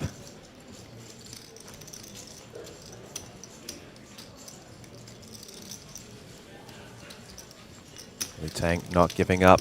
His pot is already up to 4 million to go to the river. 5 of clubs. I think Jack 10 is now mandatory bluff, as 7-6 did just get there. I don't think 10-7 is enough.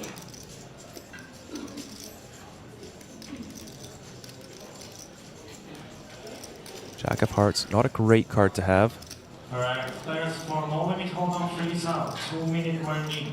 Great time less than 2 minutes. Please come in and take your seats. Another bet, 1.8 million, around half pot. Abraham Seasfin. Back over to Lily. Can she find the hero call? For this sizing, Abraham can still bet some top pairs. Trying to target Lily's pocket 7s, 6s, some non-believing ace highs, perhaps even some ace 8 suiteds.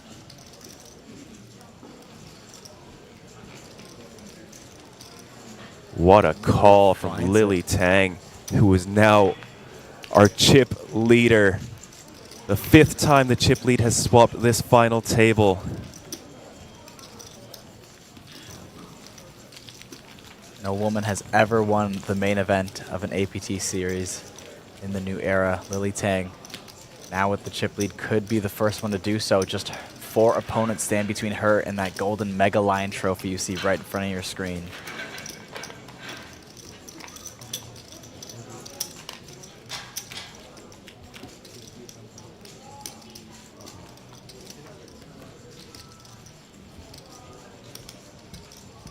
I love the bright colored hats we have here for a Jeju series. It's very appropriate. Zhou Shuang, ace queen of spades.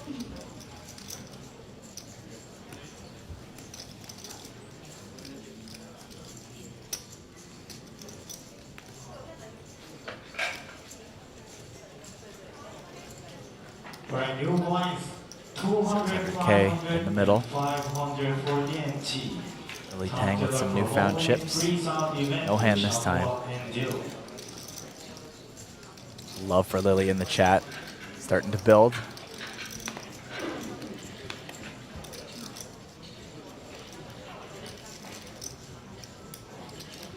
Pocket 9s for Seasfin. Just 5-handed poker.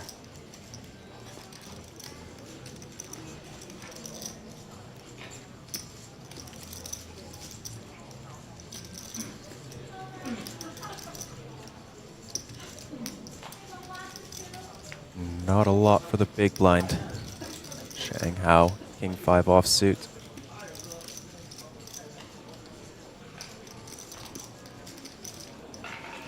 Going for the squeeze. This is adventurous.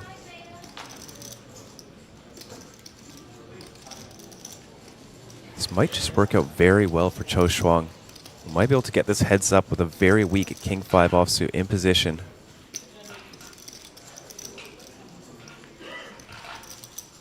That squeeze is so small. 1.6 million. No, C-Spin actually might just come along. Is that a 4-bet? I think, yeah, it looks like a click 4-bet just to get C-Spin out of there. Given how small Shang Hao made it, I think he was too worried about going 3 ways with his hand. He gets to knock out pocket 9s.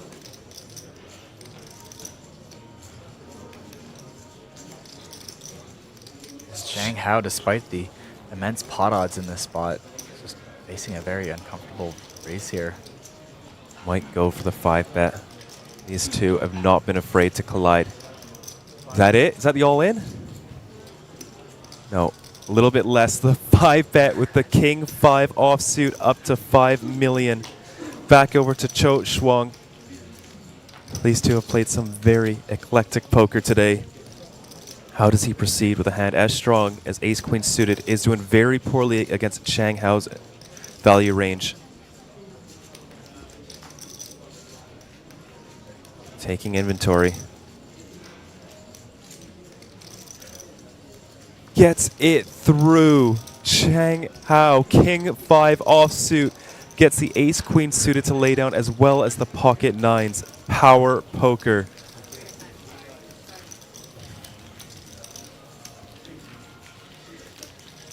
These aggressive plays are not going to stop till we see a winner. These started around the last 3 tables of the main event. We saw things get very aggressive, and these players are just fighting tooth and nail here. King 5 off, non-jam 5-bet, the final 5 players. Takes it down, gets ace-queen suited, an absolute monster hand. Fold. That tiny sizing worked out very well, inducing the 4-bet. And finding himself with a chance to go for a rare 5-bet bluff. Well, if he makes it, say, like 8 big blinds, perhaps ace-queen suited just flats.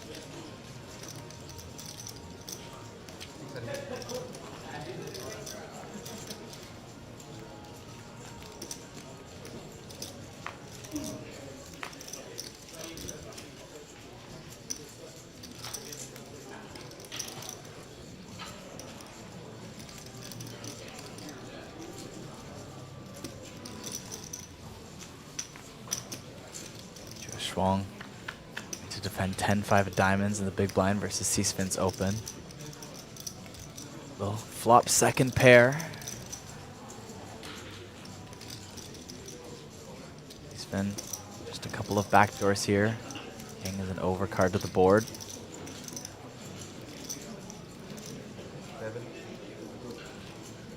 Fire C-bet.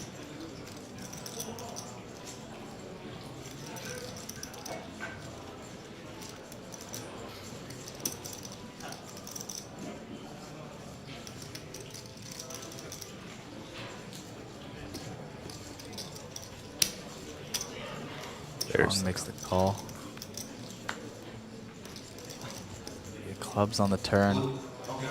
C-Spin does pick up a gut shot.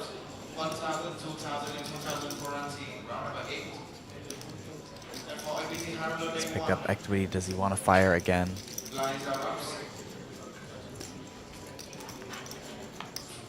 Wants to just check, but the gut shot does come in on this river. It is the weak end of it. We'll lose to a queen. Cho Shuang wants to bluff. Turn is 10. Does not.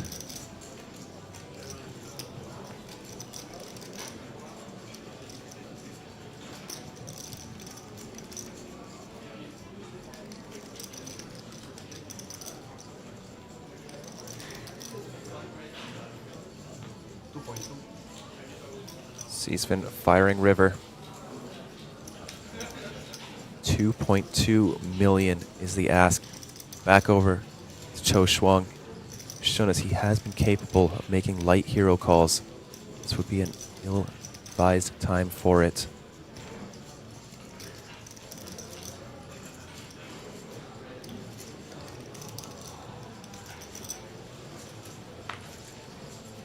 Does fold. He's been trying to catch up to the chip lead again that Lily Tang has just stolen from him. Only a couple million away. Blinds keep increasing, 150, 300.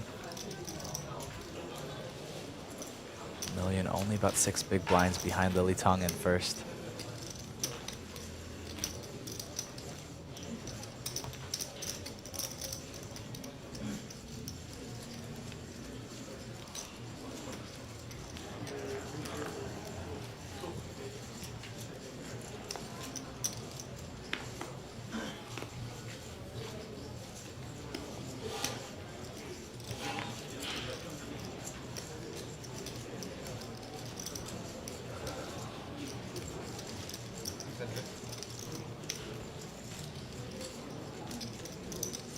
Spin with King 5 of Hearts in the cutoff.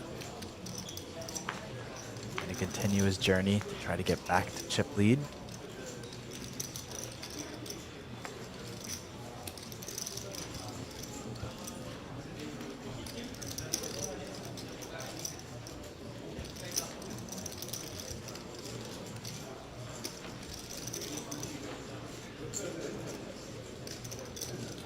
Finds the fold.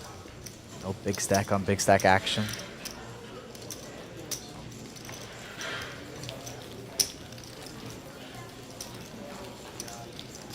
Chat Pro, yes, Lily would be the first APT main event woman winner in the new era of the Asian Poker Tour.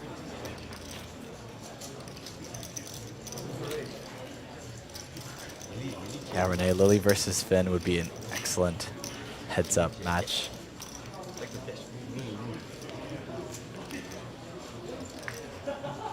I think everyone here brings their own unique style.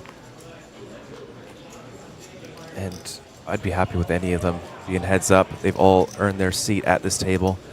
Not afraid to go for it. Nobody feeling the pressure of the spot despite this being another $360,000 to play for.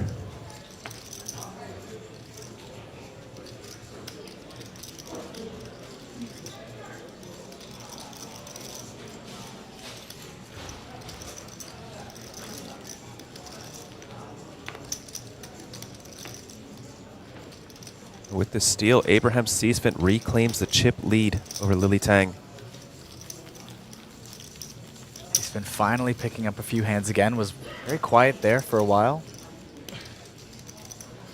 This is the 6th time this final table, the chip lead has exchanged hands. 4 out of our 5 contenders have had the chip lead at this table at one point.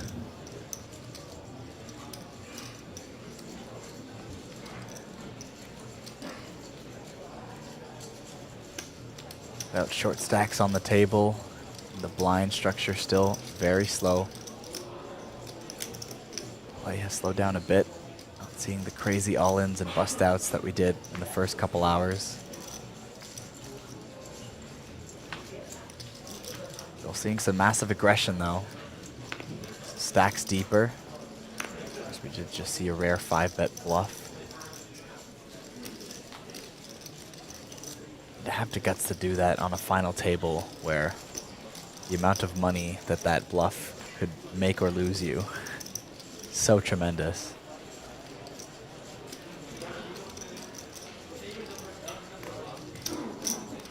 C-Spin with the stack of chips, stack of plaques I should say, really, at this point.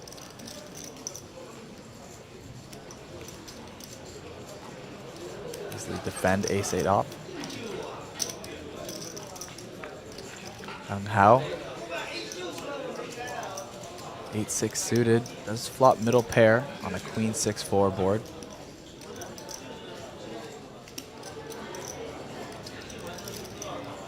Also has the betting lead. Magnifier C-bet here. It's like 1.3 big blinds.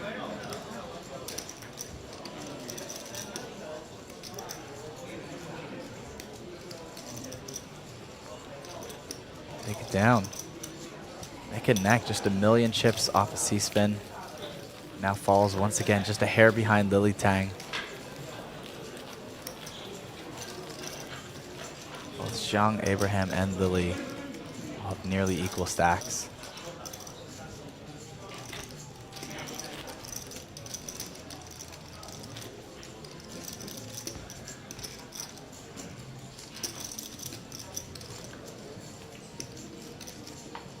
Vin Xu and Liu are fairly neck and neck down at the bottom, around 25 big blinds. Them and Xu Shuang. Still a lot to play with on a final table. 5-handed, that big blind ante does come round every 5 hands. About 10% of your stack every orbit.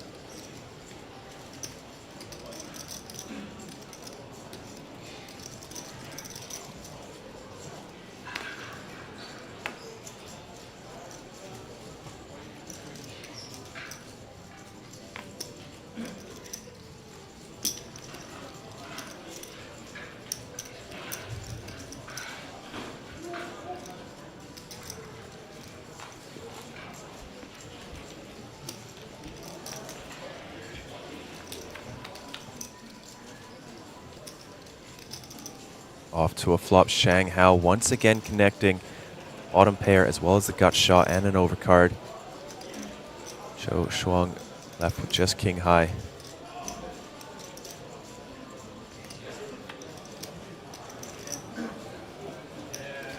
Four of clubs on the turn. Hard to think of a hand Zhou Shuang is ahead of.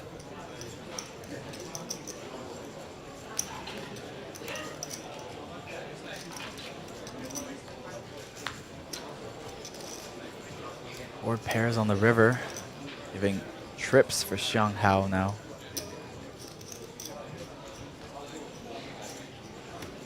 Xiang going to try and go for value. Incredibly likely to find it. Choose King Queen and hijack open.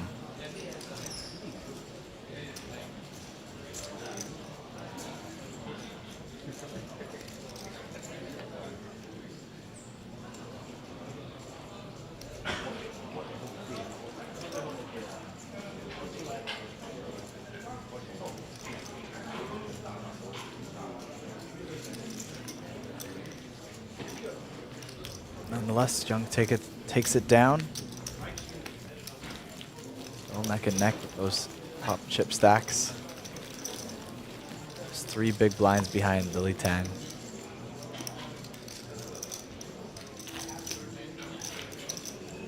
More than double the 4th place stack right now.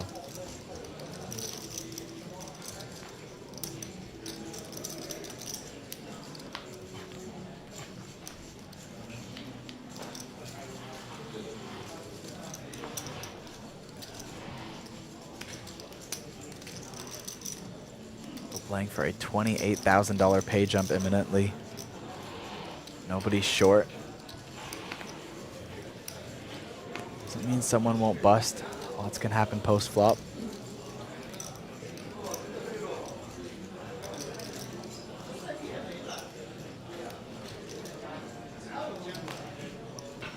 It's Liu. Oh my days. Raising the 8-4 suited in the cutoff.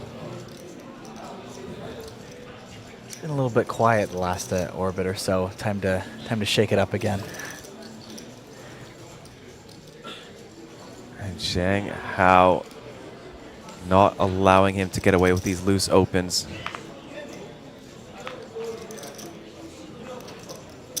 King 6 offsuit and a very quick fold. Liu leading chips.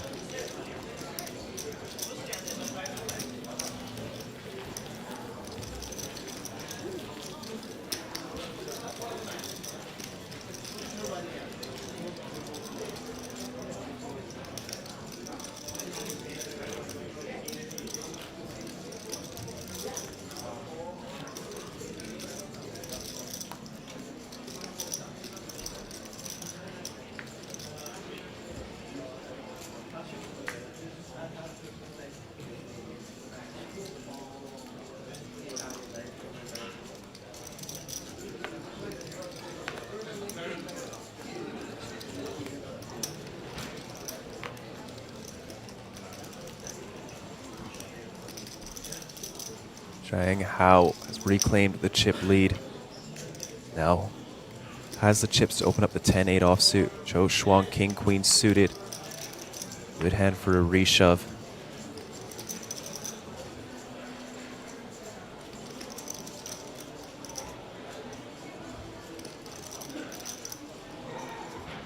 Takes it all in. Li Tang with just 10 high.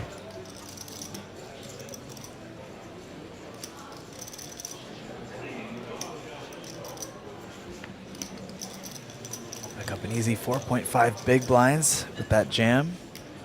I think in Zhang's shoes, I would have asked for a count, just try and ascertain exactly how many chips my neighbor has. Maybe you can just look over and count it easily.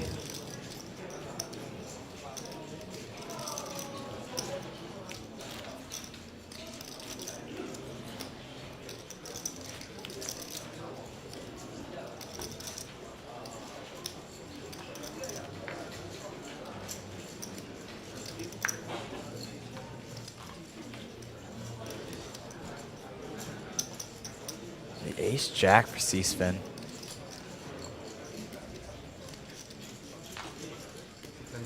That stack of plaques to work.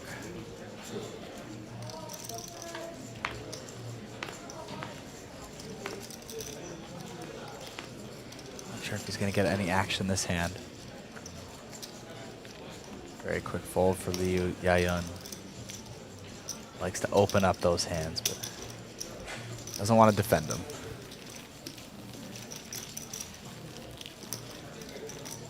Liu Yayun, of course, is a victim of his aggression so far, but could be the elixir to getting back in this as well. Let's see King X 3-bet him. So, will not be getting away with it all the time. How often is the table going to play back against you in reality if you keep doing it? I'll take a spot here and there, but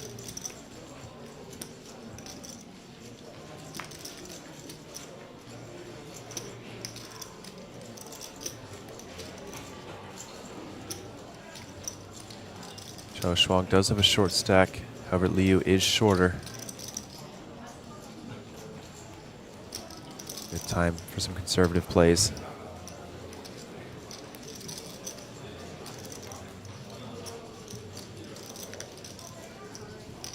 Lily will not be playing conservative. King 6 offsuit opening up on the button.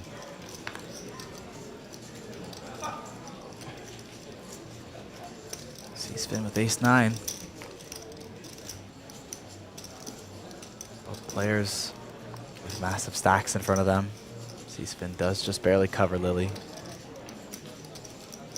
Makes the call, 1.7 in the middle. Very deep, nearly 10x behind. Both players catching a piece on the ace 7-6. Abraham with the best of it. Top pair. Medium kicker.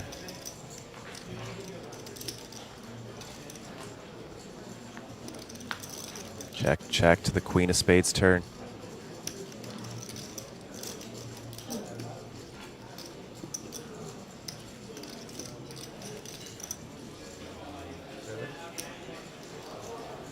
C-spin fires, 700,000. Is this enough for Lily to continue? We've seen her call down with ace high before. Pair of 6 is notably better. There's a call, 3.1 million out there. Jack of diamonds, a very connected board. Lots of 2 pairs available.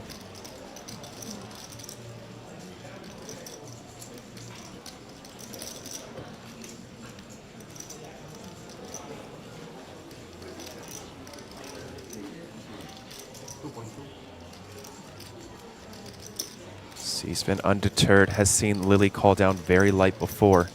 Ace-9 offsuit, a very thin bet on this river. A large sizing at that. 2.2 million into 3.1.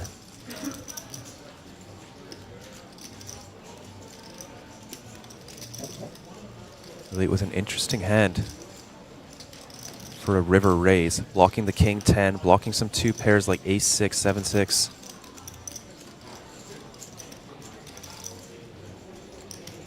Absolute sicko play, but She does fold. Abraham Seesman extending the chip lead, trying to clear some distance between himself and second place.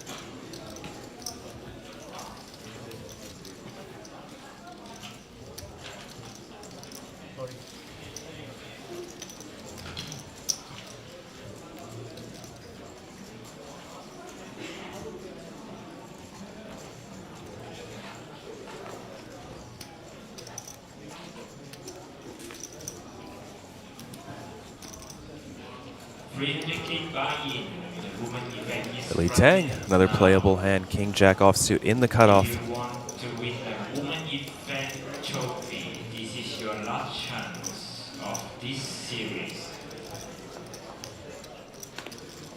If you are interested, please go to the registration. Thank you.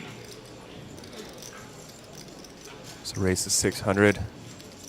Liu going to be violent once again. Certainly considering it.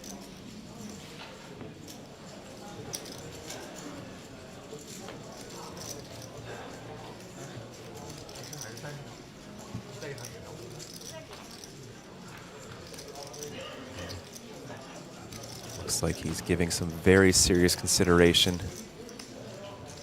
Patting out chips. 1.25 million in his hands. 1.45 million now. Liu Yayun really picking on Lily Tang.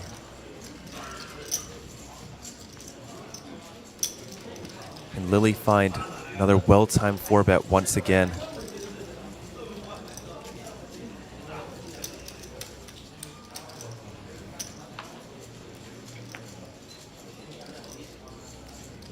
Quick card check.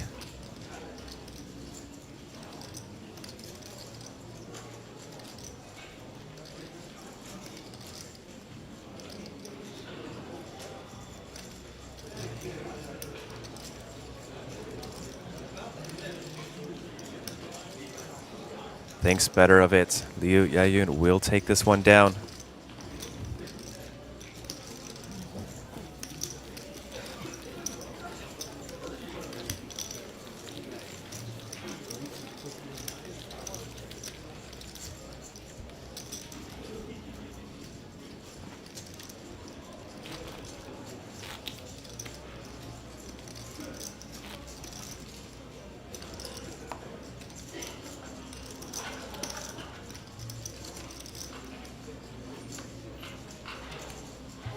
Went from absolute carnage in the first couple hours to a very steady field here in the top 5. Chip leaders have been swapping, but just because they're neck and neck. No real massive swings of chips, maybe aside from that one hand with Liu Yayun putting up the 6 deuce.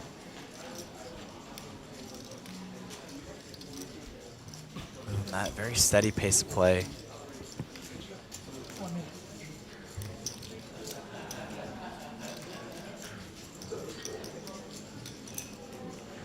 Xiang Hao, King Jack in the small blind, throw in a millie.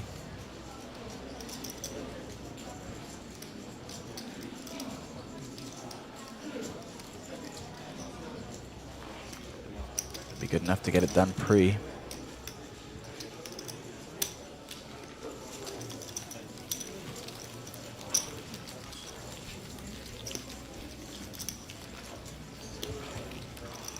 Three players above 50 big blinds here at our final table.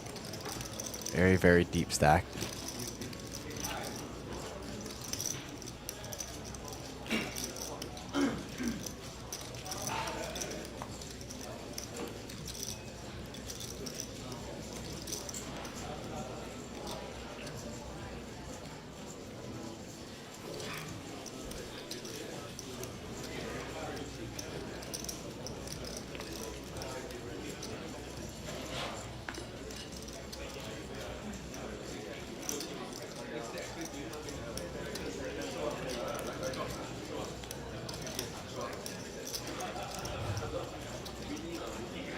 King 8 of diamonds now for Zhang.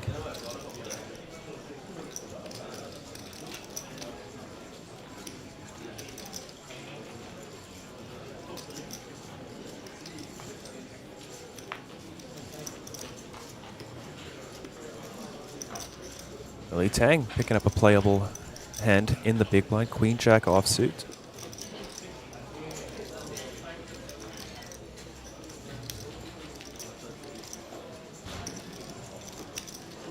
Makes the call. These two tangoing. Haven't seen too much between these two. Here we go. 5-5 deuce rainbow.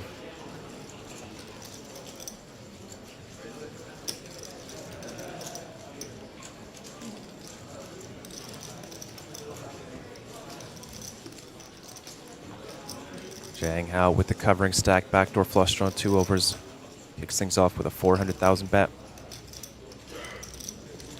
Lily undeterred, makes the call out of position. See the deuce of hearts on the turn, some chop outs now.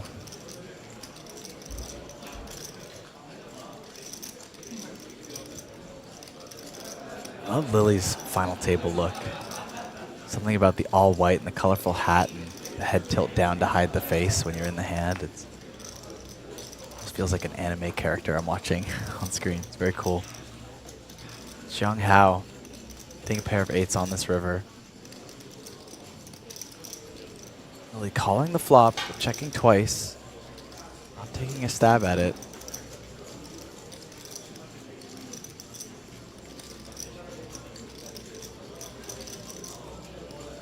I think for the turn check, I don't think you've got showdown value with Queen High.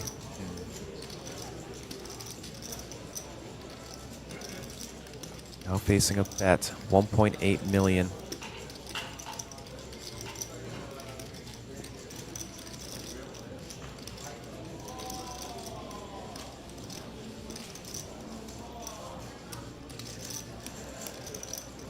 Lily not yet ready to release. There it is. There's the fold. Zhang Hao up to 19 million in chips. And folks, with that hand, we'll be passing the ropes over to Vidur Singhal and Kyle to take you through the next 2 hours. Sam, it's been a pleasure as always. Thank you so much for joining us in the booth, and we will catch you soon. But for now, Vidur Singhal joining us. Vidur, good afternoon. How are you doing? Good afternoon, Kyle. Well, I think Sam said it best in the exciting first part of the coverage. You don't even need coffee with what has been happening on this final table. It has been just so exciting, and we're certainly at the business end. We've reached 6 figures in guaranteed payouts. We're jumping 30,000 or so in the next pay jump, 464 up top. This is just so exciting. Cannot wait to see what occurs. Absolutely wild. It's even the fact too, I mean, we all know it's tournament poker, but just looking at the pay jumps and realizing that you can still make an additional $360,000 on top of your current guaranteed payout just for making it between lasting 4 more eliminations. It's absolutely absurd the way tournament poker works sometimes. Yep, you've lasted 1,687 or so eliminations, and now 4 more, and it's an additional house. Exactly. And I think that's something it's both amazing and both frustrating, depending on how it plays out for you. I mean, I think anyone at a final table will be generally very happy with their score. But I know people yesterday that sort of maybe bubbled at final table. And man, I was so close to some real big payouts. Don't forget, a lot of these players sign up for this as their livelihood. That is what it takes, a special kind of person. And not to segue too cheesily, Kyle, although you and I are fans of that, the Ace-4 is special. And look at 3-bet that. from the small gets it done. I have been following everything you've been saying about Lily Tang. Yes. Aggression certainly is the right adjective for her most of the time. I mean, she is so aggressive, and that's what you need to do, maintaining that steady post-50 big blind stack. Exactly, and you know, she's found some spots that have been interesting. There will be times where she picks her spots. She'll fold in spots where she could defend, and then take 3 bets in spot where she could just fold. And there's a little bit of unpredictability to her play, and I think that can mess with people at a final table. You're trying to figure out where the aggression is coming from, how to play against it. But if you're not able to pick up on what she's planning to do with her aggression, it's going to be very hard to defend. Yeah, I'm a big believer in that. A lot of people refer to it as game flow or table dynamics, and in general, most advanced strategies, even from a pure theory solver perspective, tend to be mixed for a reason, so that you are not predictable, even with a particular card distribution. So props to Lily Tang, and still in the running to be the first ever main event champion as a woman. But putting all that aside, just what an incredible display of top tier poker. And we've been watching her since day 3, I believe, right? And hardly a misstep. I mean, it's just been amazing to see. Yeah, I think it was around day 3 where she picked up over $1 million in chips and was a serious contender for this final table. And here she is suddenly in the final 5. But another serious contender, Abraham Seesfin, with pocket aces, absolutely what do we even steamrolling say? this table. He is just, it's just been his couple days. Usually you'll say it's been his day, but the last couple days been going his way. And what a testament to the skill of poker and tournament poker in particular for this man to be in the final 5. I was in the booth with Sam when he came so close yet so far at APT Taipei, losing to Renee Von Redden, and now this is the closest he's come since then. Shows the aces, of course. Let the table know how you're running. They'll be that more or less likely to try and battle you when they know the poker gods might be on your side as well. Yeah. And I mean, I don't think anyone at this anyone at this final table is unfamiliar with how the poker gods have been treating Seesfin. All the bust outs that he was involved in, coming from behind, you know, eliminating the first 3 people at this final table very quickly on this final day of the main event. And if the poker gods are going to shine on you and you're someone like Seesfin who knows how to play that sort of run, it's just a recipe for utter demolition.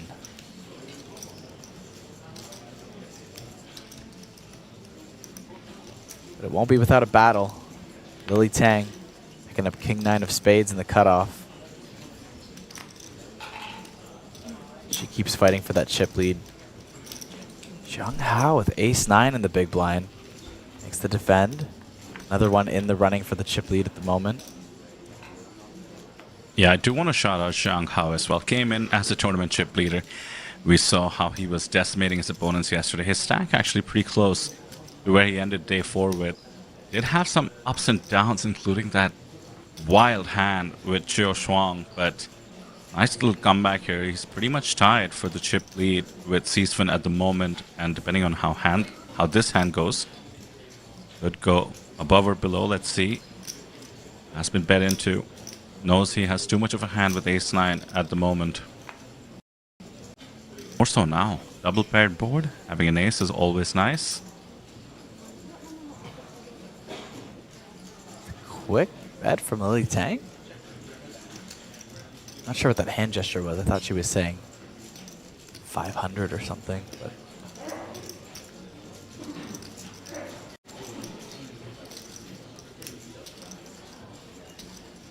maybe just telling the dealer to hold on. She hadn't checked yet.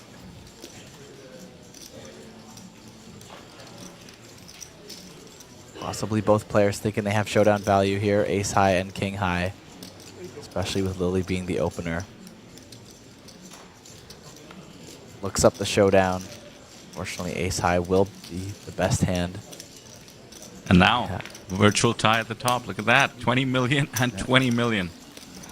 Just enough to squeeze one big blind ahead of Abraham Seesfin. Absolutely neck and neck as we keep seeing the chip leader swap every few hands at this table.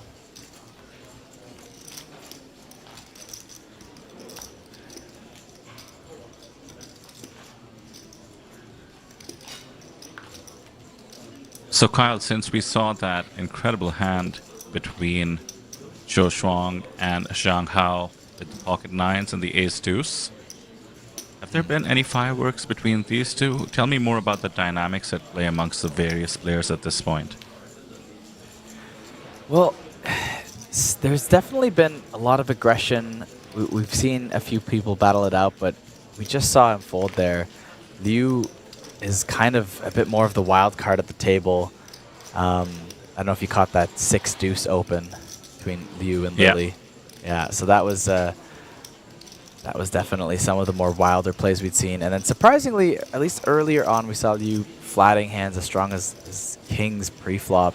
You know, trying to go for the trap, what you would assume, but when you have that much aggression in your range, surprised that you wouldn't just add all your premiums in there as well.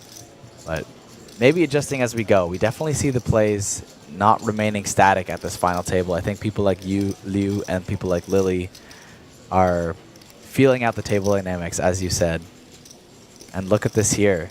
Xiang Hao with a 3-bet with queen 6 off versus Lily's open. I think I want to say the quiet part out loud here. Chat was suggesting this as well. Lily may be a little more likely to face aggression. Maybe because of how she's been playing on this final table. Maybe because she is a woman. You mentioned Liu going after the big blind with 6 deuce off. Lily's big blind, that is. Now the 3-bet. The chip leader is just doing chip leader things. But there's always that psychological element at play. Lily holding on tight, but that flop doesn't help her case. About the worst flop you can look at with pocket 5s facing a 3-better from the small.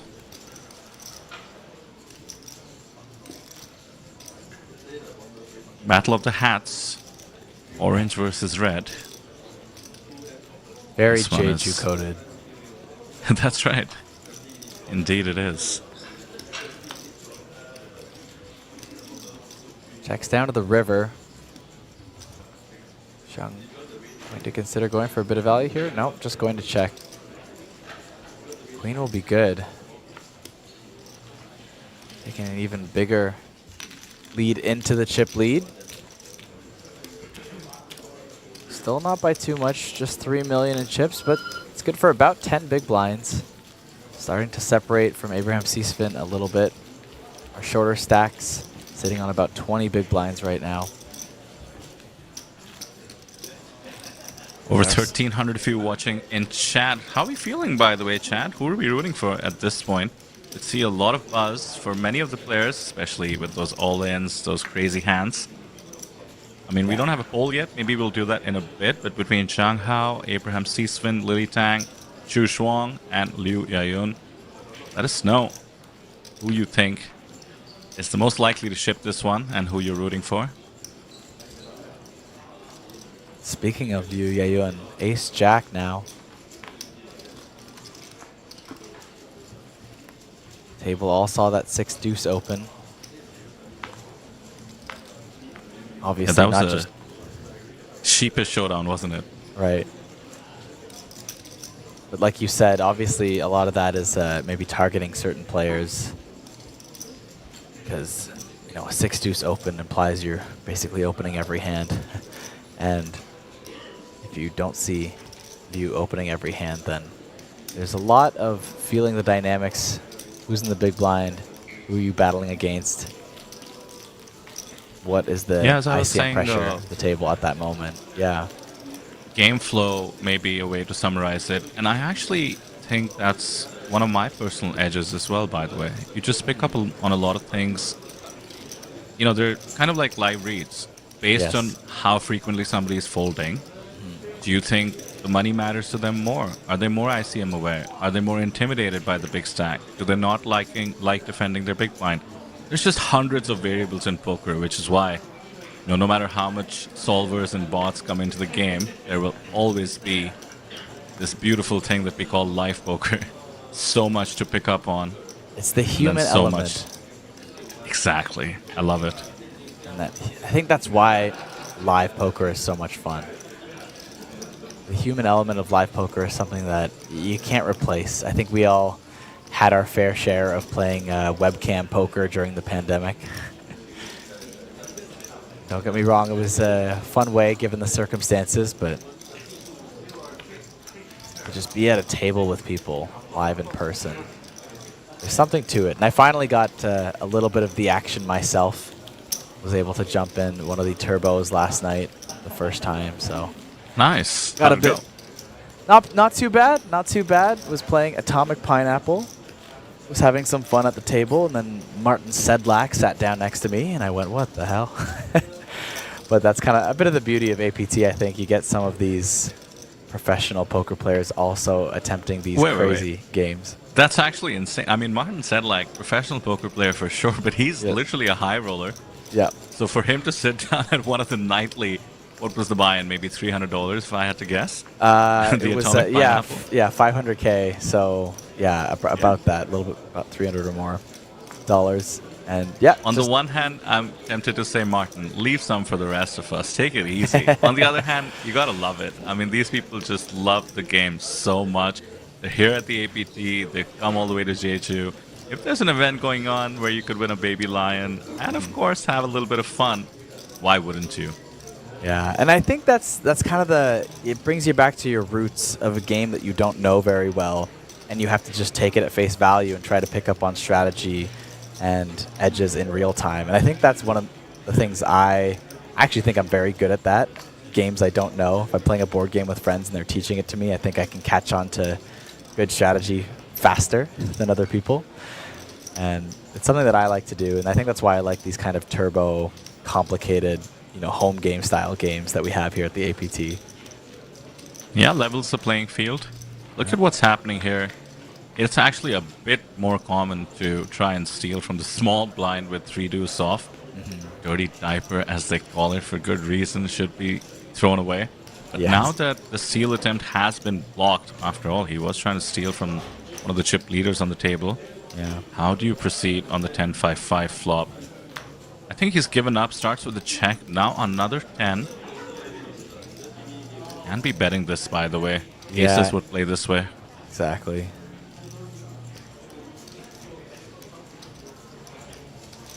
Let's go check. Chop it up. Vote on board. I don't think anyone's going to take a stab at this here. I think both players think. I think, actually, Liu should take a stab at it. Yeah, he's going for it. There it is. He can represent a much bigger part of this range, and he's gone full pot. He can represent all kinds of pocket pairs that played cautiously on the 10-5-5-10 till the turn, that is. That's true. Not to mention, I mean, with the sizing, he's not repping ace highs anymore, which makes it more likely for the king high to call. Chop it up. And a smiley C-spin. Happy to see the chop.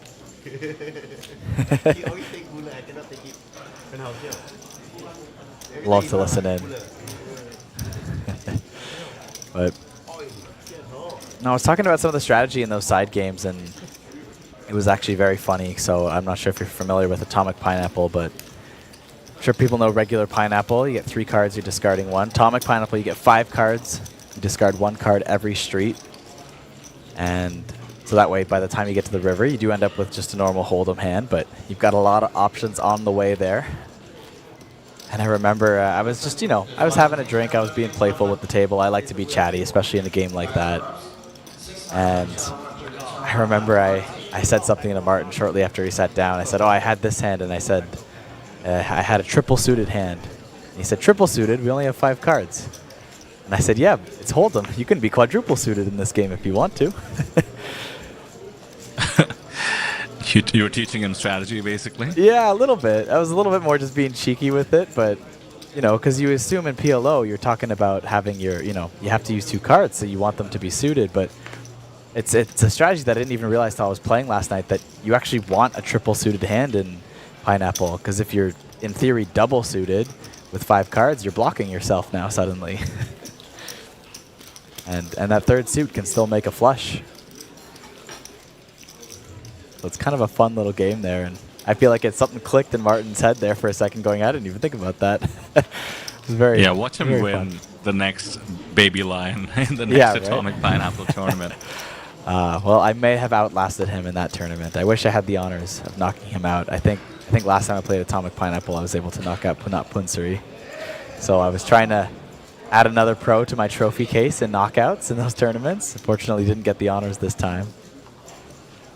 I think speaking of Martin Sedlak, Punat Punsuri, we'll take a quick look at our 2-day high roller.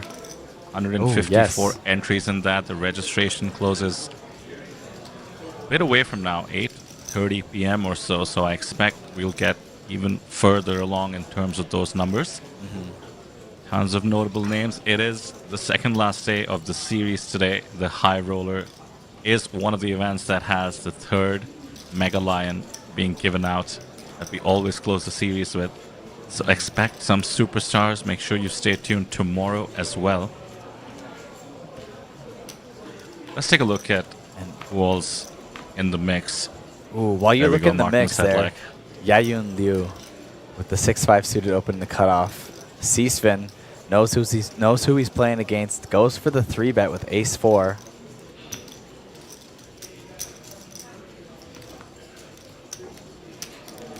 Yun doesn't even make the call versus the 3-bet. Gets rid of the 6-5 suited, and Abraham C-Spin going to pick up the pot, now up to 21 million in chips. Still not quite good enough for chip leader. Xiang Hao has about 1 million in chips on him at the moment. But back to the High Roller, you were saying you were checking how is it going there with some of those notable names. Yeah, Martin Sedlak's in there, no surprise.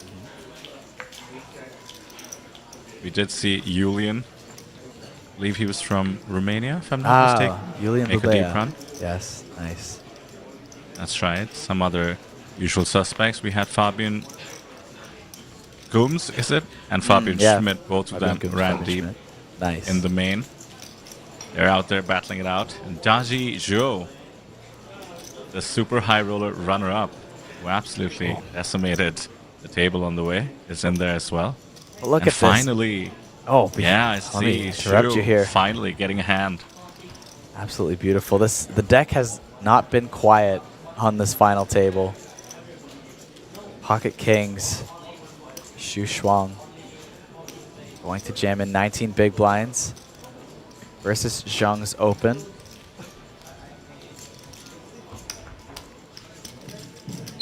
It's like Lily Tang getting the count.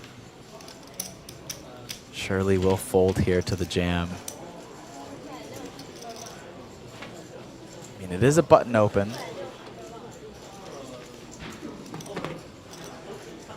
Ace 10 could consider these ranges being a bit looser, but given the massive pay jumps at a final table, I think you're better off just getting out of the way in this spot.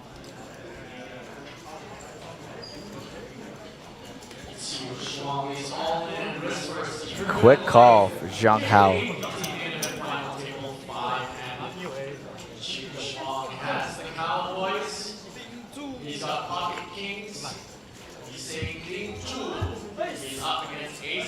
Are you surprised by the call? It was, yeah, very quick call. Zhang Hao. Ace 8 suited versus a 20 big blind shove on a final table. It's a very large jam. Nonetheless, we go to the flop. King in the window. Top set. Xu Shuang. Very close to being safe. First tournament life and a massive double up. And quads will do it. Double pocket Kyles. Double pocket Kyles. I used to run a home game back in Toronto where if you could, if you had pocket Kyles and you were able to hit quads, you would win a jackpot at my home game. I think Xu Shuang will be happy with the double up. No Yes. jackpot needed.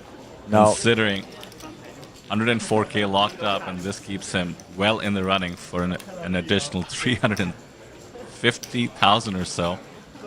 That's a jackpot if ever there was one.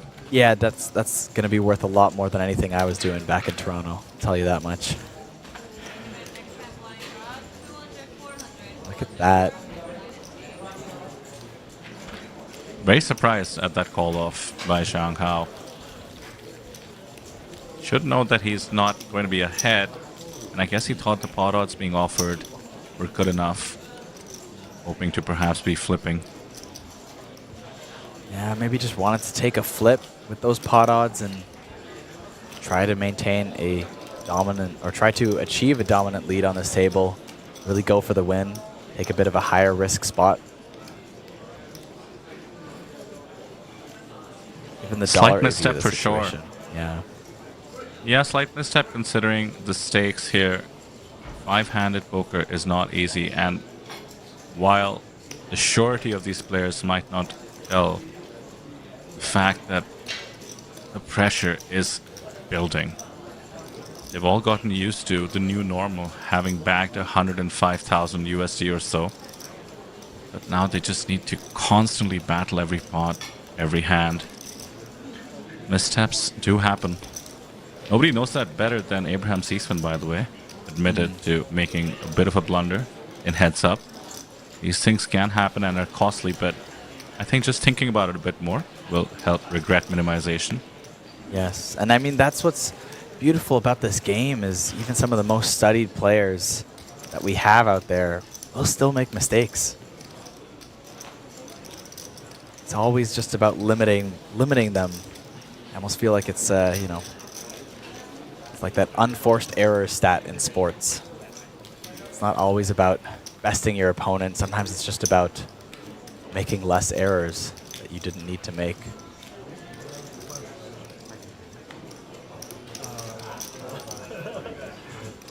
Yu Ye-yun, now the clear short stack at this table.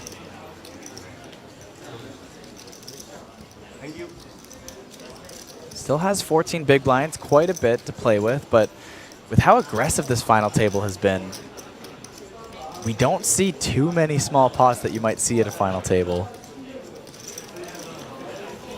We've seen some larger 3-bets, some jams. Of course, we just saw an all-in and showdown. Quick call with the ace-8 of hearts. This is an action table if I've ever seen one for a main event final table.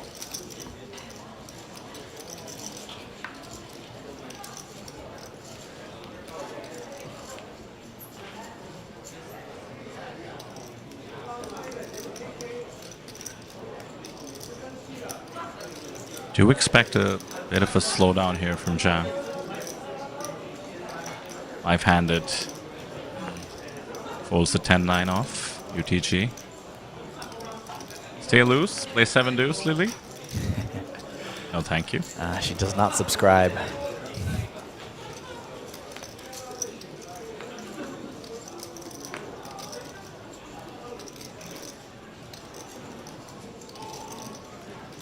Gilbert in chat suggesting nobody on the table has regard for ICM.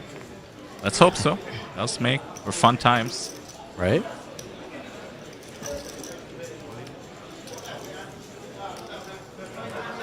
Rips it. Maximum aggression from Seisman. The blinds being 200, 400 will only help his cause to put pressure on the stacks.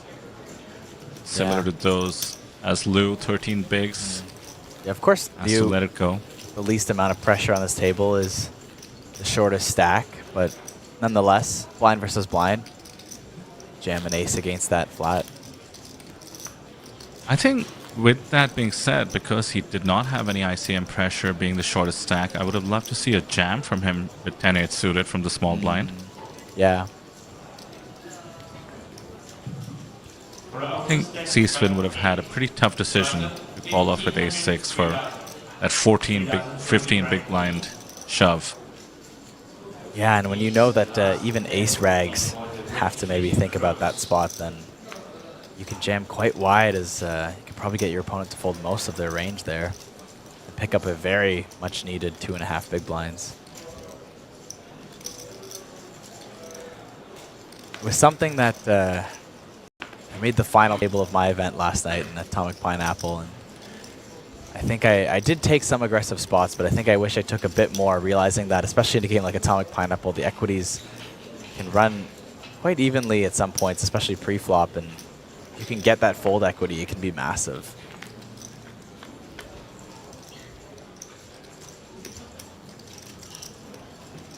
We have Lily Tang. Just took a look at Abraham Seisman's hand and mob, Kyle. I'm sure you guys brought it up, but if he can up one more spot, and certainly if he ladders up 2 more spots, he would cross 1 million on his hand and mob. Wow, I didn't realize it was that close already. If he can ladder up 1 more spot, you said? 1 more spot, which is to say, coming third, I meant to say, sorry. Oh, sorry. Okay. Would bring him right on the edge of $1 million. I see, I see. An amazing accomplishment. In massive any milestone. poker career. Massive milestone. Absolutely. Also would break the top 10 on the Singapore all-time money list.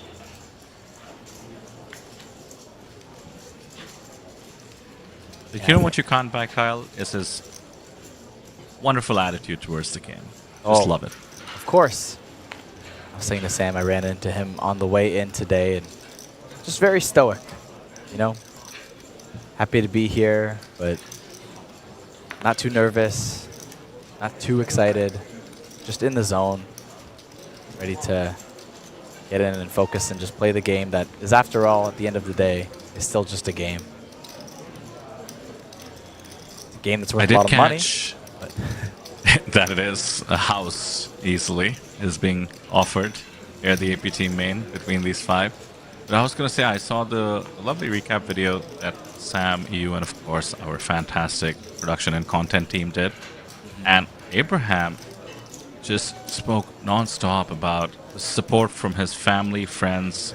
I believe he mentioned his wife and his son.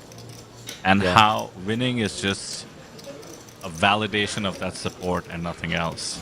That is just one of the sweetest sentiments I've heard in a while. yeah, someone who's very grateful, very self-aware of the people around him.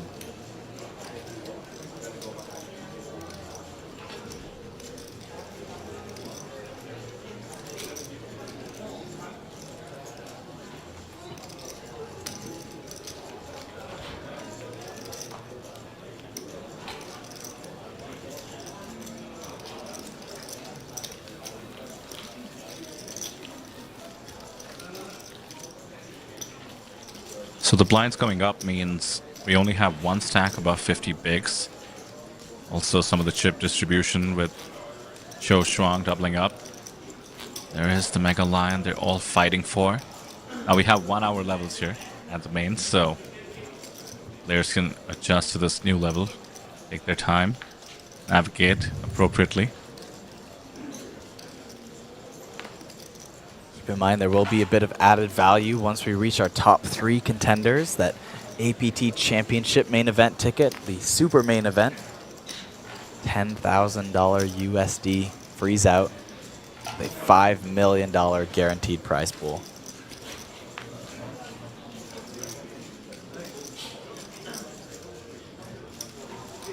Guaranteed to be about double this main event's prize pool, just to put it in perspective. Did you just come up with that new name for it, the super main event? I feel like we've called it that a time or two, but it's a bit of a super main, right? Yeah, it's a good unofficial title for it. I like it.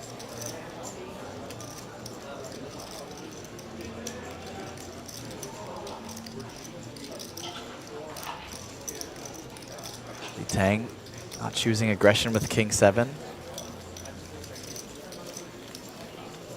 Famously, was it 2 days ago?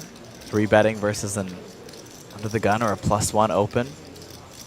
King 7 off from the big blind, taking down a pot.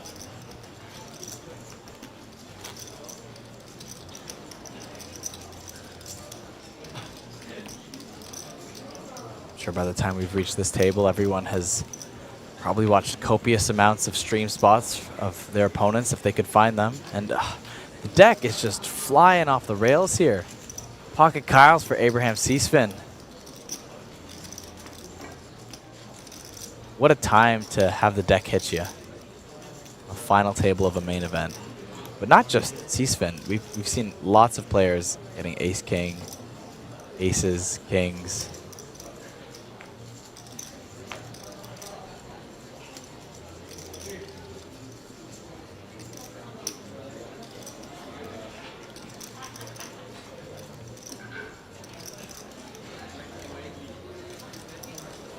C-Spin be able to run into anything here.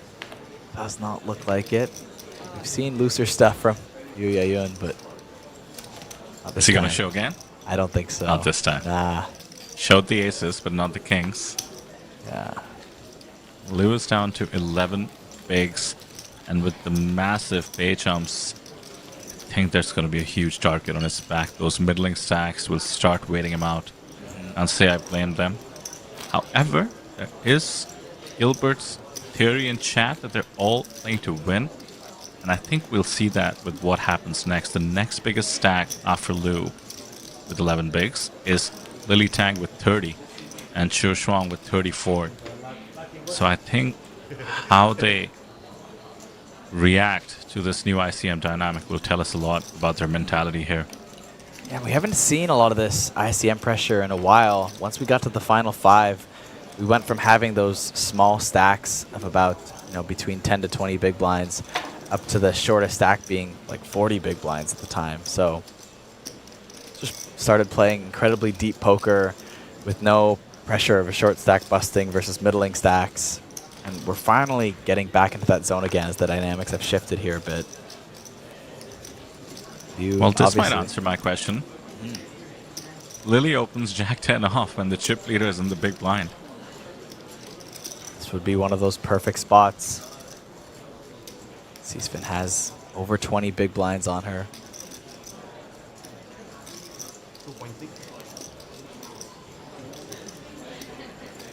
And there it is. As predicted, 3-bet, 6.5 big blinds, over 2.5 million. It's the new number for Lily Tang. C-Spin just knows exactly what's going on here. Respect Lily for not being afraid to open it up with the chip leader in the big, but he understands the dynamics with the short stack in the mix. Lily has to let it go. A masterclass in tournament poker being put on here by Abraham C-Spin.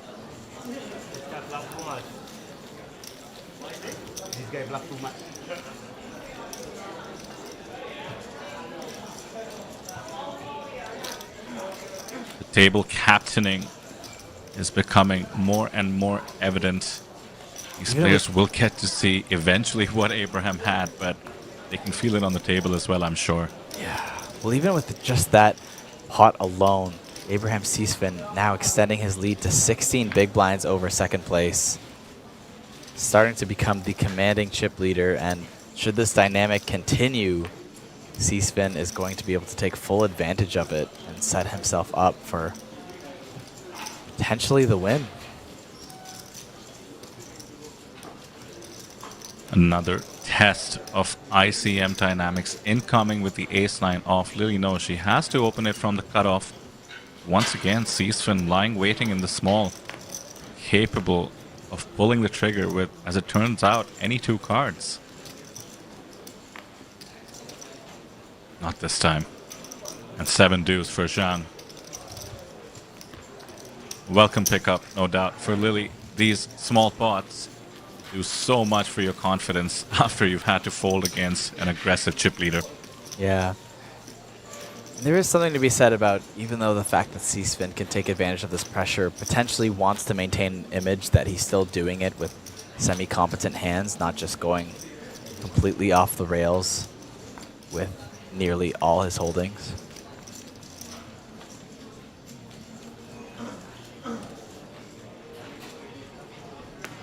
We've seen long battles with this 4-handed, 5-handed play at APT main events before, in particular in Jeju.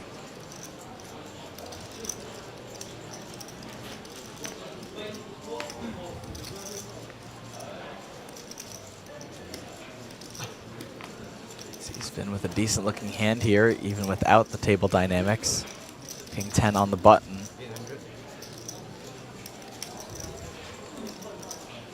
Goes for the min open.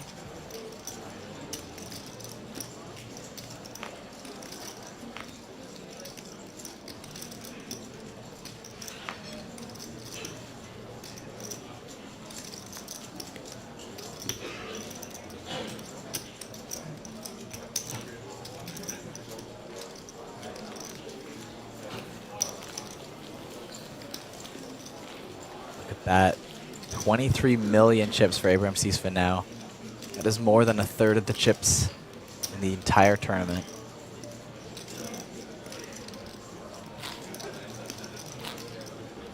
1/3 of every buy-in that we saw. Their stacks reside in front of Abraham Seaspin.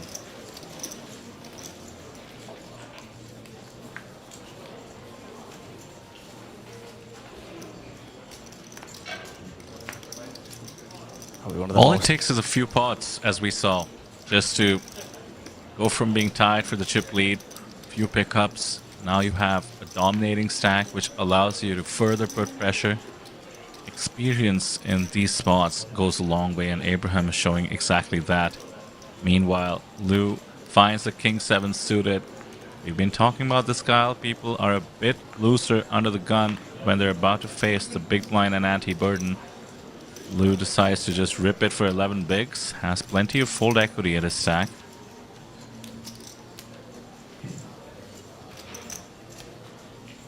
Not a bad time to do it when most of the table does not want to swap places with you. Yeah, it is sort of underrated, and by the way, it plays out in those ICM solvers as well, that when you have this kind of a stack depth, 10 big blinds, 11 big blinds, you can put a lot of pressure yourself on the middling stacks using ICM. As you said, they don't want to become the shortest stack, so in terms of ICM, they actually have a bit of a risk premium in terms of their call-off ranges. Yeah, because not only will Lou double up, but they will be halved, and suddenly they're now the ones at risk of missing this ladder up. And you saw it, how perfectly it worked there. Lily Tang with the exact same hand, King 7 suited in the big blind, just snap folds.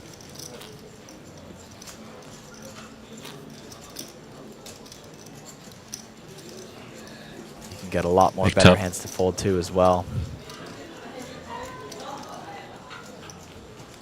Yeah, Lou will post 2 of the 2.5 big blinds he picked up on this very hand, anti and big blind, and now Seaspin, UTG, suited 1 gapper. You know he's playing it. Oh, never mind. I'm totally wrong. He decides to let it go, preserving a bit of the game flow there. Not raising every holding that he deems playable.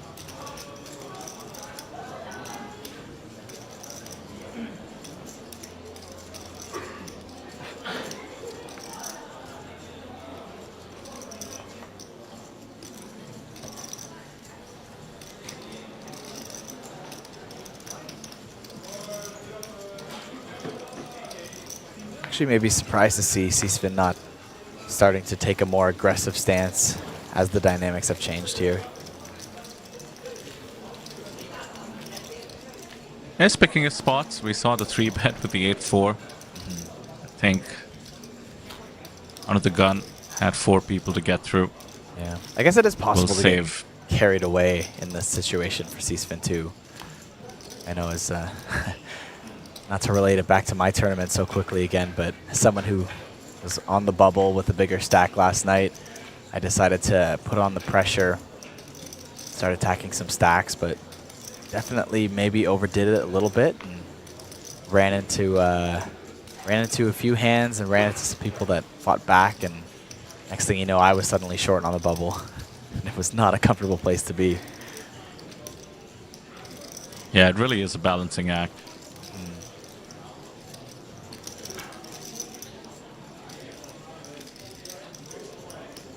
Then once I was short, I was able to jam a few hands and pick up some blinds to survive because the pressures had reversed.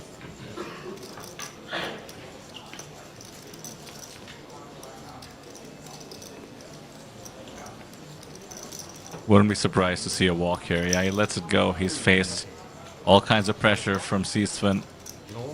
Not a comfortable spot to have the chip leader on your left, especially when he's as aggressive as Abraham. Yeah. And that walk means 58 bigs, now 23 million.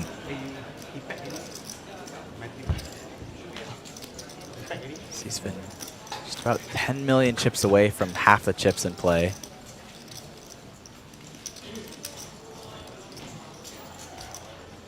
Bust out of one of our shorter stacks and get him there very quickly.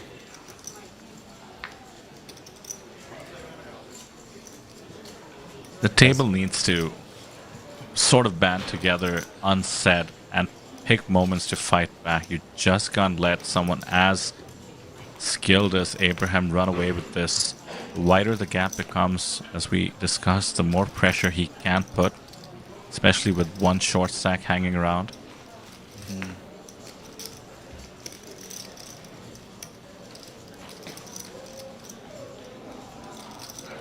Queen 7 of diamonds, by the way, can be a shove. We saw him go the passive route with a 10-8 of diamonds. Decides not to take the variance. Easy game. Easy game, he says, as he folds in the small blind. Let's Xiang take it down.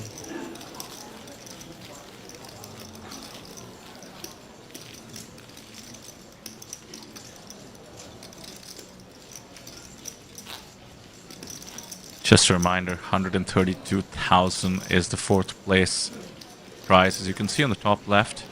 Yeah, about an $18,000 pay jump. Did you say 18? Sorry, $28,000 pay jump. I did say 18. Was way off. You know, that just one. Yeah. 6 more buy-ins. Yeah, right? Nothing huge. What's $10,000 between friends?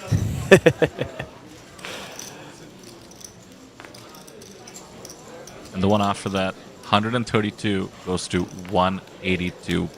$50,000 is the next ladder. The one after that approaches $80,000. And then the heads up, at least if no deal is made, will be for over $200,000. Astronomical heads-up battle. But we were getting some action here. Lily Tang opening up pocket fives, and Chuang just going to flat ace-jack. Doesn't want to get aggressive pre. Does flop top trips, though. Quickly goes check-check on that flop. 4 diamonds on the turn. Lily's pocket fives way behind here, drawing to just a single out.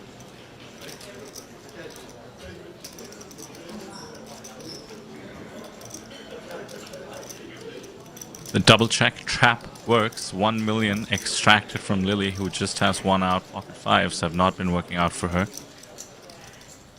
Quite a large bet from Lily here as well.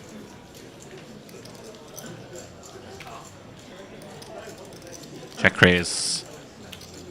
Those bricks, plaques, or biscuits, as you might want to call them, worth 500k apiece. This hand should be over. Part of the reason there may not have been a 3-bet pre-flop is the consideration of the one short stack we just mentioned, the $28,000 pay jump. Oh my goodness. Lily is reaching for chips. She's not a believer. Hopefully just a count, because she just has 1 out. And Xiao Shuang will be completely comfortable in this spot. That's pretty much the nuts on a board like this. A very disguised hand with no aggression pre-flop as well.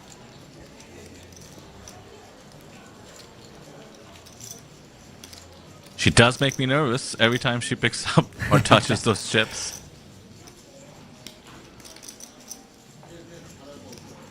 I'm sure Xiao Shuang watching with unbelievable greed, and she is going to make the call, taking a stand at a tricky moment. Just 1 out will rescue her, otherwise surely Shuang will be going for a value bet, putting Lily in a tough spot, and that 6 of clubs, a brick on the river, will not help proceedings.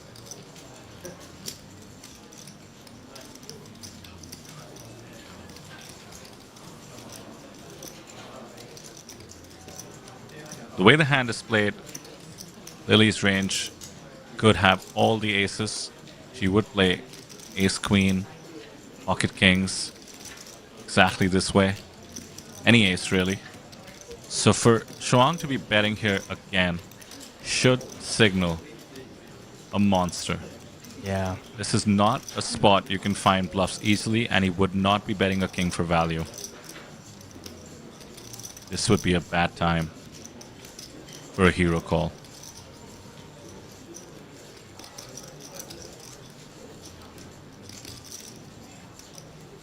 Has to consider pocket fours as well, mind you. Not too many combos, of course, but the check raise was on the turn after a check-check flop, and lets it go on the river. decent amount of damage, and Lily gets into that sub 20 big blind range. Almost exactly at 20, it seems. Liu at 13 now doesn't seem that far behind. One pot can change destinies here, the APT main event. Tension is just too much for me to bear. That's the beauty of this final table. Dynamics can shift on a dime, and that's why tournament poker is so exciting, is that you have to constantly be paying attention to what's happening around you. It's not just about your hands, it's about everybody else's hands as well, and adjusting to the ever-changing dynamics that is tournament poker. And those dynamics are worth at least a $28,000 pay jump. That's reason enough to give it your entire focus. Final day lines are up 16,000, 120,000, and 120,000 for big 9-4 off. Not the worst hand you can look down at in the small. Time to see how aggressive Joe wants to be. Yeah, he's going for the steal.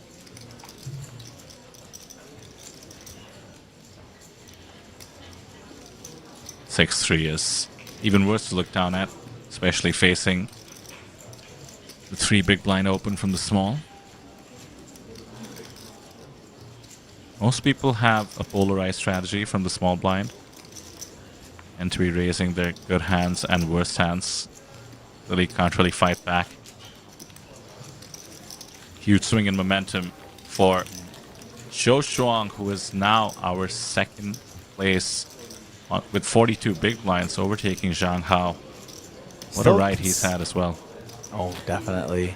Still considerably behind Abraham C. Svin, as he's piled up with plaques there. Even his white 100K chips are all stacked behind it as well. It's going to be good enough. That is a very, very neat, organized stack, mind you. Aesthetically pleasing. Right?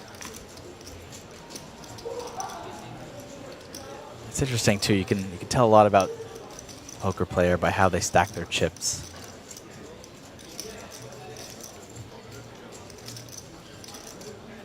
I can't remember who it was, but I think in my early days of studying poker, there was someone that effectively would put it in their course as one of the teaching points that when you're player profiling to check how someone's chips are and use that to help you make some decisions without any information.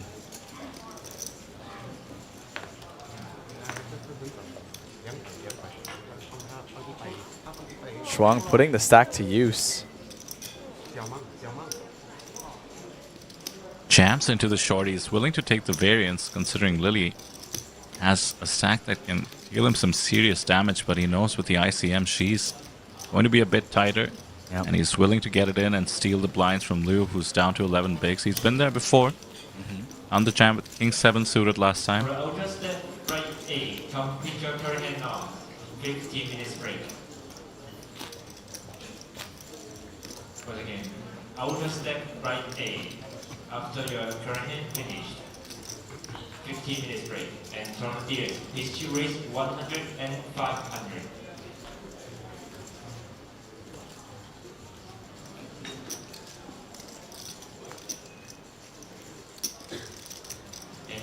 How pocket sixes. Besides, that's good enough to play.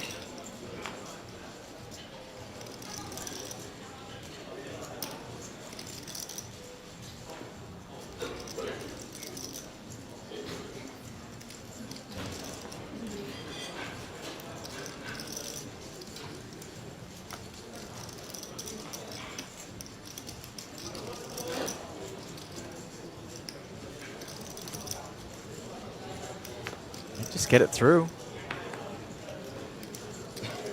We'll have to get through our chip leader, MC Svin. There's 5 deuce suited.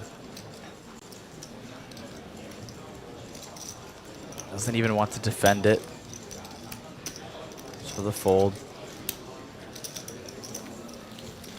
Even in positions of power, Abraham C. Svin really stays pretty conservative, picks his aggressive spots carefully. There's something to be said about just because you have a position to be aggressive doesn't mean you need to be doing it constantly. you'll still get quite a few spots to chip up quite nicely. And as anyone who's played tournament poker knows, you don't need to win that many pots to really change your chip stack. He also might have a sense of which players are a bit more ICM aware and maybe ICM sensitive on the table, picking his spots appropriately. Obviously, stack sizes come into play as well. And we saw the chip count there. I mean, second and third place are really just not that far behind first. About a 10 big blind difference between first, second, and third. So you do have to be careful. If you think having the chip lead gives you that extra advantage of picking up undeserved pots, quote unquote, right, then maintaining it also has some extra value.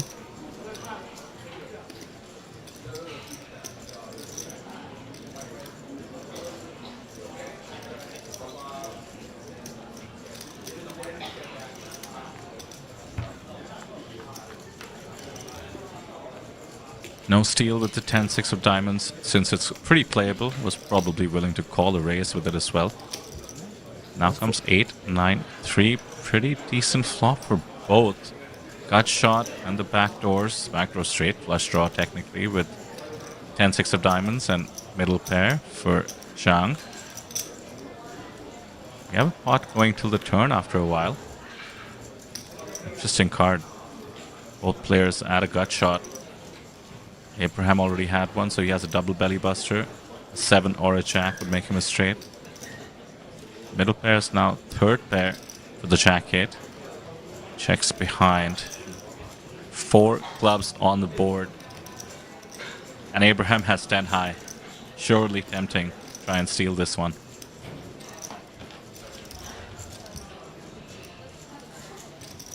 It's a fun term, double belly buster. I hadn't actually heard that double gutter described as that before.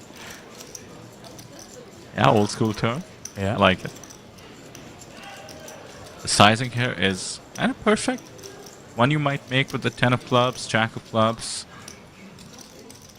60% pot. Zhang really has a very weak holding. Fourth pair to the board with 4 clubs. Don't see how he can just call this off unless he has a sick read. Whoa. And sick read he does have.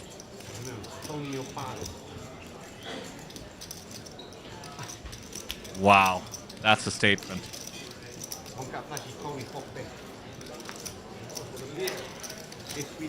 That is a statement and a half. Look at the stacks up top. For all intents and purposes, we have 3 chip leaders, 5-handed.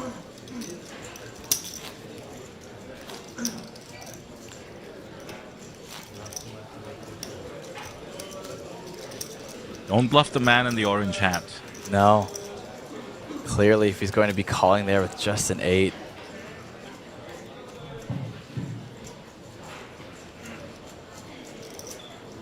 I remember playing in a cash game once where I made a hero call like that. You know, tons of potential better hands were on the board. And my opponent actually got angry and said, if you think you're ahead, at least raise. Don't just risk calling it off when I can be bluffing with better, like, and make me show down the hand. He was actually angry. He's like, just raise. Why are you just calling it and making me show? I think Abraham might feel that way as well. That's funny. Additional 1 10 back for each player.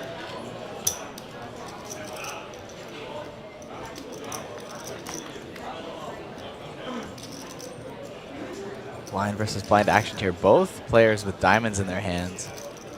Just one diamond comes onto the board, the ace of diamonds.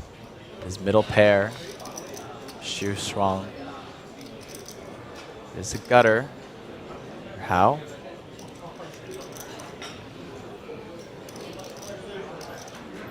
See the one big blind bet. Quick bluff. And what seems like not a quick, but a moderately quick call. Should be pretty comfortable on a board like this. Pair jacks will be good on this river. How decides to not bluff at it.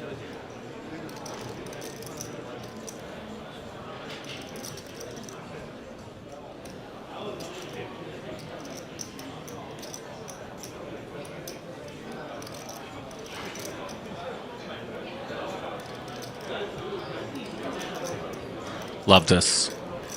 Great value bet.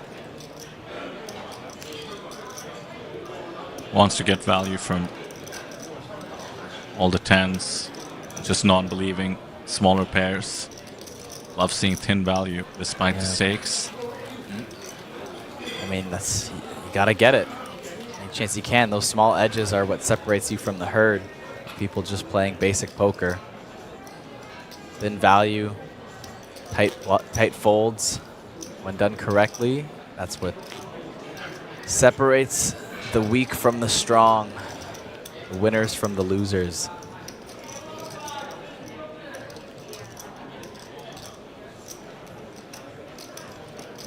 We can see the tournament clock, by the way. 21 minutes till the next break. I haven't taken a look, but I suspect the next level is 250, 500. Not too much of an increment.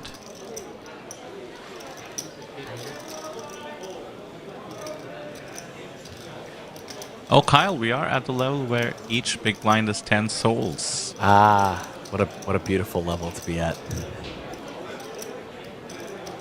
So your big blind, as Sam was saying, in terms of dollars, is about $18,000. Woof. That is a massive big blind. Just think about it. Would you ever play that cash game? 9,000 small blind, $18,000 big blind. I probably wouldn't play that cash game in Korean won. 18,000 Right? Korean won as a big blind. Yep.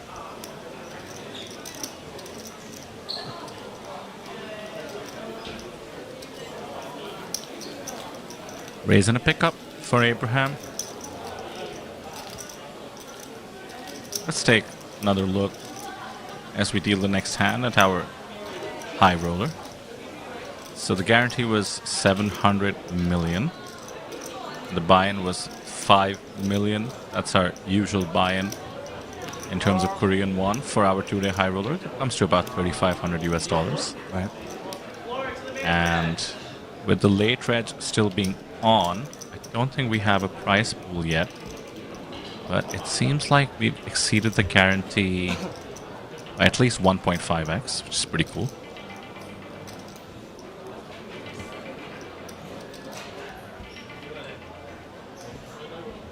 We do have the floor called out here.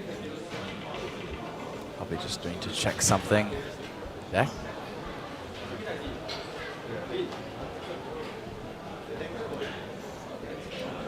There's the beauty that we're all fighting for. Those five are still in contention, but we're all fighting for it.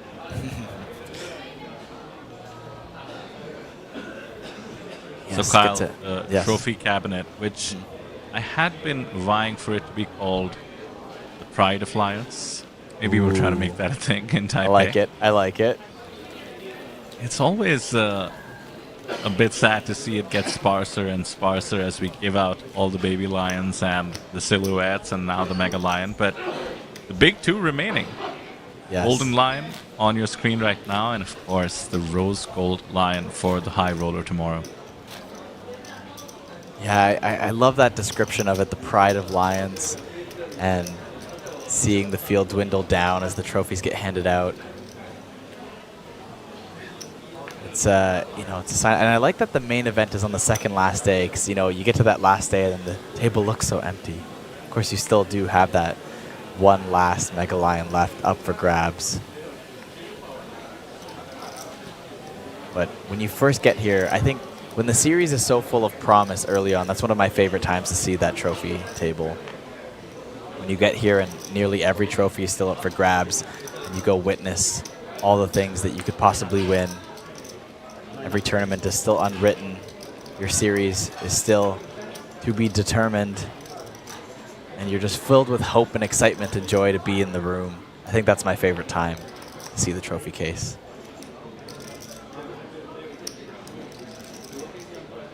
I think by this point in the series, you're either happy you've gotten one or you look at the empty table and wish you had had your hands on one.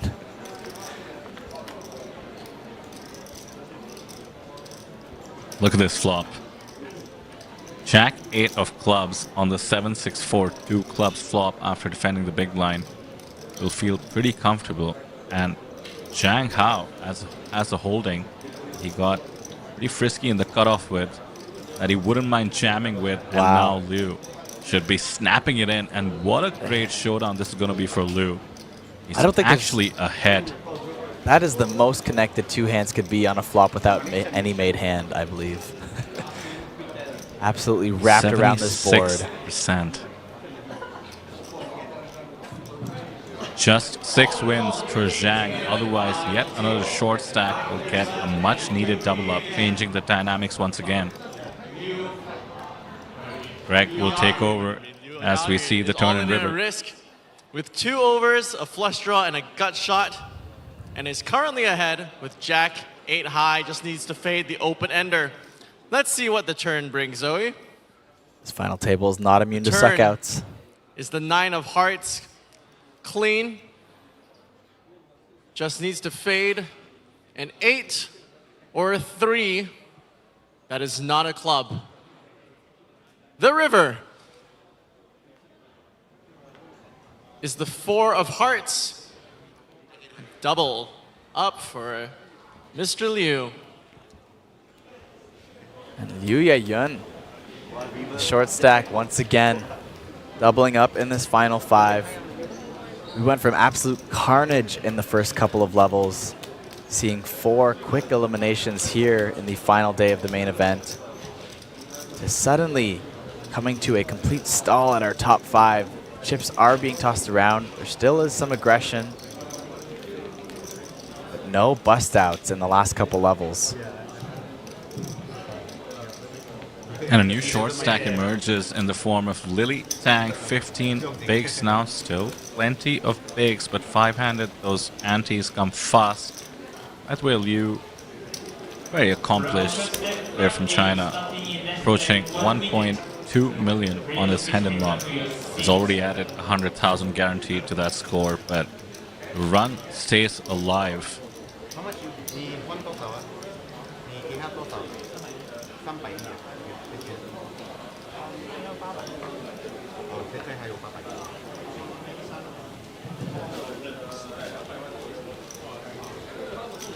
Do have the mini main going on, by the way. 618 entries there. We're down to 14.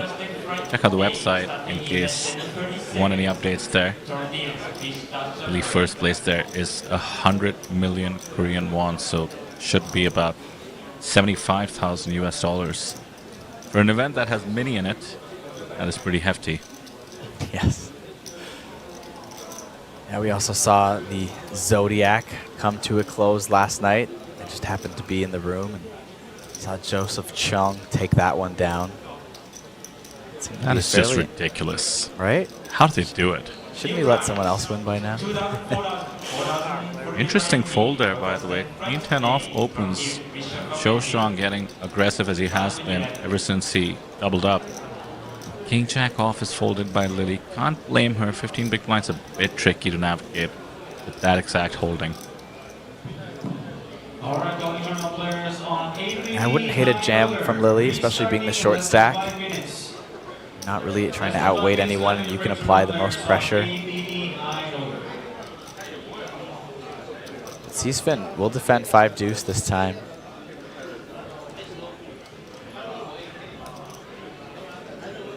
Zhou Shuang flopping top pair.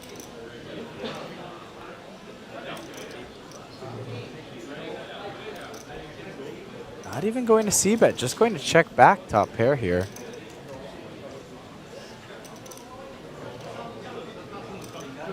Board pairs and the front door flush draw comes in on the turn. Surprised we didn't see a c-bet. Seems like a much dangerous board to get value from now.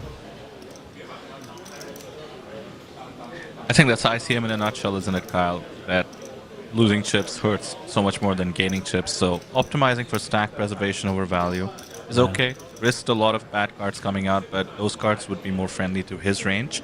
Aces and kings in particular. Right. I like the approach.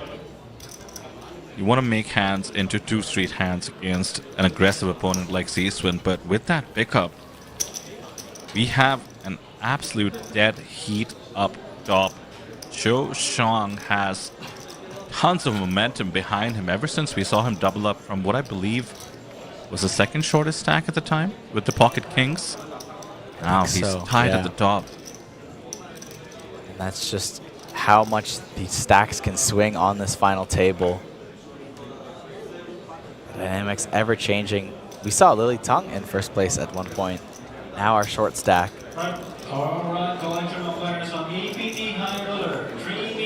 It's never over till it's over. You never know who's going to be out next. This is just not going to cut it. She can fold and move on to the next one.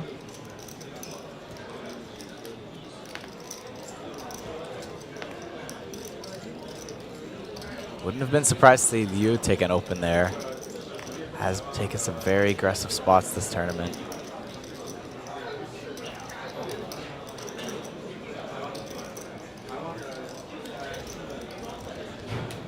C-spin. And who finds his spots. And to raise it up, 3 big blinds, King 9. That's enough pressure on Zhang. That's the fold. Look at the awareness of Abraham there. Instead of going polarized, which is to say raising your smallest or worst hands and your best hands, he does decide to steal with the King 9, even though it's very playable, because he knows he can put pressure on the middling stack of Zhang there, given the 2 shorter stacks. So it's all about the situation, the opponent, and of course their stack and your reads. He's just mixing it up. It's not just you look down at a holding such as King 9 and look back to your study and decide whether you're opening it or not. Yeah. I think we see a jam here from Lily Tang. King Jack suited, 15 big blinds in the middle. Now the prayer begins. Hoping the other 4 don't wake up with a better holding. Ace-9 is a better holding. It's a big jam though. He lets it go. Good result thus far, and surely the Queen 9 suited gets out of the way.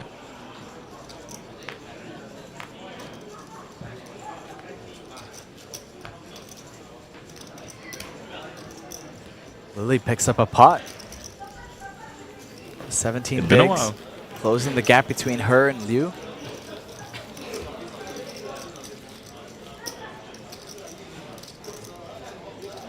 Everybody has a little bit of a difference between each other. Starts to get a little bit closer near the top of the chip stack list.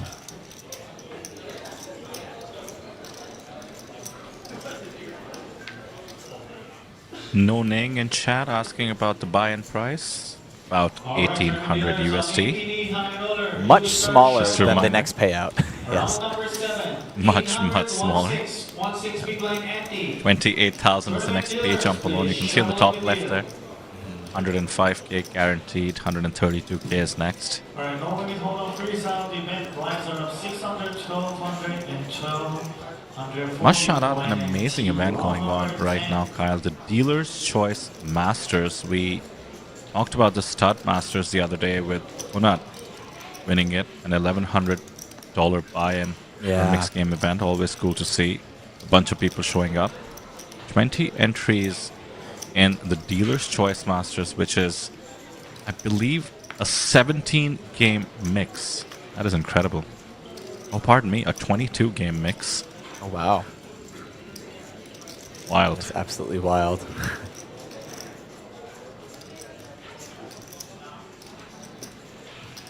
Bottom pair for Lily Tang, blind versus blind.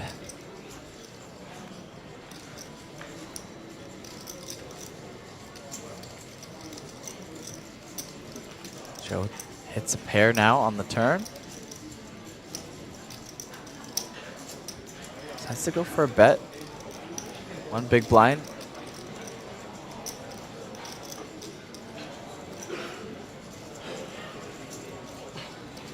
Where's Lily not going to We've seen Lily been. Yeah, she's been so sticky, thinking back to the pocket fives.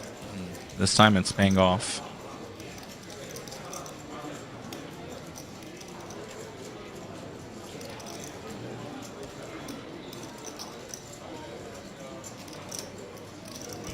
Crucial pickup once again. Up to almost 20 bigs. We do have odd interaction in chat saying once again, as they said before, that the leaderboard after each hand is a bit distracting. I hear you. Certainly appreciate the feedback. However, in this spot in particular, at the final table of the APT main event, funnily enough, every pot changes the dynamics, and you best believe each player is eyeing each other's stack to make decisions accordingly. We see here Lily now up to almost 20 bigs, which completely changes the ICM dynamics. And in fact, the poker players on the table will be approaching the situation appropriately. In fact, there is sort of a growing demand from players on the feature table to start putting in digital stacks on a TV where they can see it. Because otherwise you're just asking everybody how much they have. That's what poker is, making decisions based on each other's stack. And a big hand, Xiang Hao. Pocket jacks in the cutoff. Sitting on 30 big blinds. Might be able to get any value. Thinking back to Zhang having pocket jacks yesterday. Making an amazing fold against the pocket aces of Ita Chung. Right, I caught that highlight.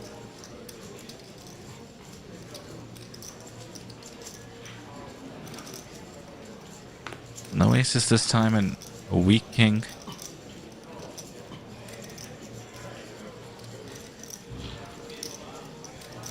Maybe considering a bluff with this weaker King X. Seems to be considering everything. He's grabbed chips, he's thrown in the time bank now. The way he looked at his hand twice would signal a fold. I think if you count out your stack this much, you are signaling a bit of weakness as well. Unlikely for you to have a hand that is an automatic 3-bet.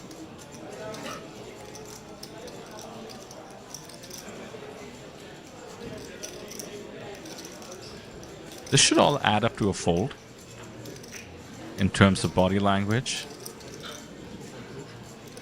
But instead, he's decided to do what you suggested. Turn the king little into a 3-bet from the blinds. This is a common strategy, but bad timing. Yeah. Zhang has a monster hand, and he has a stack that can put Lu to the test. I think despite his body language showing some signs of folding, I think that's what he was thinking about the whole time, was the raise there. I think the folding may have been a little bit of a tell of the weakness of his hand, going, I don't want to get out of line here on a final table, but of course we'll just run into the jacks. Facing a jam, going to just have to fold it, and does. And Yu Yayun now crippled to 5.7 million. He's below Lily Tang, sitting on 14 big blinds. Rest of our stacks are not too far away from each other. Around 40 big blinds to 50 big blinds, give or take a few on either end.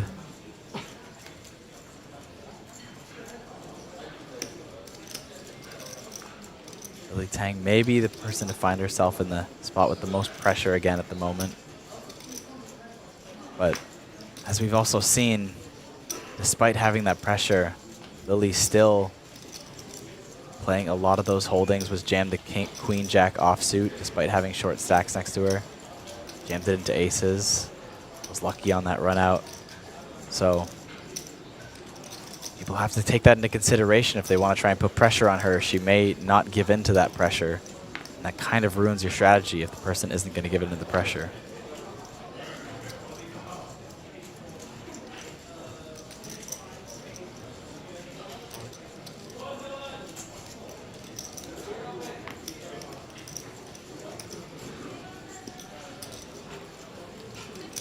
Nice pickup. 3-bet jam from the small with the pocket pair. Zhou Shuang had been opening pretty wide. Still pretty narrow gaps at the top. 6 bigs between first and second, and the same between second and third. Yu Yayun picking up another pot. Also closing the gap from being a short stack. Nearly neck and neck with Lily Tang now. Both players just shy of 20 big blinds. That's still quite a lot to play with on a final table.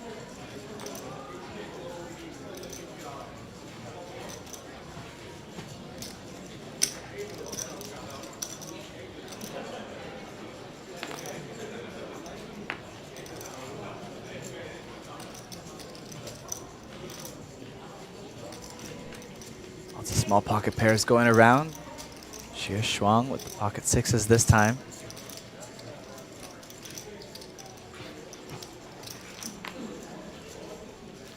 He's been not going to get Just out of a line for the minute. memes.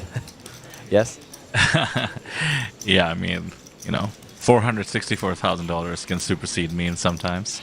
Sometimes. I was saying that we have about a minute and a half till the next break, and I think the way the last hour has gone, it's just been so sweaty, as the gamers would say. Just no inches being given, and I feel like the players will really welcome the upcoming break, sort of reset not just their mental game but also their strategy, figure out a plan forward. With the blinds going up, shorter stacks will get a bit shorter, and it's time to start attacking. Well, that's just it, right? So even with the chip stacks going back and forth and that dynamic not really ending up in a place where it seemed like an elimination was imminent, the blinds going up are going to change that as well. And given, you know, the deep structure of 1 hour levels, you're not going to see it happen tremendously fast. But the two players sitting on about 18 big blinds, it's not as easy to get those stacks all in at risk for their tournament life. But the blind increase, you know, about 25% blind increase, suddenly they become a few big blinds shorter and they lose a hand or two. It's the whole dynamic has changed once again.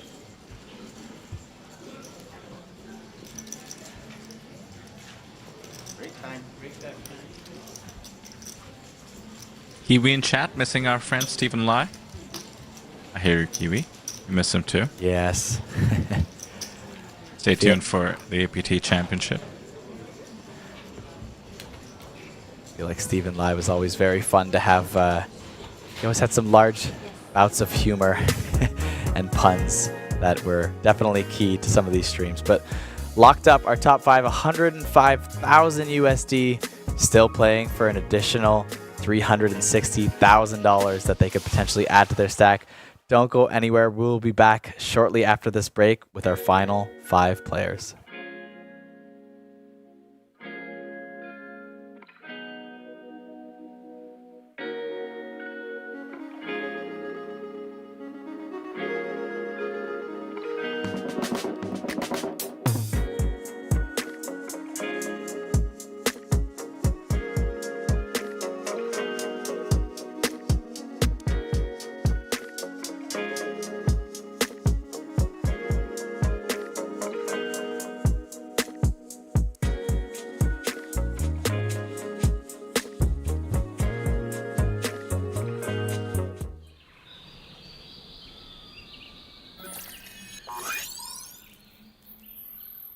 Welcome to Asia's largest online poker room.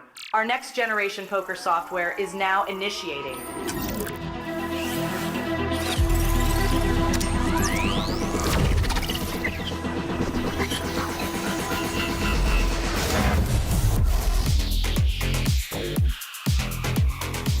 Elevate your online experience with a wide variety of poker variations to choose from. Get fully immersed with fun and social features.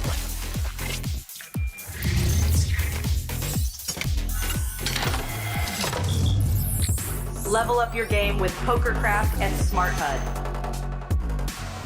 Unlock a wealth of rewards including cashback, bonuses, and jackpots.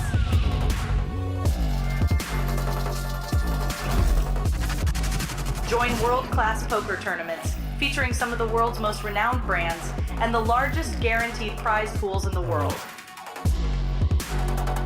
Experience the best in customer service and hassle-free transactions for a seamless online gaming experience. With online poker available on all your devices, you'll be able to play your favorite games anytime, anywhere.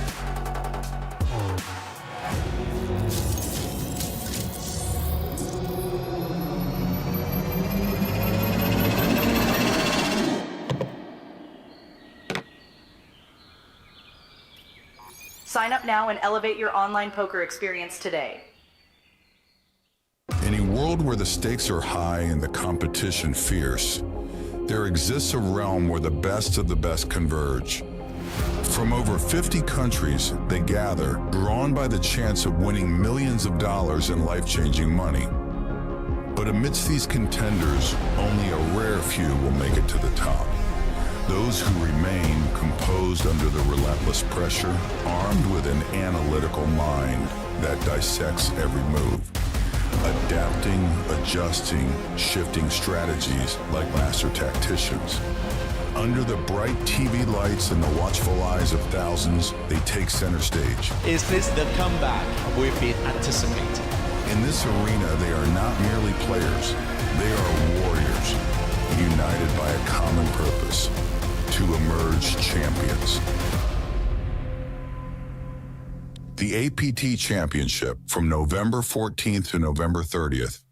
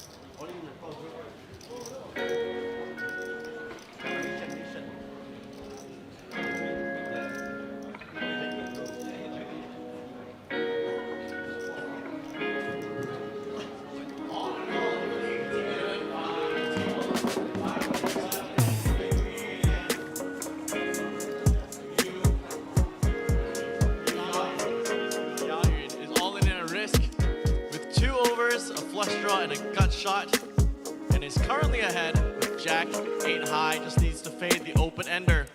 Let's see what the turn brings, Zoe. Turn is the 9 of hearts. Clean. Just needs to fade an 8 or a 3. That is not a club. The river is the 4 of hearts.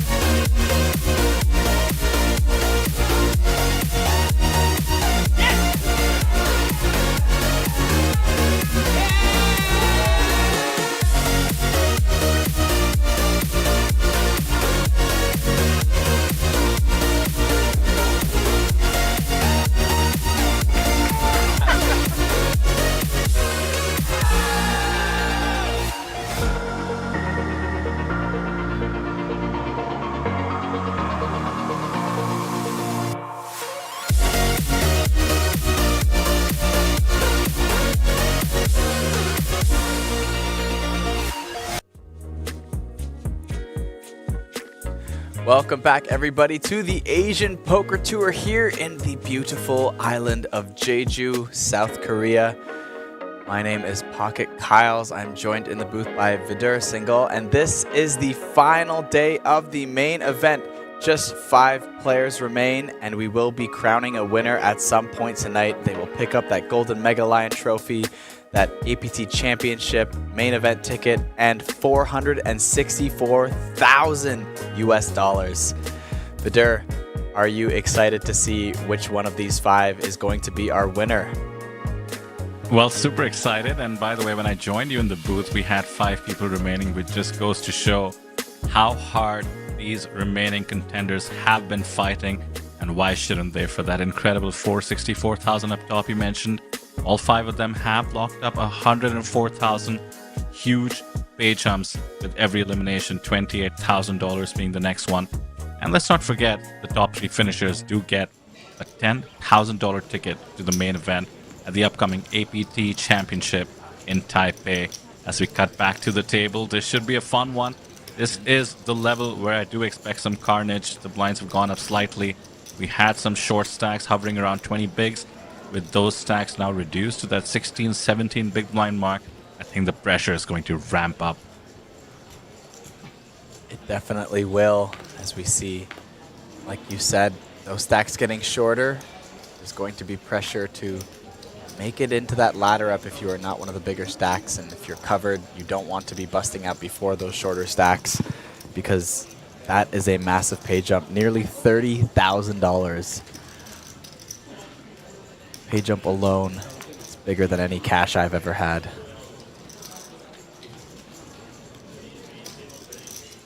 Which is true for some of the contenders we had on the final table, which does make me so happy. That is what main events are all about, just an $1,800 buy-in.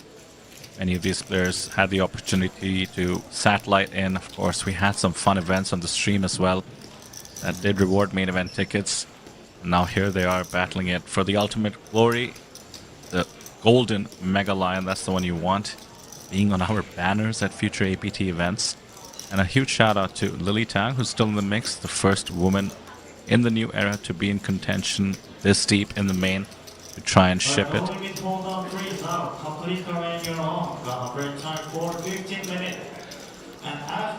Should be noted There's too. one of the... My apologies, Kyle. No, go ahead. Yeah. Go ahead. The Cho Chang story might be one of the more fascinating ones, as he now goes neck and neck with Abraham Seaswin up top. For those of you who've been with us, almost 1,000 of you are back already from the break. Thank you so much. But if you've been following along, Abraham Seaswin had that sort of God mode run for a while, but really what he is solid as a rock. Cho Shuang made his presence known on the final table with an incredible bluff. I mean, Sam was talking about how this might be one of the best hands he's ever seen at an APT main event final table. Ace-2s floating in position against a check raise and then taking it down. And now he's tied for the chip lead. Zhang Hao, you see on the screen, came in as a tournament chip leader. Huge ups and downs, including being tied with Abraham up top. Everybody has sort of had a go at it, at being absolutely dominant in this tournament. I was telling you about that, saying you're either dominating or navigating. I think a good poker player, especially tournament poker player, can do both. And I think all 5 of these contenders have shown us exactly that. Definitely. All well-deserved to be here, well-deserving of this monstrous prize that they're in contention for. And oh, we may just face some carnage here as predicted. Lily Tang jamming in the small blind, king 10 off, 13 big blinds. Yu Yun is covered with the ace queen off, will be ahead in equity, but is the one at risk for elimination. I believe Lily's at risk, sorry. which makes it even more of a cooler. No, yes. Yeah. My King apologies. 10 and Ace Queen in the blinds is just unavoidable at these stack depths. Let's see where it goes. Offsuit. Needs to find a king or a 10 for a tournament life. Bella, the flop. Flop comes. 9, 5, 8. No help at all to Lily Tang. Needs to find a king or a 10. Bella, the turn. Is the king of clubs. Wow. Now just needs to fade an ace, and only an ace. For Lily Tang's tournament life, Bella, the river. Is the 10 of spades 2 pair for Lily Tang. Double up. And look at that. After my mistake, they were so close in chip stacks. I thought Lily was covered. She was the one that was at risk for elimination there and finds the double up. Now up to 13 million in chips, leaving Yu Yun down with just 1.3 million, just less than 3 big blinds to work with. It is not done yet, but Yun going to have his work cut out for him if he wants to stay alive in this tournament. And now this is one of those spots where the pressure is maximized for anyone but the chip leader. If you are covered, you do not want to be busting before a 2 big blind stack. That is worth nearly a $30,000 mistake should you bust when you don't have to. What makes it interesting is that we have 2 chip leaders, both neck and neck. So they will have to watch out for each other as well if they're going to try and put on the pressure. If one of them is in position and the other one folds first, that will give them the advantage, but they have the other chip leader still left to act behind them. They will be handcuffed a little bit. Absolute cooler there. Nothing Lily is supposed to do, but jammed there, and obviously ace queen, the auto call, and then once the cards come out, it's almost like the poker gods decided that it was lose time to get crippled there. Chip and a chair story, in this case a bunch of 25,000 chips in front of him, needs to be activated. 28,000 is the next pay jump, so the target is as big as it can get on his back.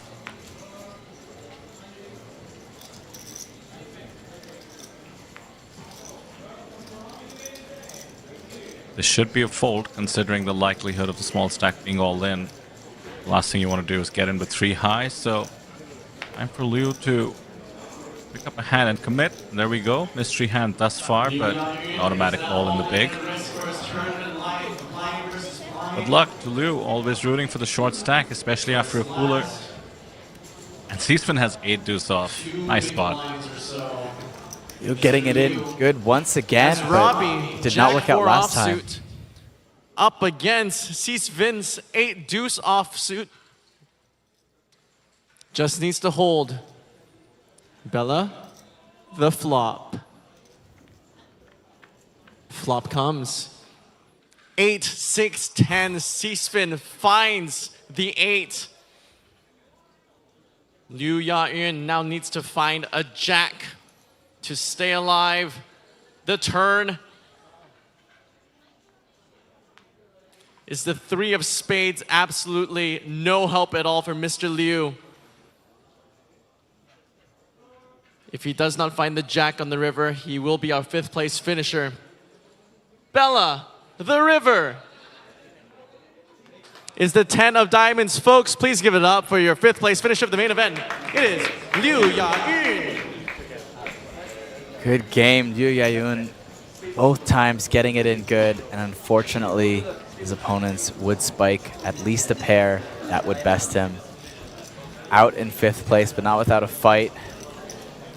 Is the first person to cash out with a 6-figure score in the main event. $104,780 US. An absolutely massive score for Liu Ya-yun. GG, sir. Really unfortunate, but that's the way the cookie crumbles. And now we're down to 5. Small pickup makes Seasfin the chip leader again, as we hear from Liu.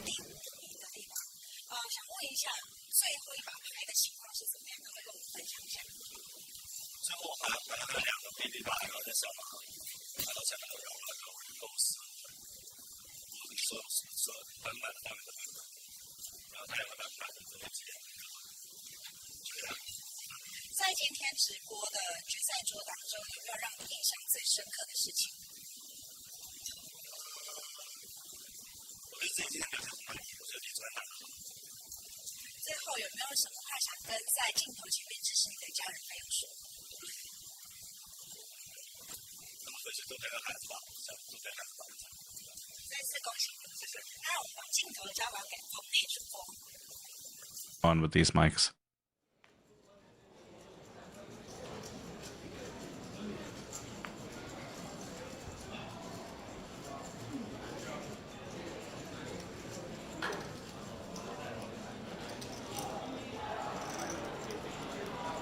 Pocket 5s for Lily Tang, the cutoff. Now with the pressure of the super short stack busted, action can open up again.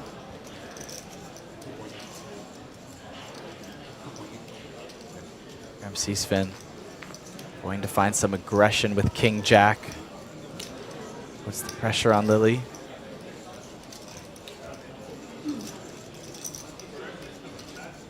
By the way, Kyle, now we're officially in that zone as far as hand and mob goes, where the next pay jump exceeds Lily's total hand and mob.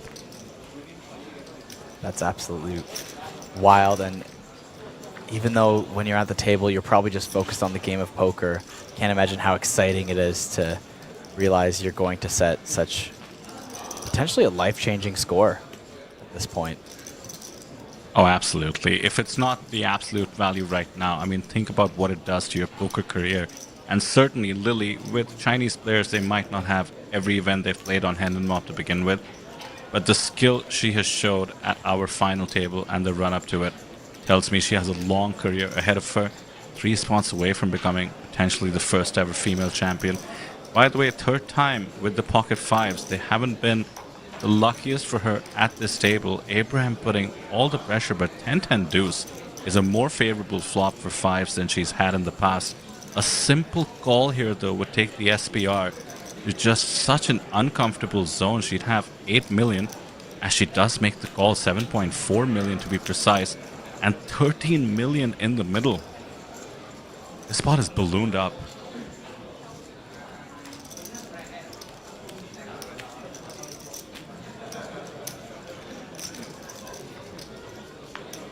Just half a stack left behind with fives. Yeah, I've seen Lily get sticky with these small pairs before. It'll be a little bit harder on this turn.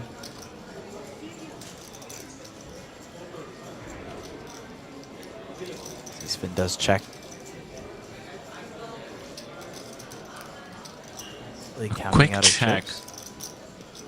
Yeah, and did you notice how Lily immediately looked down at her stack after seeing the check? Usually a sign of strength.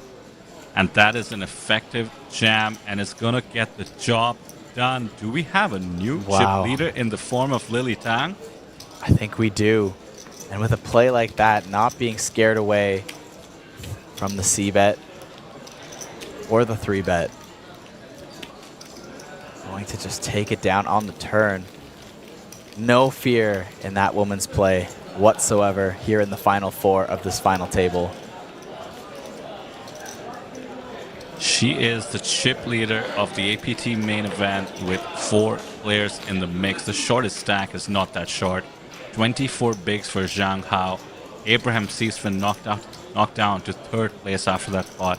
It really is anyone's game. She did win the King 10 versus the Ace Queen, but has parlayed that along with her fearless play into the chip lead here. Kyle, the nicknames have begun in chat. I saw Water Lily earlier. Spider Lily pops up. Let's see where we end up. Wow.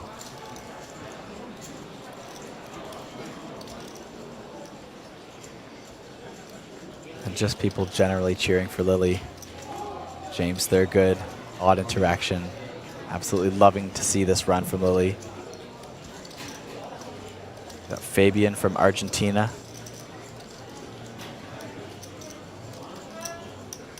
Great to see how global this game has become, and the stream is a big part of it. All of you tuning in from around the world.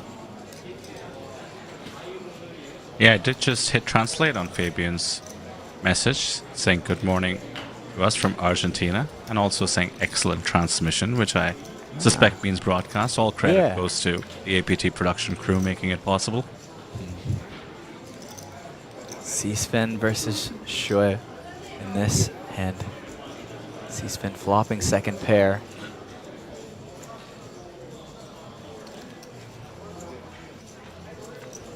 Joe Schwang is able to turn a gut shot.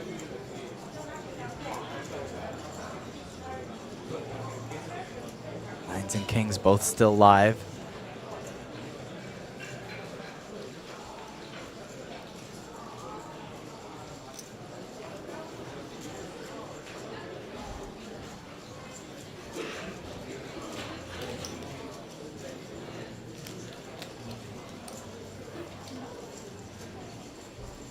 The gut shot's going to be enough equity to take a stab at it now.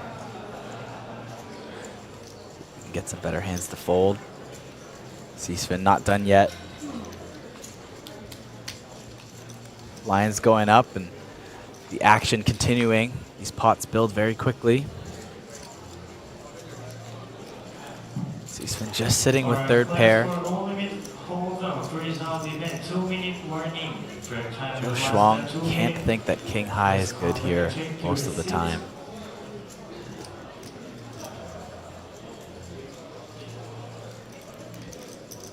He wants to win this pot. Has to be heavily considering how he's going to bluff.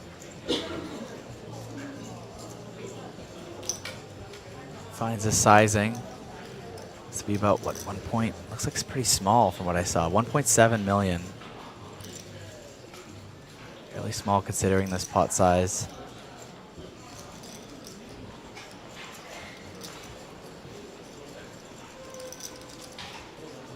C-Spin a bit unsure.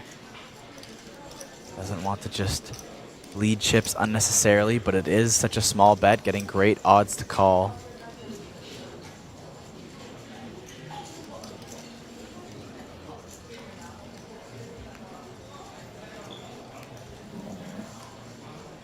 He just has a bluff catcher. Now the question is, what is the quality of his bluff catcher? Doesn't block spades. Certainly doesn't block most of the value holdings.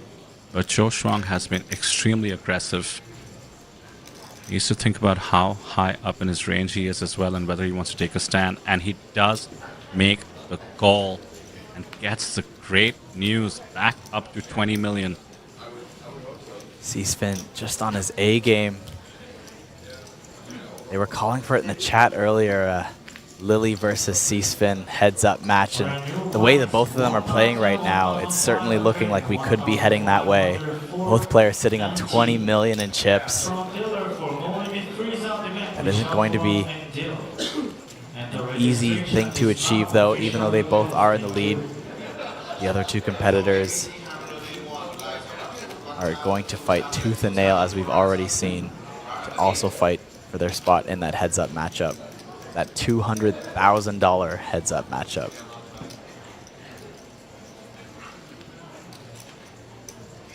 And with that, Vidur, we do have Sam Insel joining us back into the booth. Thank you again for having me on stream. Would love to catch the end of this. I might just catch it in person, but Sam, welcome back to the stream. Thank you very much, Kyle, and what a time to get back. A very nice hero call from Abraham C-Spin, moving him up to 20 mil to tie Lily Tang, and straight away into the action. Look at this, Vidur. We got some hands. Yeah, and Cho Shuang has been absolutely fearless in terms of 3-betting from the blinds. Ace-9 off would usually qualify. Let's see how he approaches this spot. He's grabbing the biscuits, and that is a 3-bet.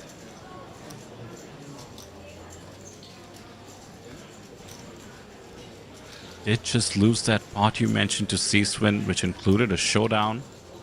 King-9 bluff being shown down. Lily can let this one go. And surely Zhang Hao is loving life. We have seen him come back over the top with the premium, such as when he had the pocket jacks. Some merit for flatting as well, as Shuang is going to have a lot of these weaker offsuit aces. And, you know, ace-queen suited doing very well against them. Would only push them out with a re-raise. Let's see.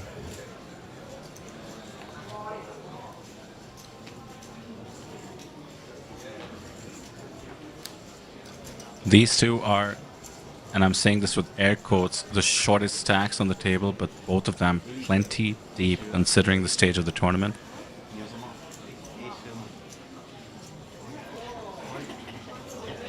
Yeah. Rips it. Bit of posturing here from Cho Shuang, but this will get the job done. And it'll take Zhang Hao to 16 million in chips. He did make one free loose call against Cho Shuang. I don't know if you caught that, Sam. I believe it was a 17 big blind shove and a snap call with the ace-8 suited by Zhang. This time the tables are turned and hopefully Shuang doesn't call it off with the ace-9. Well, anything's possible with these two. They have been going after each other straight for the throat every time. It's not the first time that we've seen 8 figures in the middle with bluffs. I did catch that hand that you're likely thinking about. Pocket 9s for Zhang, ace-2s off for Cho Shuang. That's how he made his stack early on this final table and really clawed his way into the tournament. Yes, as well, Zhang with a 5-bet bluff with King-5 offsuit as well. That's right. No bluff this time, and the 4-bet gets it done. A bit of distance in the form of 8 big blinds between these two now.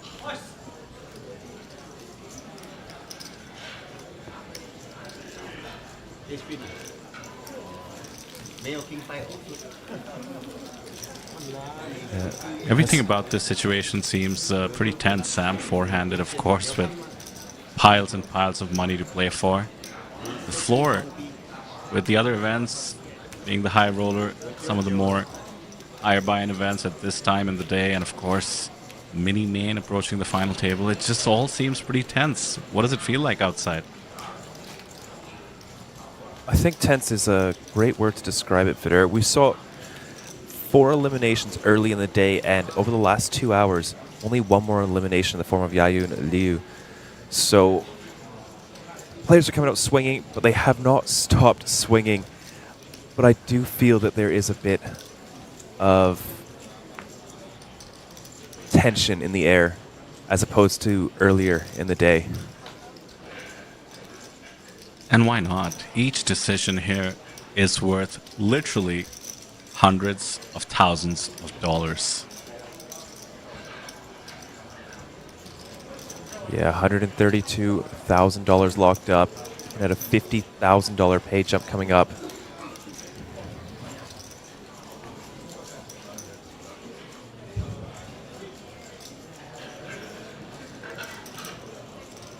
Lily Tang limping. Seesman will check it back. Neither of these players wanting to play a big pot against each other. To go to the king 4 deuce flop. One thing to note here, Sam, is that with the elimination of Liu having come recently, these two have not been in the small blind, big blind dynamic yet. So this is sort of a new dynamic developing four-handed. That is true. Great hand to stab when check to.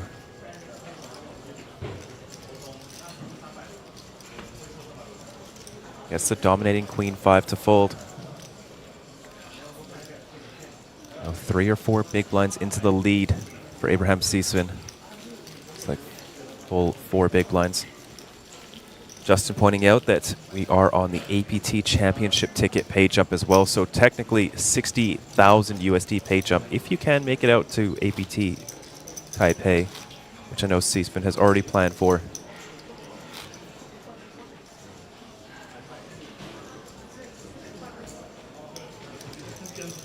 We had some nicknames going for Lily in chat. I saw Water Lily earlier, Spider Lily. I must say, somebody named Frank Shoved in chat says Lucky Lily. I could not disagree more. I think she has displayed incredible poker prowess here at the final table and indeed the feature table. And for somebody who had just 44,000 USD on their hand and mop, lower than the next pay jump, it has been a sight to behold. And here we have Ace Queen offsuit for Seesman in the small blind.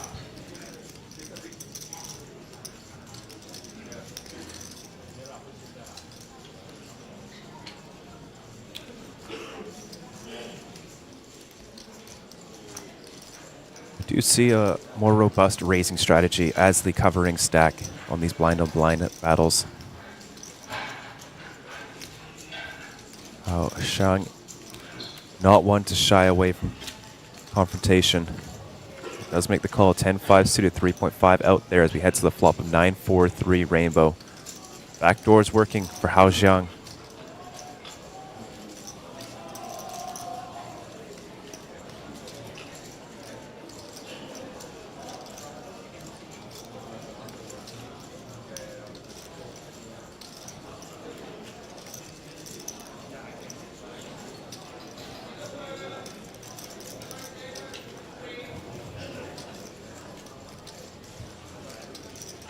Check from Seesman, opening the door for Chang to take a stab.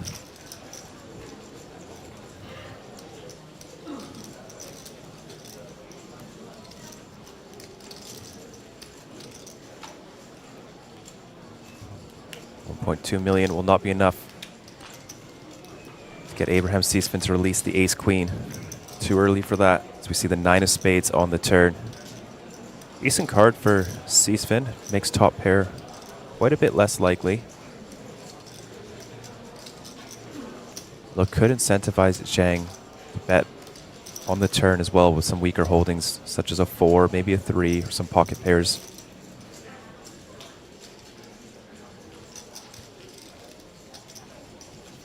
Check, check to the river, 3 of hearts.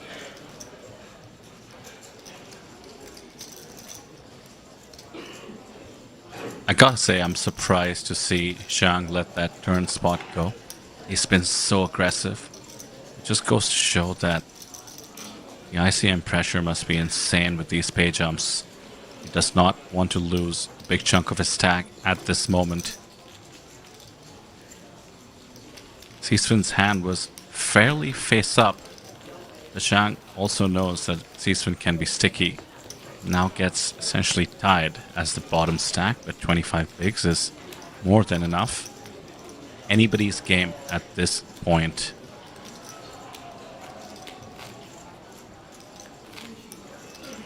You think we'll see the red plaques come out today, Vidur? Well, 68 million chips in play. I certainly hope so, that when we get heads up, we have those beautiful red biscuits along with the yellows. It just makes those big bets all the more, I mean, what's the right word? Intimidating, perhaps? You sort of stand up and push, you know, like a huge stack of them into the middle. Thinking back to the last APT Jeju main event, Luo Zhishang was doing that plenty. Yes, he was. It does look very, very intimidating. I think that is the correct word for it, Vidur. Just seeing, what is that, like 12 and a half starting stacks per plaque and just a fistful of them heading into the middle. If you're talking about the reds, it's 25 starting stacks.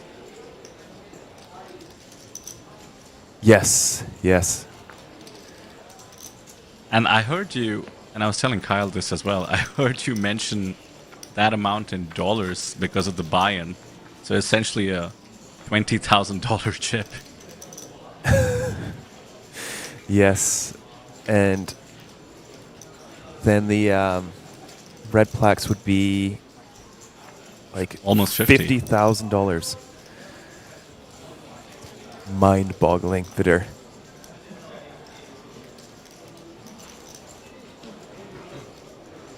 How Zhang, with nearly a lock on the hand, just needs to fade one of 4 remaining 5s. Limped pot, mind you, so tricky on many fronts. No raise with the ace in the small, no raise on the flop, or bet rather, and no bet on the turn as well. Time to start betting your own hand. Top pair on a limped pot. Should be going for value. I doubt he's able to get any though. But I must say, Sam, I should stop predicting because perhaps this main event has been my worst track record so far. In this spot, I'm thinking back to Tanasorn, calling off 2 streets with the Jack Deuce and the Ace Ace King board. Yeah, there could be some merit to hero calling. I think the 6 is an okay card. I think for Zhang, a lot of his bluffs are going to come from sort of that 10-9 area. Because, you know, 7-8's pretty incentivized to bet the flop. It's got some backdoors.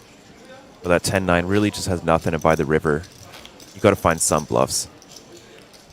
So Jack High is ahead of a couple hands. You also have a lot better hands to call with on the river as well.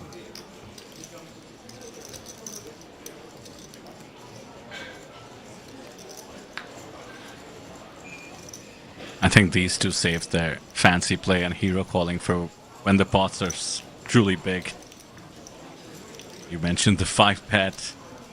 9s versus Ace Deuce hand.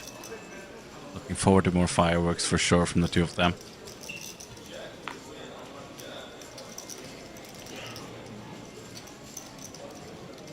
Ace in the small and being somewhat tied with the other shorter stack.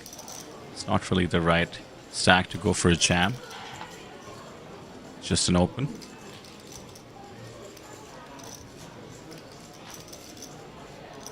Ace 8 for Lily. Very curious to see her strategy here. Could certainly 3-bet. Never folding, of course.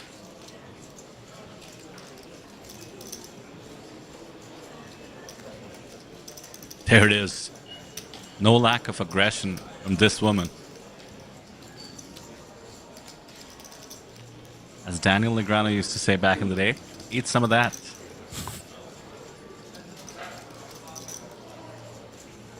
Back over to Shuang Zhou. Does he want to fire a 4-bet bluff? Is this the spot he wants to take?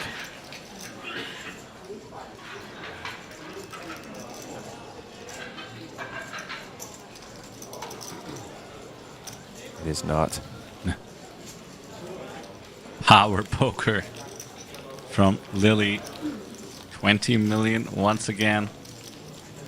Shuang Shou now down to 20. Big blinds 10 million. Even though we have 1 hour levels, the blinds are 250, 500, and 10 million is plenty. Four-handed. It starts dwindling real fast. This is the moment to be hyper vigilant. Have your mental game at its peak. Every decision could cost hundreds of thousands of dollars.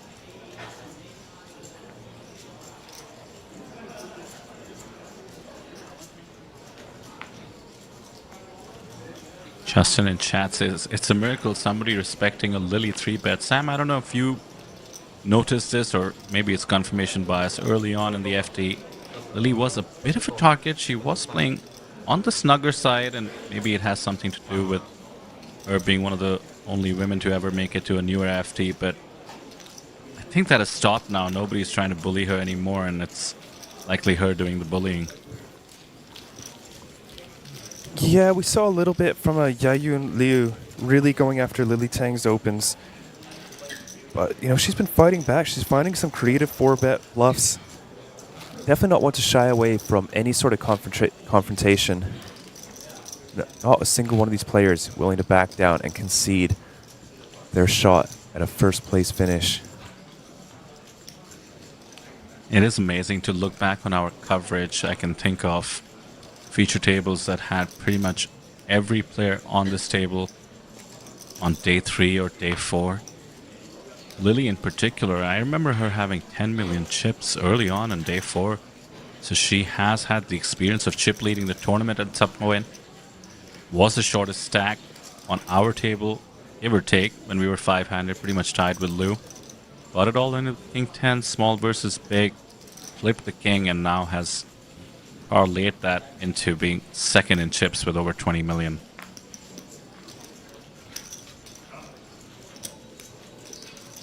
Another ace versus ace for Zhou Shang, being on the wrong side of it with the ace-5 again. No 3-bet though.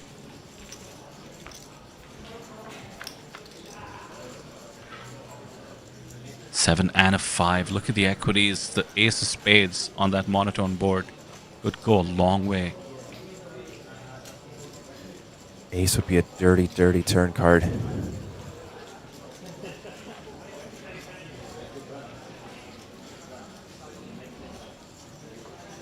Pair and the nut flush draw. You're absolutely loving this flop. Easy continuation bet. And Zhang shouldn't be going anywhere with middle pair, best kicker.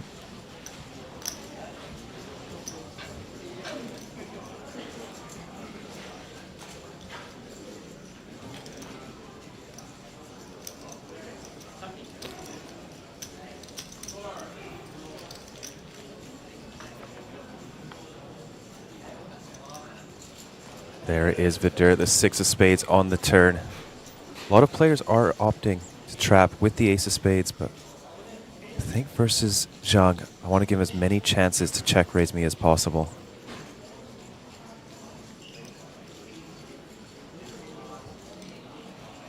Zhang, mind you, Sam made quite a hero call with a holding similar to this when 4 spades hit the river, and now the holding gets better. Trips for Zhang, one of the worst cards in the deck for him to pay off the value bet that for sure will be coming. He might decide to block this himself.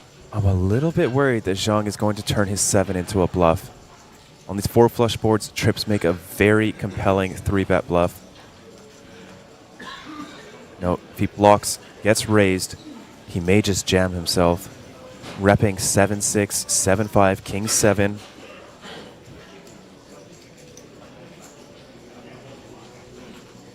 Now that you've laid out a potential scenario, part of me wants it to happen. The first part is very, very likely. After all, you have the nut flush and you check back on the turn. The fact that the board bears doesn't bother Zhuang, and he goes for value in the form of a raise.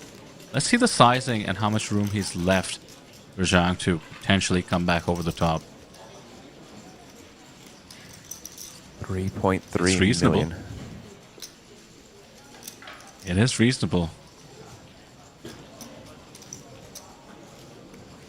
If Zhang Hao decides to do what you suggested, I have a feeling Zhou Shuang would be in the absolute blender of all blenders.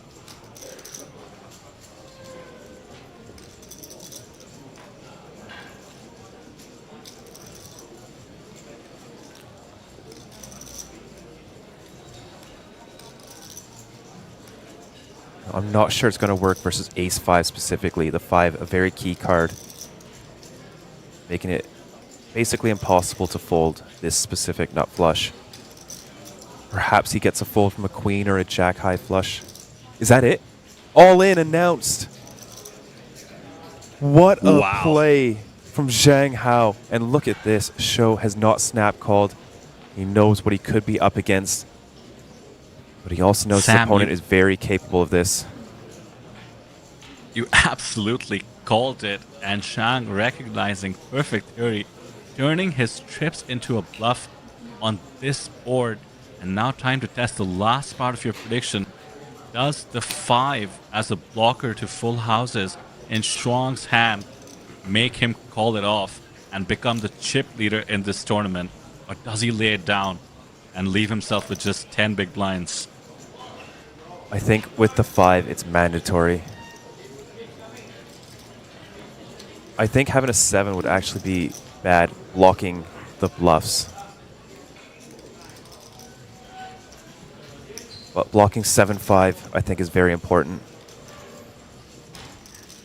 There's the call. Have so much history, and he does call it off. That is sick.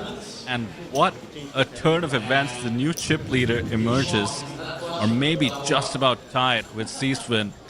But Zhang Hao puts himself at absolute risk trying to grab that pot, and is now reduced to just 5 big blinds and change. These two are playing some incredible poker, despite how little shows up on their hand and mob. Both of them, world-class moves, world-class plays. This is a very, very tough final table. I mean, many of you in chat might be looking at that call and thinking, oh, well, I have the nut flush, I call, but all he had was a bluff catcher in that spot. And it came down to likely what Sam so beautifully gave us insight on, having the 5 there, absolutely crucial, not to mention the dynamics between these two who've been going absolutely at it. Yeah, that is not a fun spot despite having the nut flush. Getting 3-bet jammed on the river, I know 5 people that I've ever played with in my 5 years of poker that are capable of doing something like that. And then I'm not even sure if they're capable on a final table with $300,000 up top compared to our current $132,000 locked up. I am blown away. Much respect to Zhang for pulling the trigger there. Excellent call by Shuang as well, of course, but it takes heart that perhaps you and I can only fathom to just go for it in that spot. Now he's left with 5 bigs, and there's essentially 3 stacks tied up top with over 40 bigs.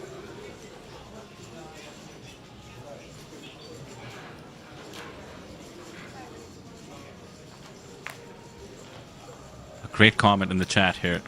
Sam says Zhang is already the champ. I like that. I love it. And picks up ace-jack offsuit with just over 5 big blinds. Will move all in. Lily Tang getting an incredible price with the 4s. She won't even think about it. There's the call, and how Zhang flipping.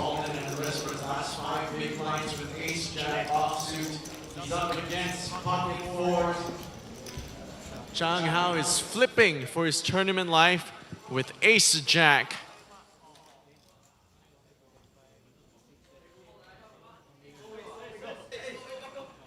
You need to find an ace or a jack for your tournament life, sir. Bella, the flop. Flop comes king, 2, 3. No help, needs an ace or jack or runner. The turn is the 8 of spades. No help at all. Drawing to 6 outs and 6 outs only. An ace or a jack. Bella the River is the 5 of diamonds. Folks, please give it up for your 4th place finisher from China. It is Zhang Hao. What an incredible run. Has put his tournament life at risk over and over and over again. A fearless competitor and one of the toughest players I think we've ever had the pleasure of commentating on at a main event, Vitor. Could not agree more. The moves he made would be amazing in isolation, but considering the stakes, just showed his absolute lack of fear and understanding of the game. And mind you, went out with a smile over there. What more could you want in terms of a poker player? Needless to say, we look forward to seeing what he has to offer further in his poker career and at the APT.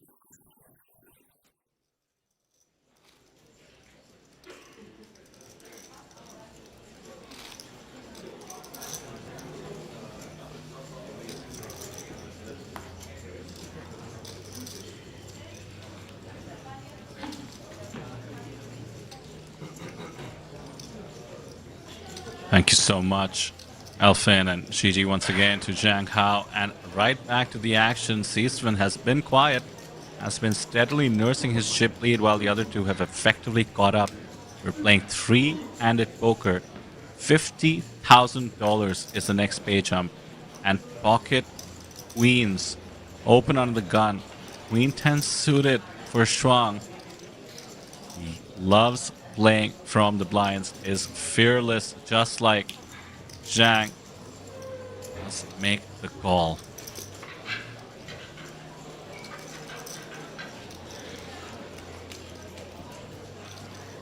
Some chatter about a deal in the chat, Gilbert, pointing out that they have even stack sizes, which is usually cause to start talking deals. In this case, if there had been any talk, by the way, the APT not only happy to facilitate it, but we would be very transparent about it on the stream. So, sounds like there hasn't been any. I'm thinking back to APT Taipei, where Seesman did not make a deal after reaching heads up. It would be the case that he's still in the zone of feeling like he has a huge advantage here, especially playing short stack. Obviously, the pocket queens help the case.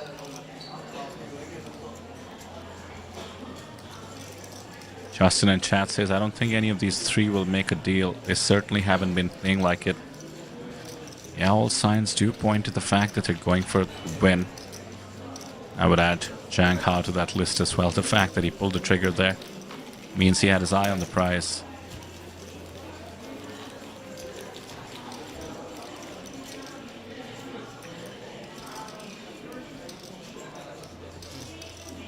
Every pot crucial. You can see the gaps emerging between the stacks with that pickup with the pocket queens.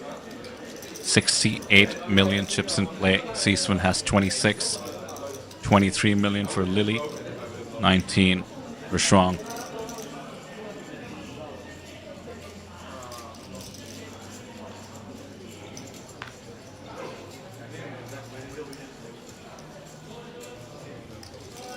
Suddenly you have to play a whole different brand of poker. Five-handed is a different animal. Four-handed changes things up, and now three-handed. Under the gun is the button.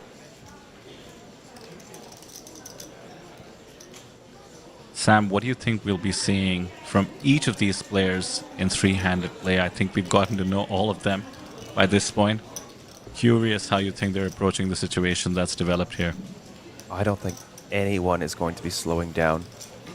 They haven't slowed down up until now, and I just don't think it's going to start now. Three-handed play, the aggression is going to have to ramp up. It's going to be wider ranges. And nobody too short, so nobody in any sort of serious ICM pressure. We're going to see some disparity between the chip stacks before we can see somebody really start to leverage their stack. Turn that into a very good chance at making first place. Well, you know, when stacks are tied, especially three-way, one way to think about it is no ICM pressure. On the other hand, maximum ICM pressure on everyone. We're talking about an $80,000 pay jump from third to second and a $200,000 pay jump that follows. And mind you, actually, in all our excitement, didn't get a chance to felicitate these players for locking up a $10,000 APT Championship main event ticket. Yes, it's very true. I know, like I said earlier, Steven has already planned his trip, and he was saying that it's been his goal to win one of the championship tickets. He wants that free roll into the freeze-out coming up in November. The start of the tournament begins on November 23rd, but the start of our series will begin on November 14th. So, folks, I will tell you all once again, book your flights and your accommodation, and we'll see you there.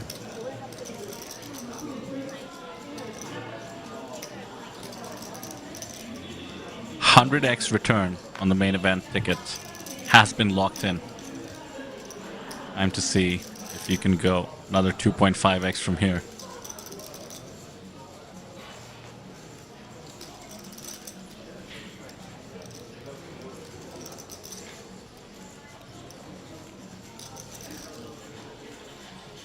There's the famous aggression from the blinds. The man loves 3-betting from the blinds. Lily, not much of a holding. What can you do when he runs an 8-deuce offsuit, Vidir? I doubt the cards matter at this point. He just waits a few hands, realizes he's built back a bit of an image, isn't going any two cards, and then looks down. Even if he sees the 8-deuce, just pulls the trigger.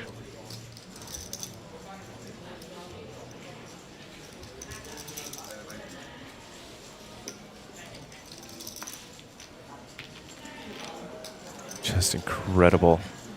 8-deuce offsuit. Good for 30 starting stacks. Which in dollars is 55,000. Who knew 8-deuce offsuit could make you 55,000? Of course, that's not exactly how it works, but just a fun way to look at it.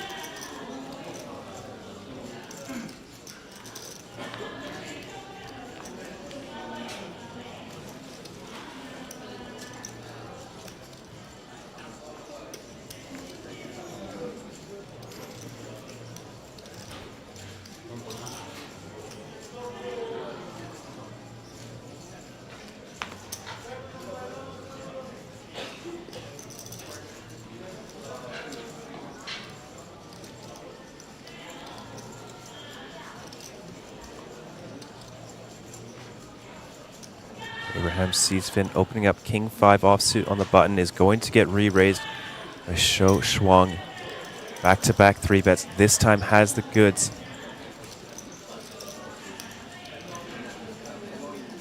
That's a dream, isn't it? Be absolutely out of line. 3-bet 8-deuce from the blinds, and then wake up with pocket jacks and make a 3-bet for the same size.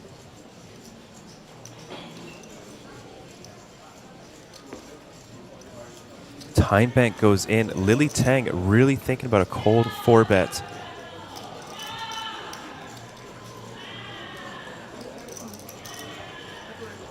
Thinks better of it. That could have been fun to see, Vidir.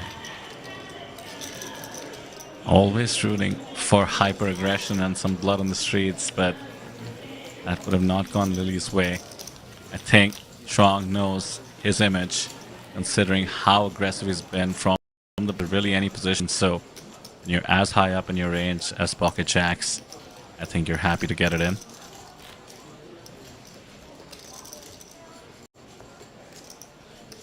No surprise, perhaps, Sam, that we have the most viewers we've had watching along with us live, 1,600, as we are at the absolute business end of this record-breaking main event. Thank you so much for joining us. Do hit subscribe. Even if you're not joining us at the APT Championship in Taipei, we'll have 14 days of streaming, give or take. That way you can follow along. Big hands here, Sam. Ace Queen and Ace 9. These are premiums three-handed.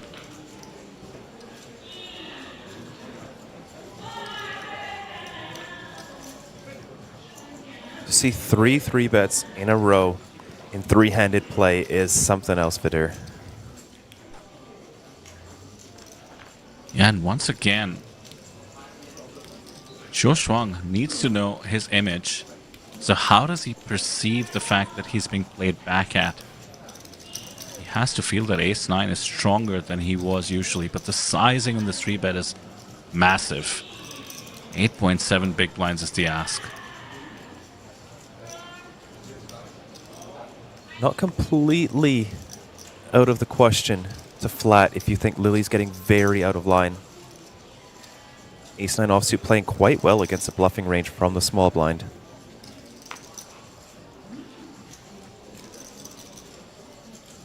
Folds and shows the ace. Cheeky.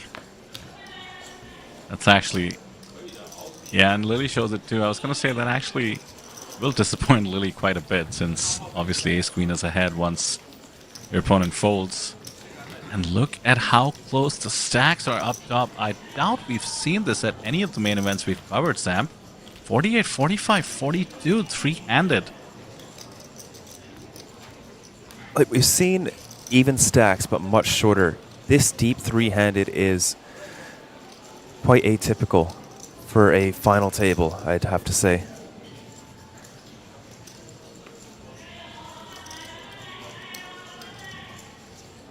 Big hand once again. Easy open on the button.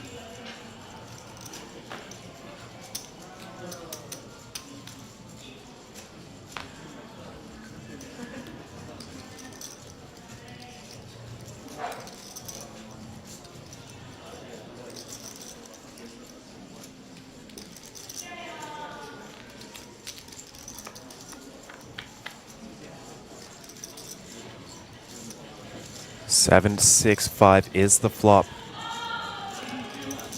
Could see some leads from Zhou Shuang.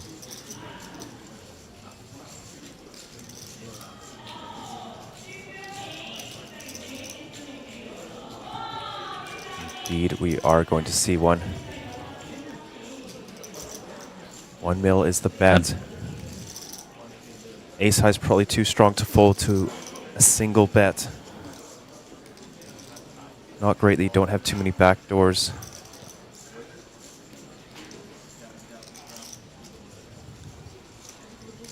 That board practically begging for the big blind to lead, and Lily gets away. Good timing. Yeah, that's good timing indeed.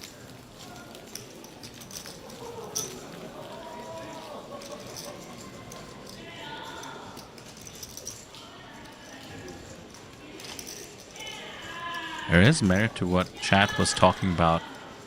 With stacks so close together, you do expect deal talks, but what you pointed out, Sam, is that they're all very deep. So to the extent you feel you have a massive skill advantage, you've put yourself in the spots where your skill advantage would translate to the maximum dollars possible. So maybe that's why we have not even a hint of any deal talks thus far. Could be Vidir. And just the way that these three are playing, going after every spot, I would not be surprised if all three of them just want to play it out. A lot of your 3-bet bluffs do come from this King Deuce to King 4 offsuit region, big blind versus button, as well as Ace Deuce to Ace 4. Lily Tang sides against it, will just flat. Don't want to overdo it. Ace 7-3. Backdoor hearts working in Abraham's favor. Outkicking Lily Tang's King 4 as well.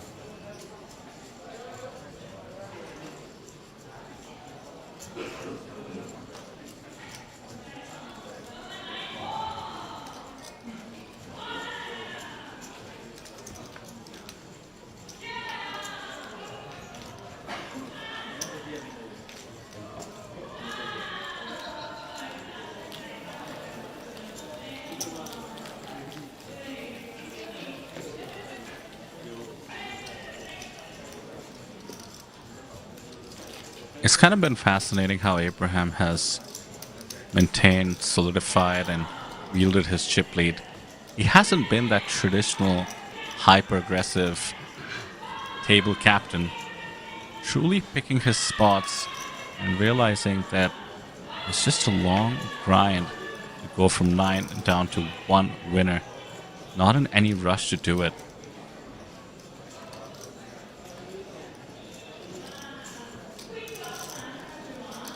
Yeah, he hasn't had like that massive stack that really allows you to open up your range and just take every spot. He's been sort of slightly ahead for a lot of it.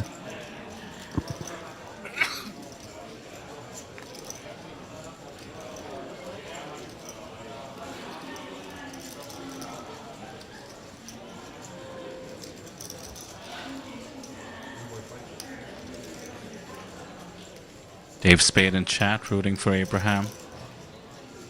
Some reminders from Justin about how Lily did rip Queen Jack and got the double against the aces. But similarly as well, Abraham did rip the aces versus 10-9 suited, which was top 2, and managed to find a counterfeiting 7 on the river.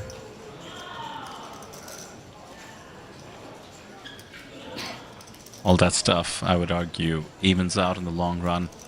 It's about spots such as this where every hand is being fought for.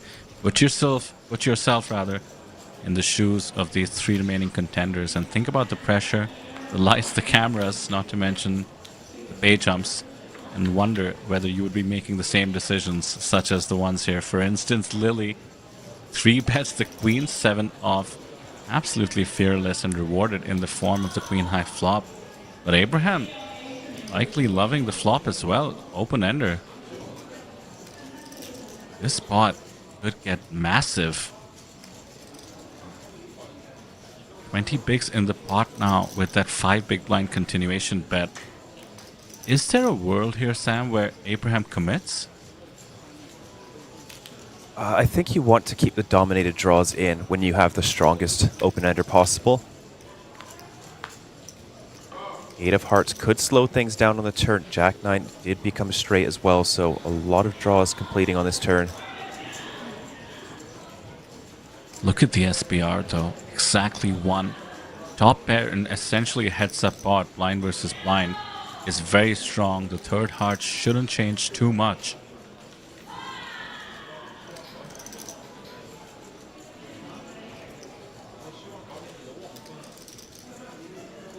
And Lily checks.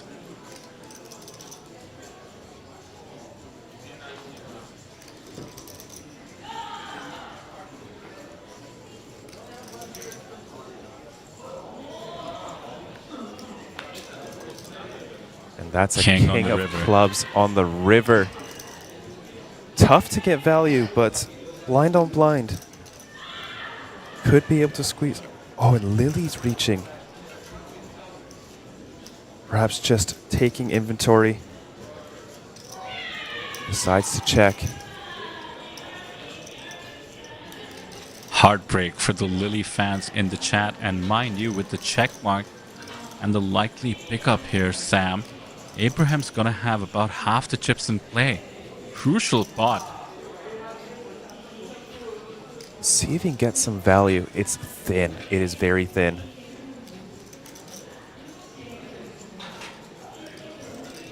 Heads up though. Could be tempting, but he'll take it. Chips gained are crucial. Don't want to lose any chips against some sort of a cooler. But all of this adds up to 32 million for Seastrin. Suddenly, we're not tied up top. And there is that separation starting to set in. 63 big blinds versus 28. Still, Lily is not short enough to start really, playing as aggressive as you might like to. But it is a good start.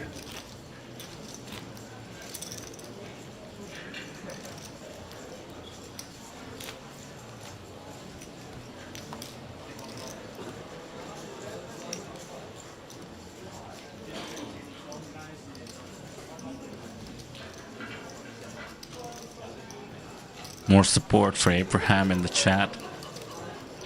Poker Zed says, let's go, bro.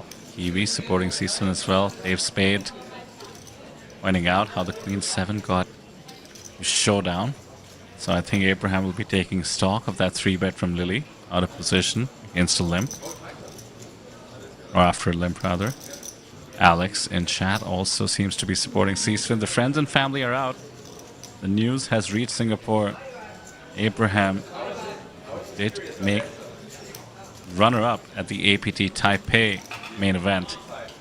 It's now chip leading 3-handed here in Jeju. Nice raise from Abraham C-spin.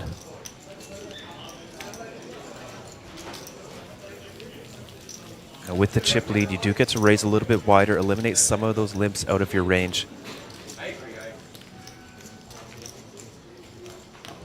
By the way, Sam was pointing this out to Kyle earlier, but with 182,000 locked up, Abraham is just on the verge of crossing $1 million on his hand and mob. And Justin actually gave us a very cool fact. If Abraham wins this main event, he'll be the first player to cross $1 million in live earnings in the APT new era. Joseph Cheong's only 50K away, Tanasorn's about 40K, Punat around 100,000. Abraham something like 400,000 away, but will be the first if he manages to win this. And just in time too, because that could all be done in just a single tournament at the APT Championship in Taipei.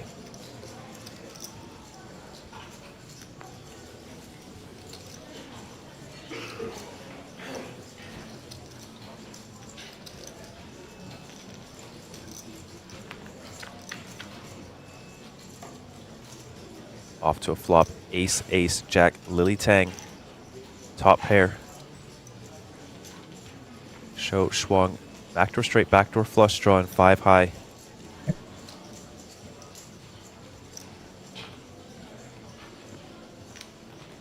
One big blind bet and a call. Off to the turn, Queen of Hearts.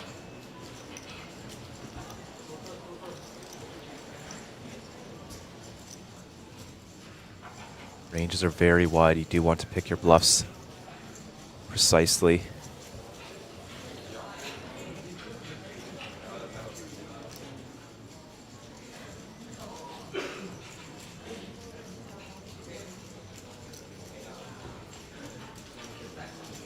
Check, check to the river, and the King of Hearts rolls off.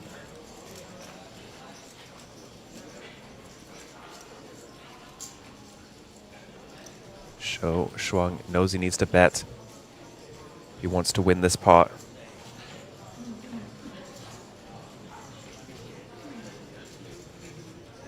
And Lily Tang with one of the worst hands she can arrive to the river with. A lot of her floats will be bluffing turn. Undeterred, makes the call.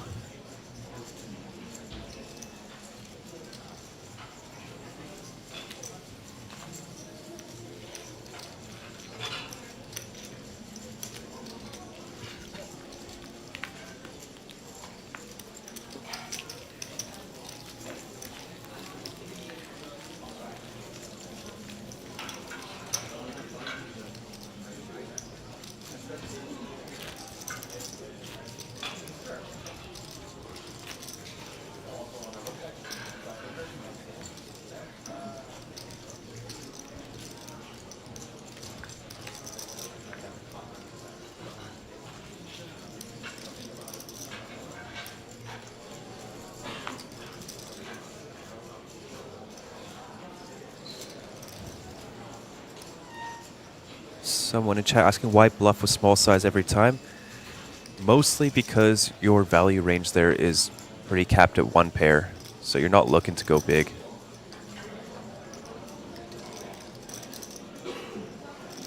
Lily Tang is going to fire another 3-bet. This table is not lacking for aggression. Ace-King suited, beautiful hand to look down at. Even more so 3-handed at a main event final table.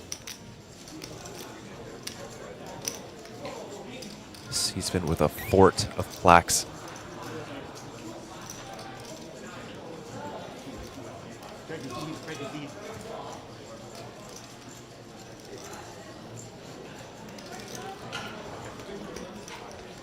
Renee said, what is a Joseph Chong if you have an Abraham C-spin?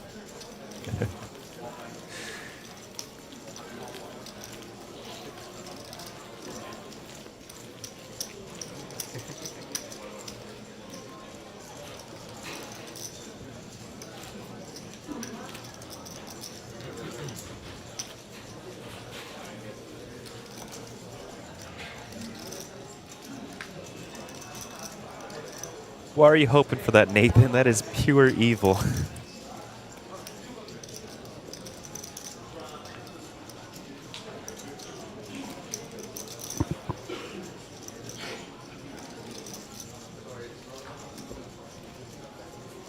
Pocket nines, this 3-handed battle has not seen a shortage of very playable hands.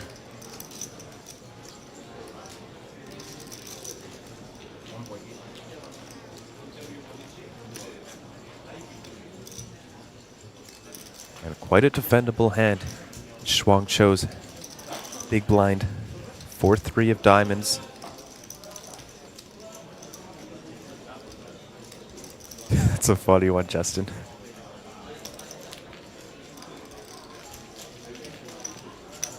There's the call. Abraham C-spin out of position with the nines. We take a flop. King, queen, 10. 3 overcards to the pocket nines.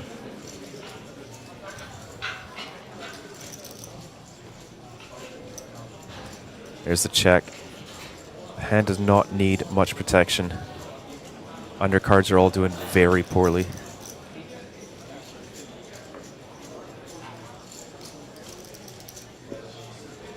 Check, check.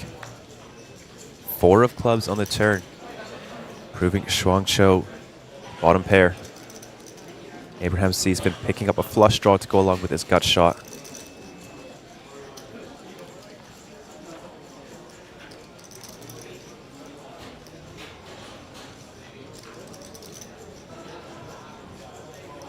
Check, check. We're going to take a river. 7 of spades. Pocket nines. Obtaining the check mark. Another check. Shuang Cho does beat some ace highs that play this way. There's the check. Abraham Seisman will collect 4.2 million out there.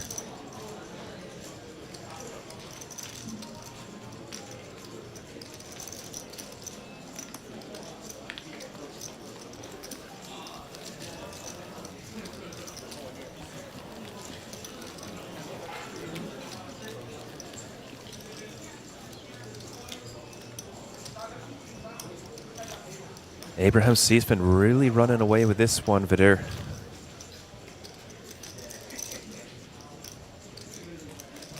More than 2x Shuang Cho's stack. Nearly 2x Lily's stack as well.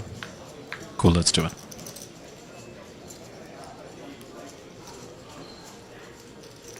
Now ace-9 of clubs. Look at this, Vidir. Wow. What a run.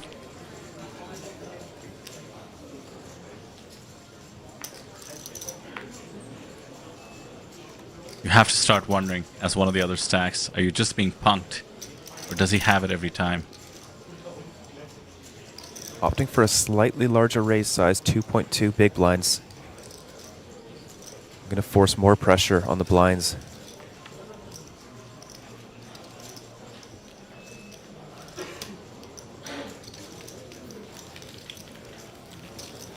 Looks like he's in cruise control mode, has crossed over 50% of the chips in play with that pickup.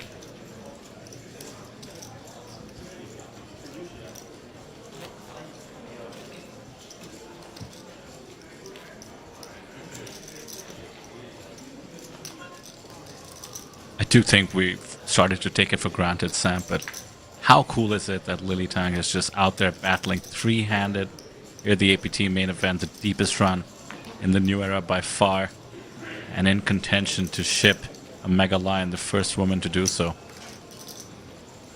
It's extremely cool, I've got to say.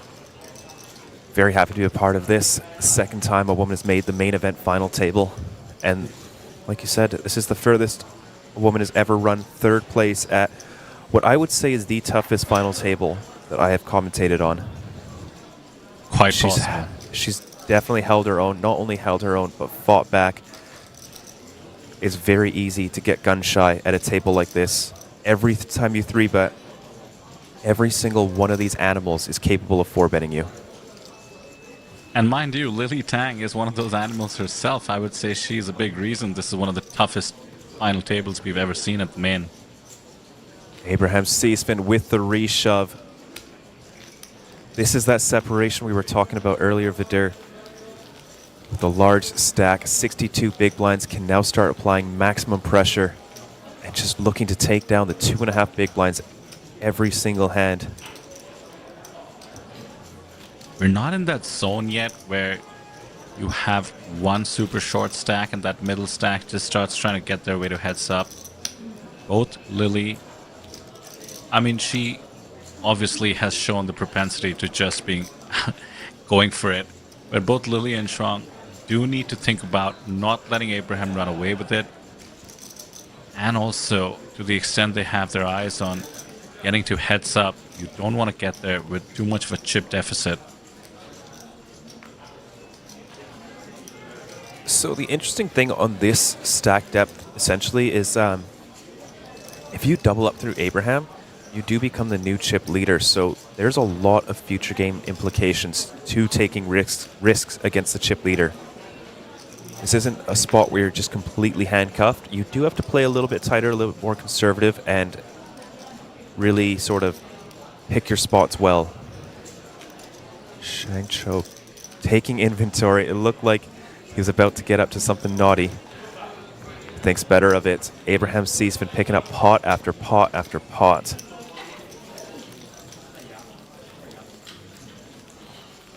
He has an extraordinarily neat stack there.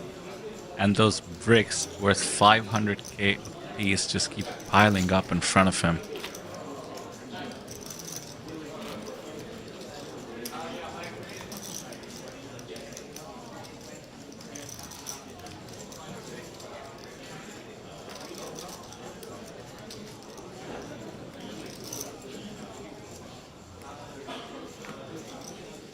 Another big hand, Queen 10 offsuit, three-handed on the button.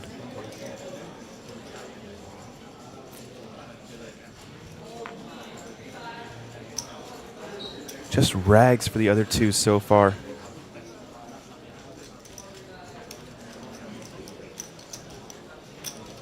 Ten 8 offsuit. Playable. Yeah, but dominated too.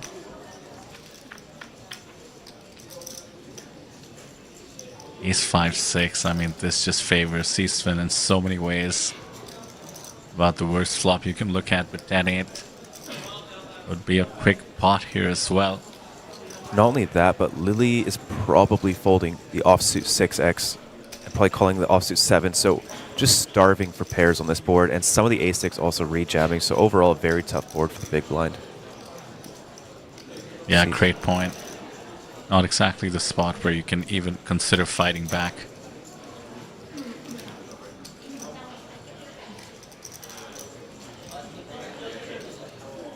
You hate it. You know Seesman must be getting away with a lot of cheeky things in this dynamic, but you just have to let it go. You have to hope the card distribution obliges. Maybe Abraham makes some sort of a misstep. As it stands, Lily, being second in chips, has to wait for a better spot. This is getting quite a one-way street, and it's all pointing towards the Singaporean Abraham Seesman. You know, Vidur, he came in today with the third shortest stack and, you know, essentially shortest, right? He was on 4.5, Yang was on 4.4, and Lee was on 4.3. So you're at the bottom of the list. And to now have turned that into his, like, what is it, 40 million nearly? Yeah, 40 million in chips, has 10x his stack in 5 hours, 6 hours of play. What a run. Yeah, Renee pointing out that, I did speak to Abraham earlier, and he said he wasn't going to come to Jeju. He was going to skip this trip. And then I saw him here, and he said, yeah, just going to play the cash games, but he found the cash games weren't too good, so he would fire main event bullets in between if he got stacked. And now look at him on the final table, flopping flush draws, blind on blind. 10-3 deuce, 2 diamonds.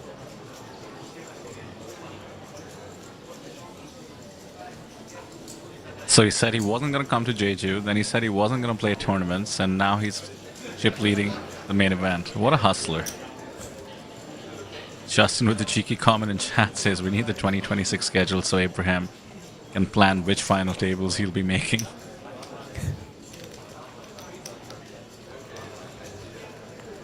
C-bet and a call. No diamond, which means the value of Abraham's hand goes down.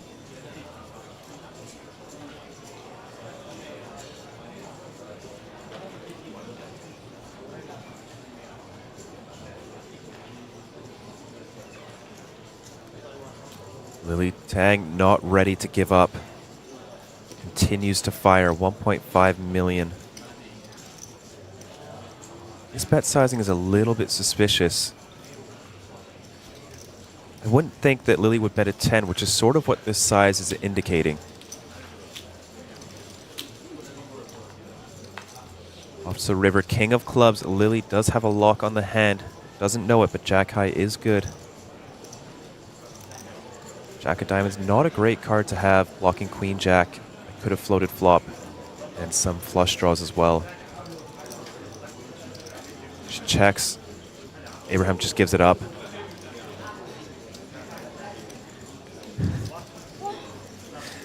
Lily excited that she was good there. As I would be. That is a great pickup. One you probably had given up on.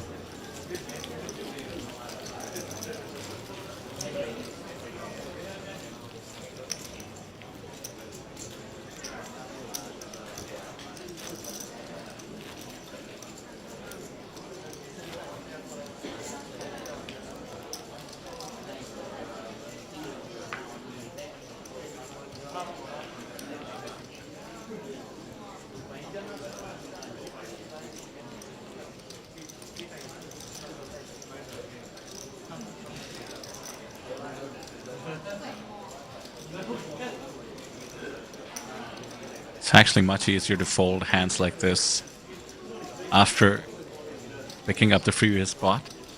Doesn't feel the need to open. 8-6 off.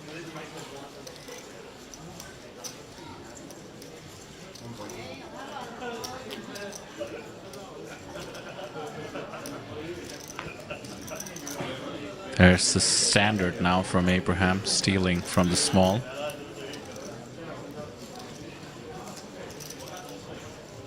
Not a pretty sight. 6-2 suited. Has to fold. Just a little bit too weak at this stage in the tournament.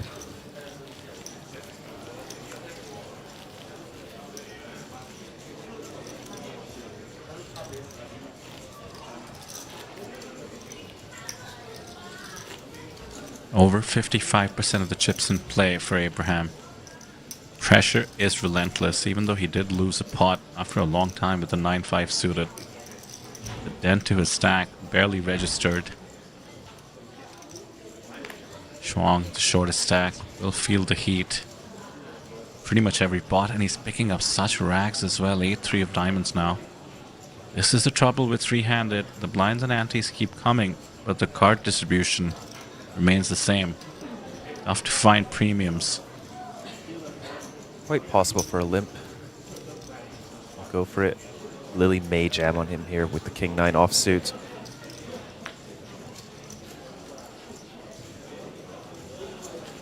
These two being seated together have seen plenty of blind-on-blind confrontations, and Lily has been attacking those limbs, has been 3-betting. This time, Just checks.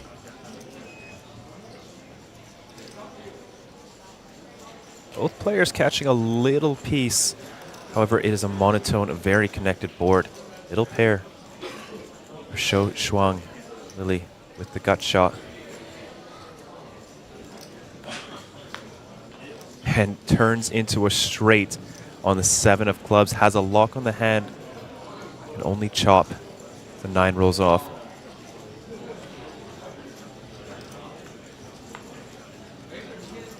Eight of clubs on the river does improve Shou Shuang to trips.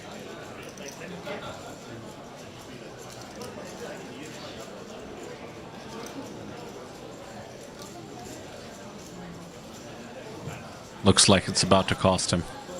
This is unfortunate. FT bet, very polarized. I think he's gone exactly the size of the pot. Wait, Lily folds? Did she not realize she had a straight?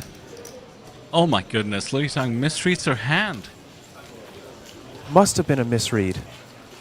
Does explain the lack of betting on the turn as well. Oof. Oh, that is very unfortunate. Or fortunate, Sam. Depends how you look at it. Jeju Shinhwa picks up a pot that would have seriously cost him and taken him well below the 10 million stack size. Instead, he's sitting on 12. That is going to be a tough one to watch for Lily on the stream. Oh, that hurts.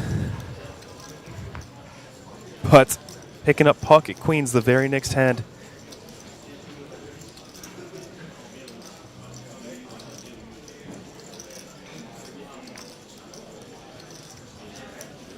And traps.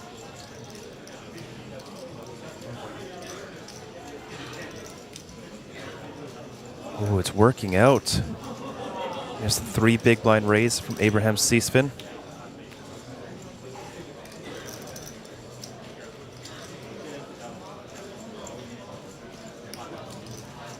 A bunch of bricks being grabbed. Oh, this looks so strong. Just grabbing them 2 to 3 at a time.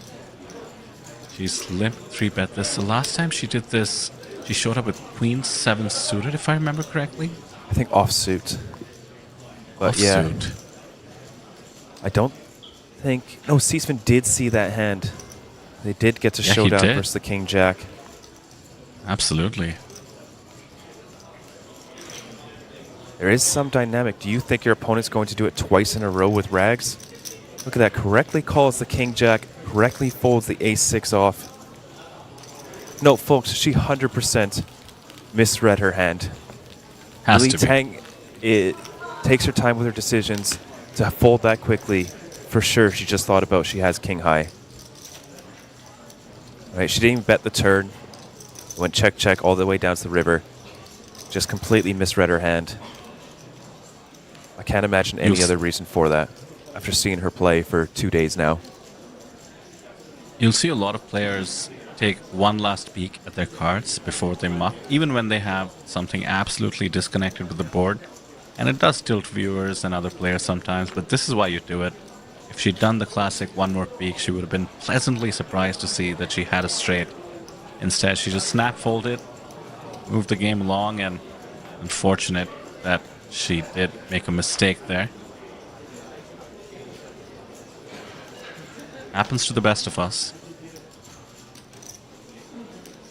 I'm thinking back, Sam, to famously the 2009 World Series of Poker main event. Phil Ivey had folded a flush on his path to the main event and got mocked incessantly for it. Didn't realize he had it. We do see that on live streams all the time. We saw somebody fold at Showdown the nut straight. They just open mucked it for piles, something like a $700,000 pot. So it does happen, but we do see the 3 of spades roll off on the turn. Shuang Cho improves to bottom pair.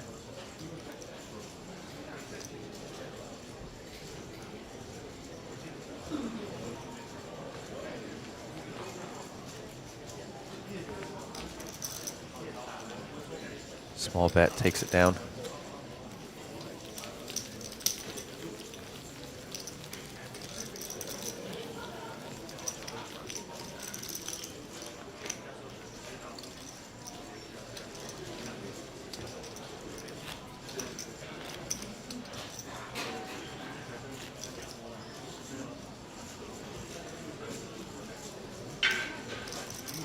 Yeah, that's right. Odd interaction. I don't think it was laundering. I think he was...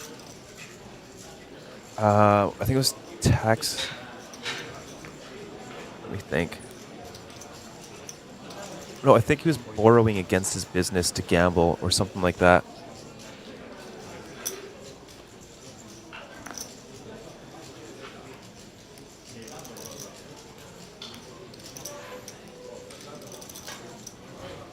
Either way, back to the hand, 10-8 of hearts from Abraham Seesvin.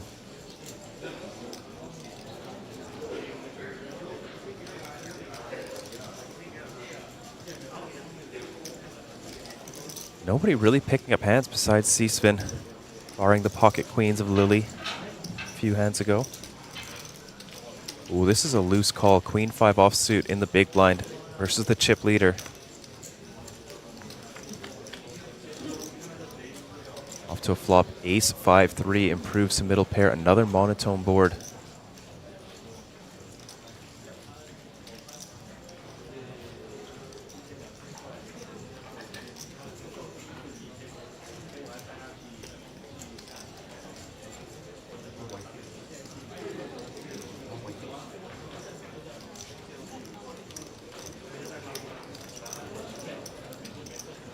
$1.6 million. Really quick call. 7 of diamonds on the turn. No help to either player.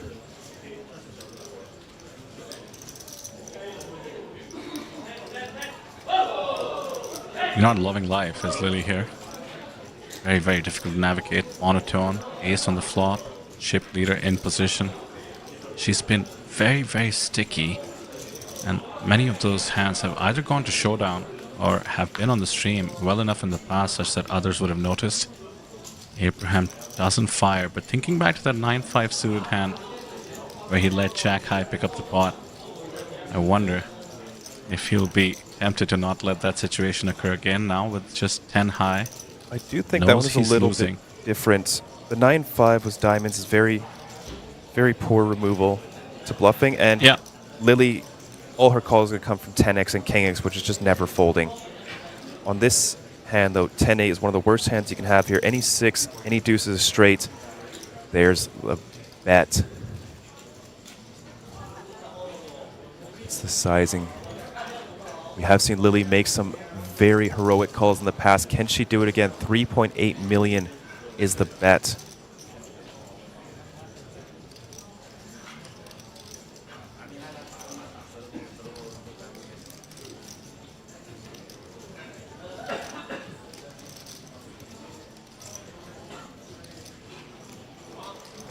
Time bank used.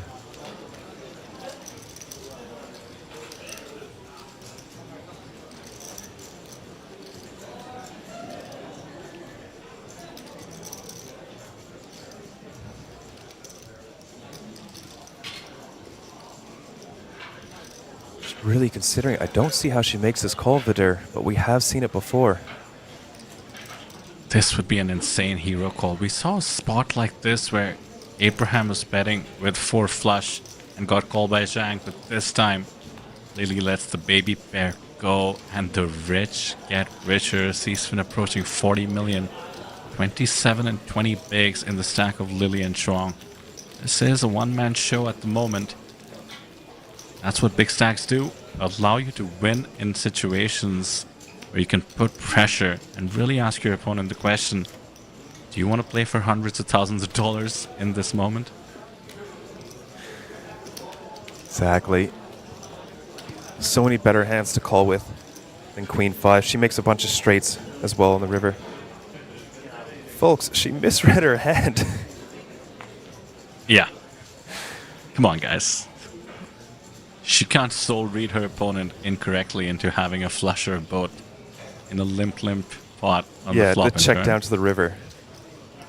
Like, Lily Tang made an insane hero call with ace high against Seesvin early in the day, 3-handed.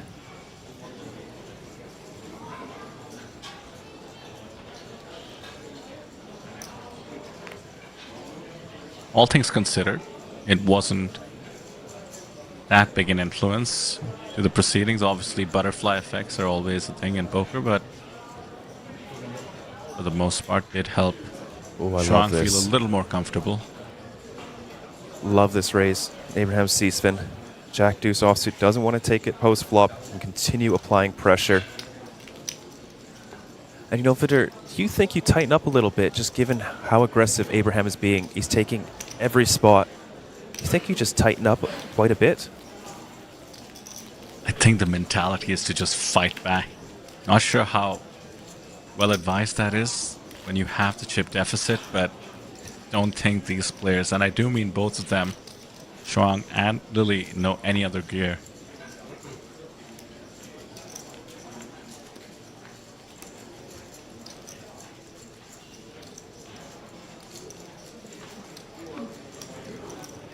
I think this will put my theory to the test. King 6 off in this situation really could go either way. You're supposed to open a king, and there she goes, fearless as always. The chip leader's in the small. You have to be worried that Seesvin is taking every spot. Not this one though.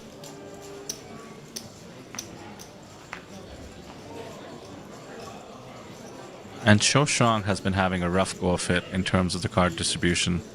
You know he wants to fight back, but keeps getting the rags. This time will defend them.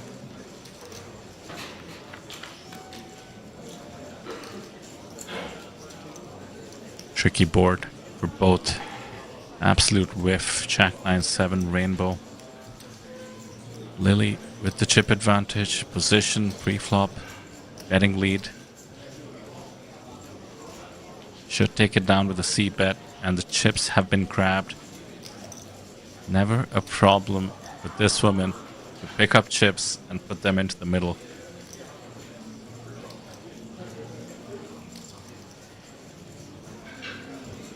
Gets it done.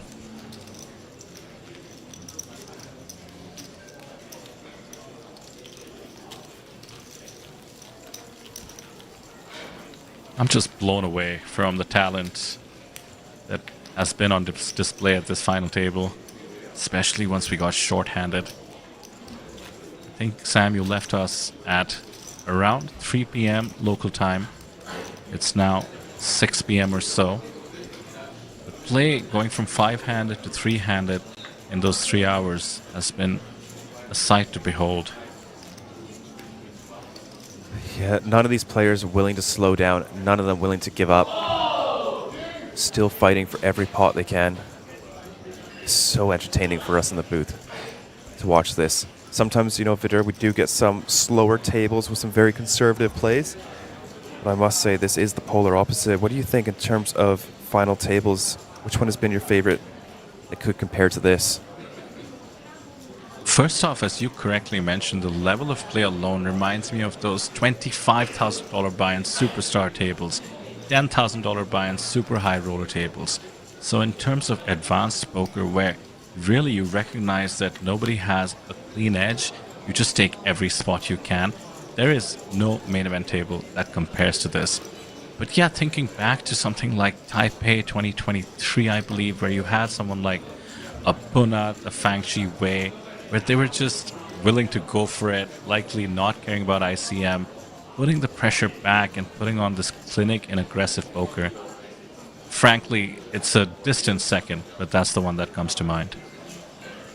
Yes, I did not have the pleasure of commentating for that one, but I have heard stories. Of course, the Fangchi Wei infamous ace-5 into aces for Punat. And of course, Punat coming back from a 7-1 chip deficit heads up to claim the first APT Gold Mega Lion. Shang Cho finally picking up a pot. It's been a while, long time no eat, as they say. Does it with the rags. Decided, even though poker gods were not dealing him any premiums, he could represent them. Takes it down on the ace-king board.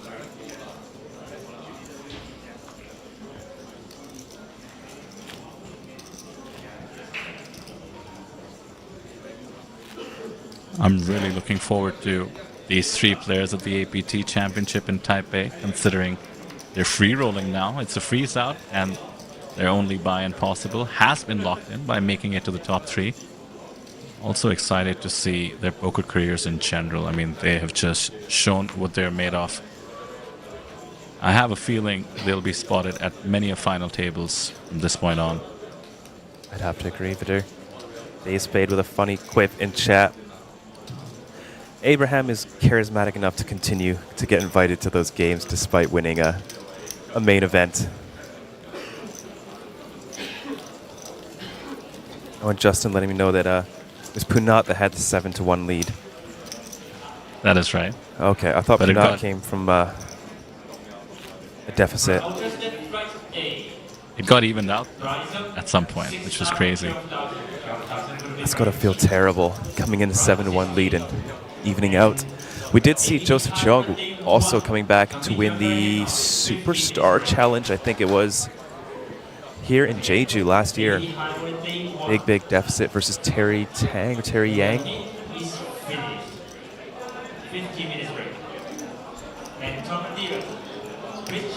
Ace-10 offsuit for Abraham Seespin.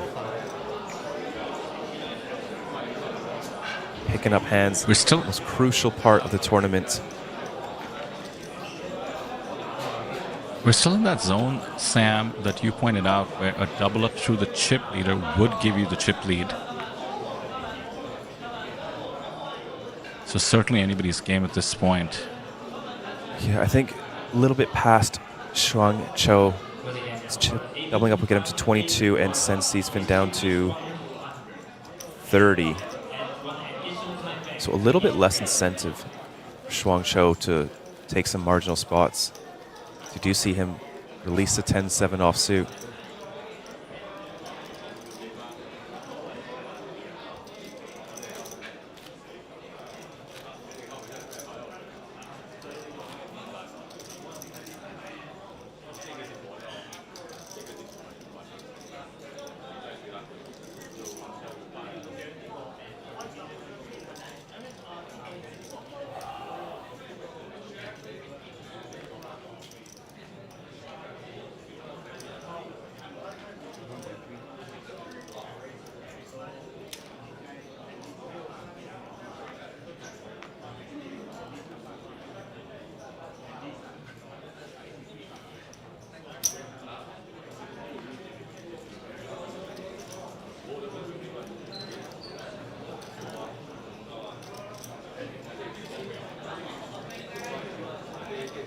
She's defending 10-6 off.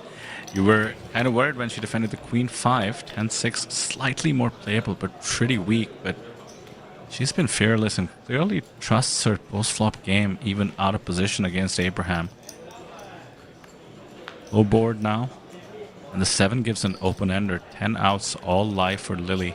Not to mention a huge range advantage on a board like this.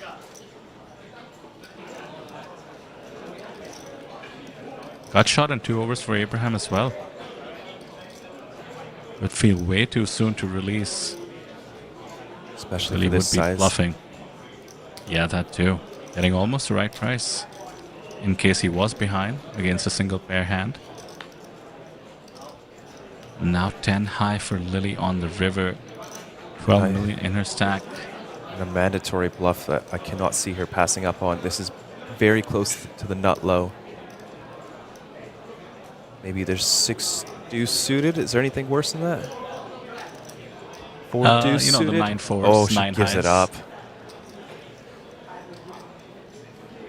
Yeah, I mean, for all intents and purposes, the nut low and the ace high will win. Huge hiccup there in the form of Lily Tang going down to 12 million, which does bring her about neck and neck with the other short stack. 44 million in Abraham's stack, I think the highest he's had thus far. Yes, I would think so. And now nobody's in that range of being able to double up through Abraham and gain the chip lead.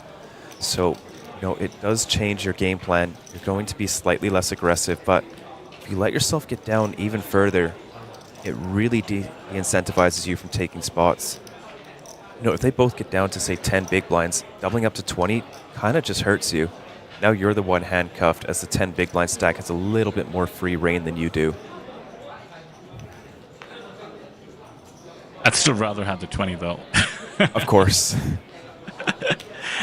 Just joking, of course. Your point is well taken, which is to say that the chip leader just has a massive advantage. I mean, imagine that even if you double up, you're not loving life thanks to being handcuffed. And I think we're in that situation that I was talking about earlier, Sam. Both of these players now likely treating Abraham as a shoo-in to make it heads up. And perhaps their next goal is now making it heads up as opposed to eyeing first place directly. I mean, it must be. This is a very loose open from Shang Cho. King 4 offsuit. As a covered stack, he's just getting, might be just getting a little bit frustrated. Like, that's a very, very loose open.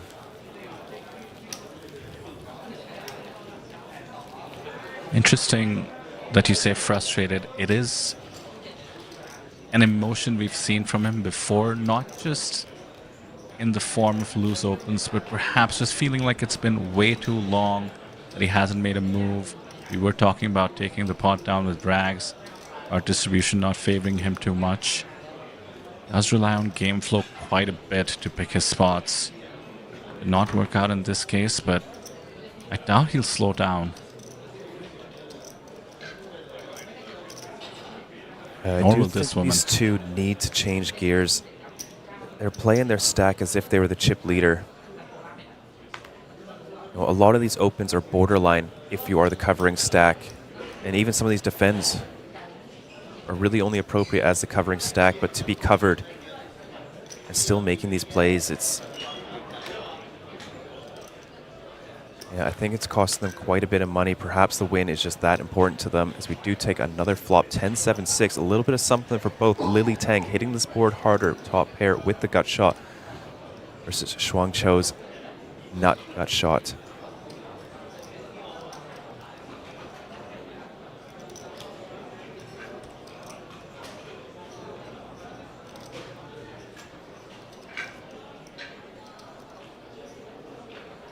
$1 mil bet from Lily.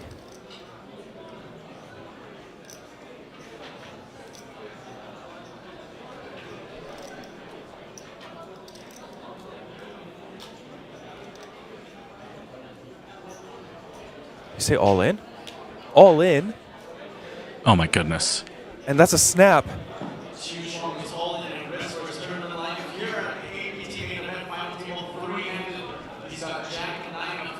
Oh no. Shuang Cho has played such an incredible game up until now. 10-8 against top pair. He needs to find an 8 or a jack for his tournament life. Julia, the turn. The ace of spades, no help at all. Only drawing to a jack or an 8.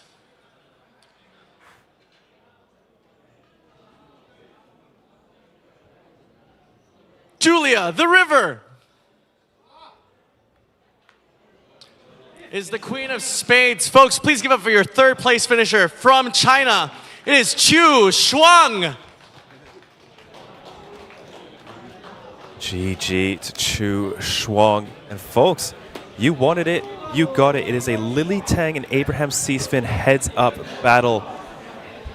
And look at this, 37 big blinds to 76. They're in that range where if Lily Tang can double up, they will swap stacks, that 2-to-1 chip advantage.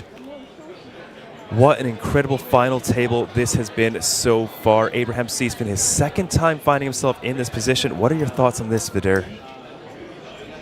Well, it's been an absolute privilege covering this final table thanks to the talent. Let's hear it from Chu before we set up for heads up.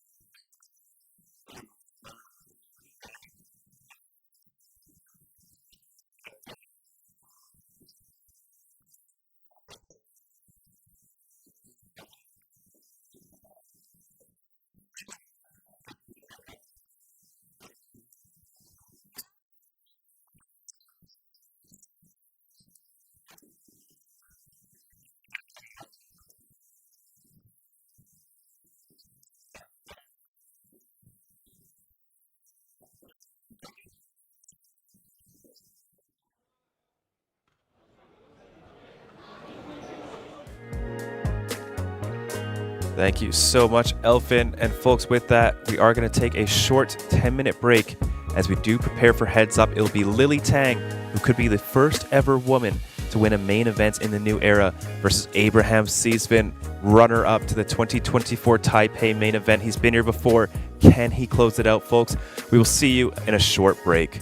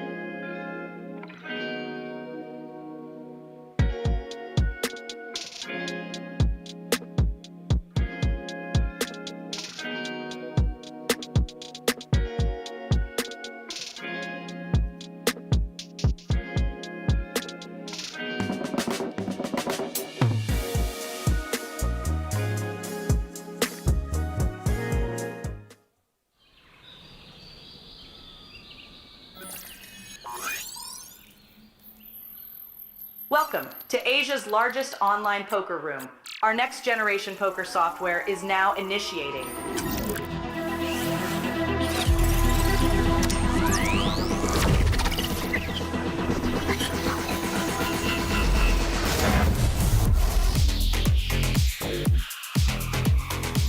Elevate your online experience with a wide variety of poker variations to choose from. Get fully immersed with fun and social features.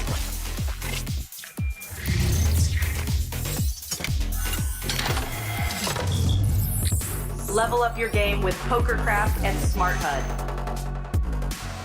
Unlock a wealth of rewards including cashback, bonuses, and jackpots.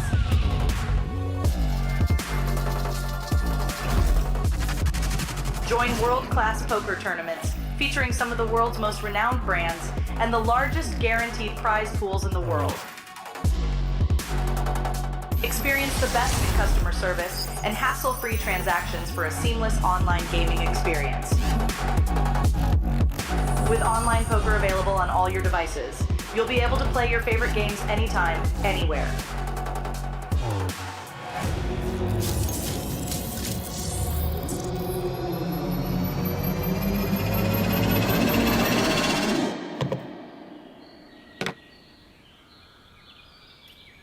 Sign up now and elevate your online poker experience today. In a world where the stakes are high and the competition fierce, there exists a realm where the best of the best converge. From over 50 countries, they gather, drawn by the chance of winning millions of dollars in life-changing money. But amidst these contenders, only a rare few will make it to the top. Those who remain composed under the relentless pressure, armed with an analytical mind that dissects every move, adapting, adjusting, shifting strategies like master tacticians. Under the bright TV lights and the watchful eyes of thousands, they take center stage. Is this the comeback we've been anticipating?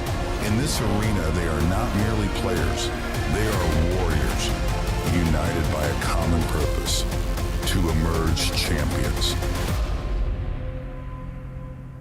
The APT Championship from November 14th to November 30th.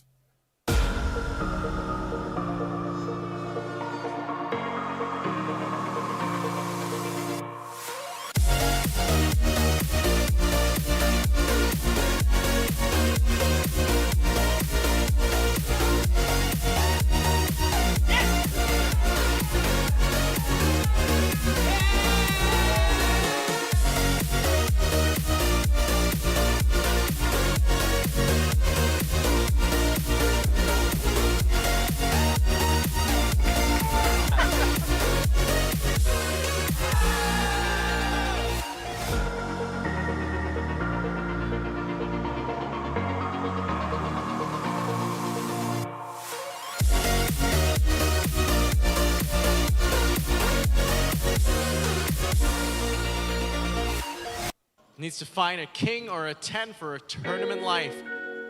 Bella, the flop. Flop comes. 9, 5, 8. No help at all to Lily Tang. Needs to find a king or a 10. Bella, the turn. Is the king of clubs. Now just needs to fade an ace and only an ace. For Lily Tang's tournament life, Bella, the river. Is the 10.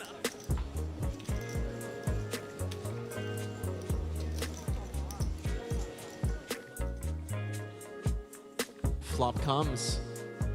8, 6, 10, C-spin finds the 8.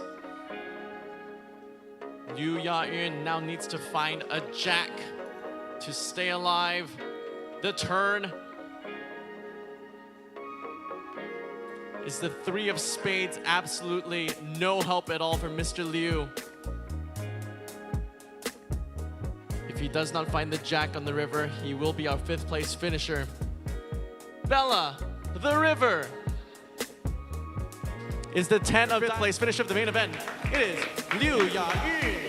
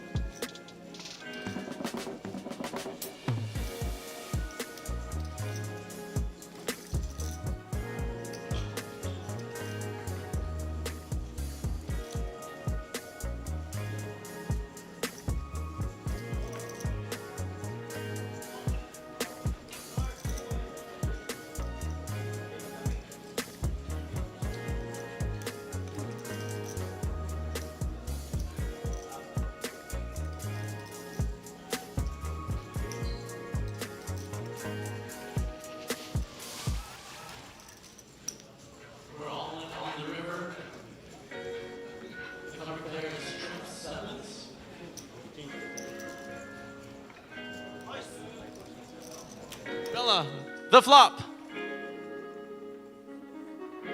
Flop comes king 2, 3. No help. Needs an ace or jack or runner. The turn is the 8 of spades. No help at all. Drawing to 6 outs and 6 outs only. An ace or a jack. Bella the river is the 5 of diamonds. Folks, please give it up for your 4th place finisher from China. It is Zhang Hao.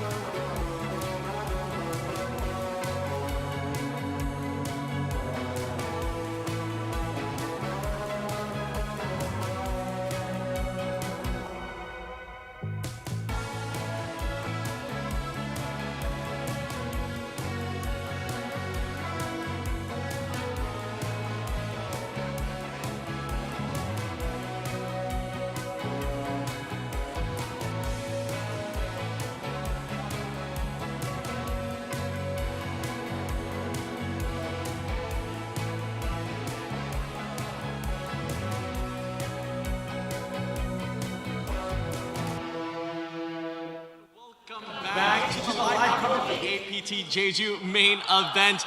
After 5 days, 1,693 entries, we are now down to our final 2 players.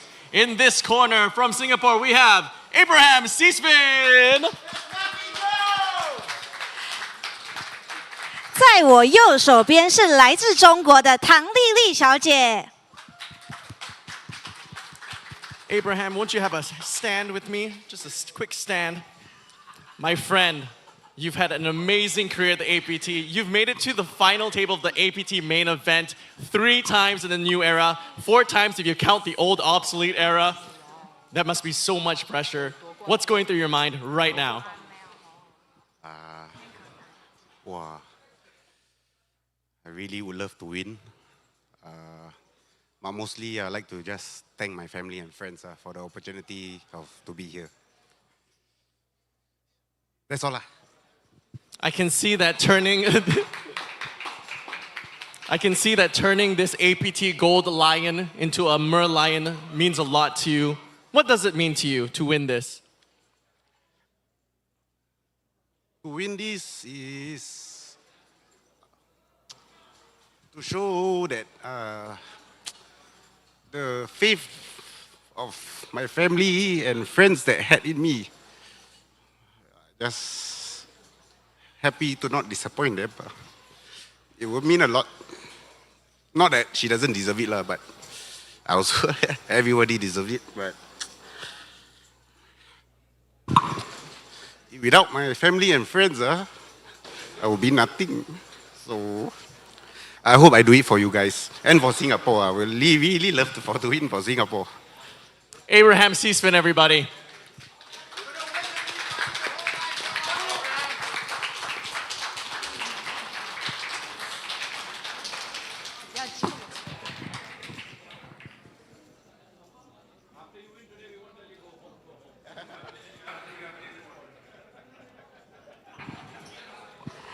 在我右手边，来自中国的唐丽丽小姐，这一次是她第1次参加 APT， 然后在这个破纪录的主赛当中，找到 HU 的阶段，想问一下，你现在心情如何？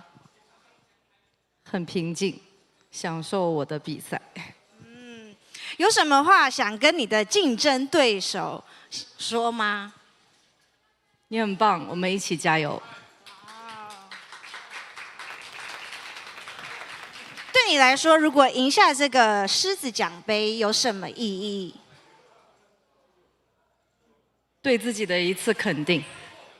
最后有什么话想跟在现场支持你的老公、家人、朋友说吗？我爱你们，感谢你们的支持。祝你好运。Good luck, folks. Folks, one more time, one big round of applause for your APT Jeju main event Heads Up finalists. 开始!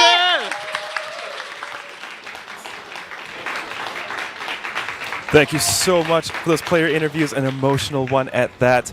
And here we go. It is heads up at the main event for $200,000. No deal has been struck. Abraham Seasfin with a 2-1 chip lead, a spot he has found himself in before, and a spot that for Lily Tang that no woman has ever found herself in before in the new era of the main event. My name is Sam Insel, and I'm joined in the booth by Pocket Kyles to close this out. How are you doing, Kyle? Well, clearly walking back into a very emotional heads up. I wasn't prepared for that speech from Abraham Seasfin. And, you know, as someone who's gotten to know the guy a little bit over the last few series in the APT here in Asia, it's just, I'm glad to see him heads up. And, of course, Lily Tang, the first woman to ever make it heads up in the new era. Her largest score in her Hendemob is $11,000. This second place finish is already more than 20 times that score. Just to see them both here, honestly, it's very touching to me, and I can't wait to see how this heads-up match plays out. I think no matter who takes it down, it's so well-deserving, and couldn't have asked for a better 2 competitors to end up in the final 2. No kidding. Look at that wall of plaques in front of Abraham Seasfin. Like I said, his second time being heads-up for the Mega Lion. Did get bested by Renee Von Redden just last year in Taipei. Now has a second chance for redemption, and we're seeing the green 25K chips being removed from play. just grays and plaques. Oh no, they still got a few greens remaining. And here we are, folks. We are heads up for $200,000 and the APT Mega Lion. Oh, never play out of the rack, C-spin. Bad luck. First hand of heads up. 6 deuce offsuit. Abraham C-spin makes the call. And pocket queens for Lily Tang. An absolute monster hand. Now, Lily Tang came into today with 6.4 million, less than half of the chip leader. It's done well to improve her stack up to nearly 4x that. And Abraham C-spin coming in today with 4.5 million has 10x'd his stack since the beginning of the day. Both players played incredibly well to get here, had some of the fiercest main event competition. Now are both heads up for the glory. Lily Tang takes down hand number 1. It's a 2-to-1 dog at the moment. 43 million to 22 million. Comes down to this. One will walk away with $260,000 and the other with $464,000 and that Mega Lion trophy. And bragging rights as an APT main event winner in the new era.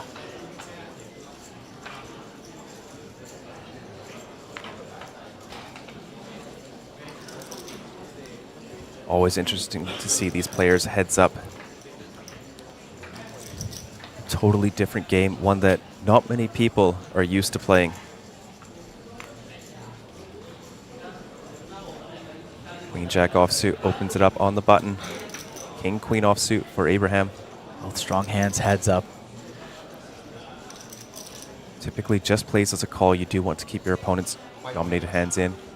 Abraham has other ideas. 3-bet up to 5.8 million. Queen Jack offsuit pretty unfoldable facing a 3-bet heads up.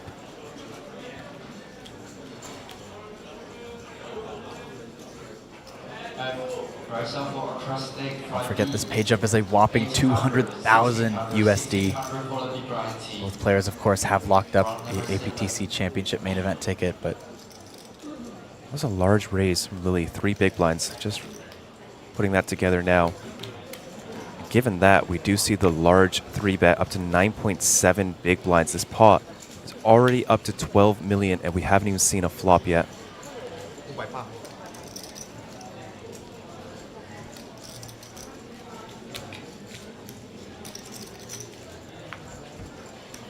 approximately 1.5 SPR as we go to the flop. King Jack 7.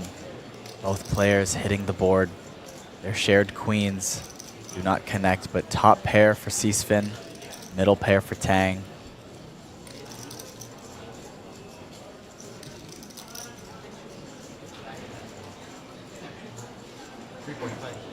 Heads up, almost a cooler situation developing already.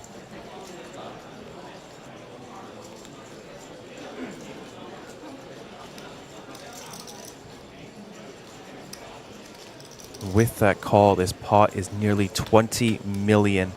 Lily Tang, the effective stack with only 13 behind. Head to the turn, the 9 of diamonds. Both players improving to a gut shot straight draw. However, front door flush comes in.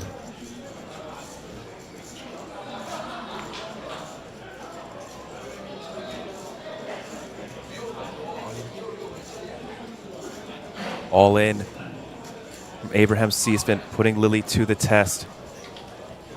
He's grabbing chips. Just taking inventory. Lily does have the most time banks at this table. Not one to rush her decisions either. Tough spot. She's ahead of some bluffs. Some ace-10 with ace of diamonds. First time bank going in.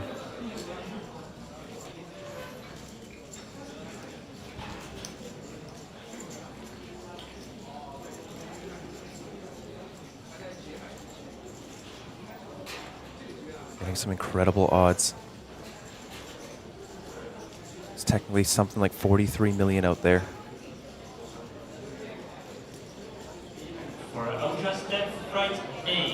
That 9 of diamonds will be scary enough to get her away from this, but Please return to your seat. Tough spot. They're both very aggressive players. Lily Tang has shown she's very capable of hero calling. Another time bank going in. Abraham must be feeling quite good about his king-queen at this point. Oh, he has the queen of diamonds. I thought neither player had a diamond. No, yeah.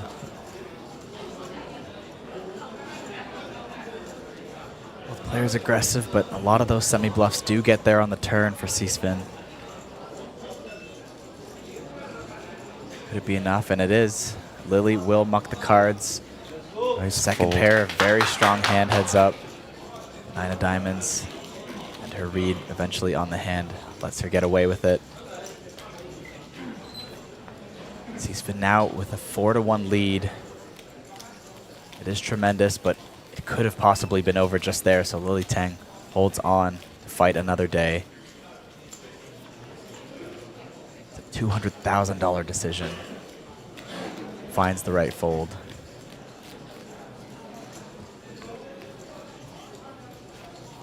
Gilbert in the chat with a great point that with a second place finish, Abraham C-Spin is guaranteed to surpass the $1 million mark on Hendon Mob after this tournament.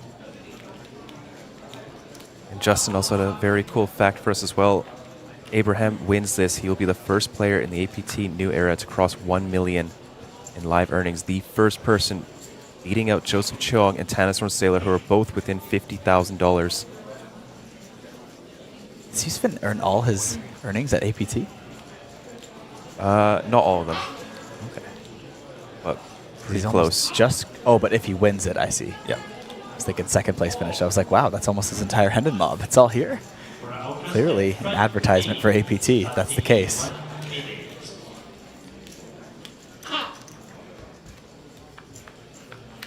Raised to 1.3 and a call from Lily. Would have flopped Jack, Jack, 9. Got shot for Abraham. King high for Lily.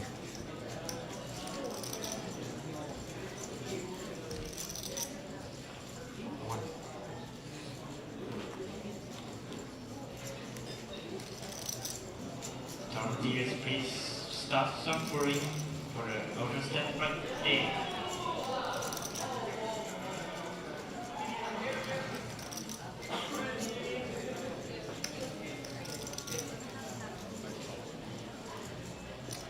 Lily with king high here on a paired board. Be enough to could have enough showdown value in the spot. Float one street. Decides to stay conservative. Makes the fold. Her backdoor straight draw is a little too weak. They're all gut shots.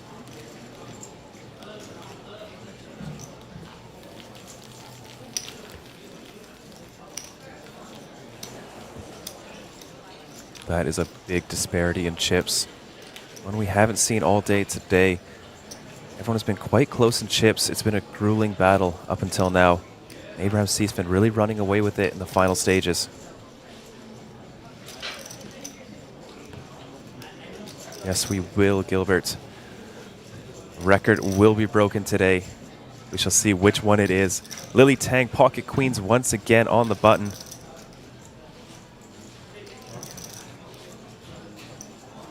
Pocket queens twice and heads up.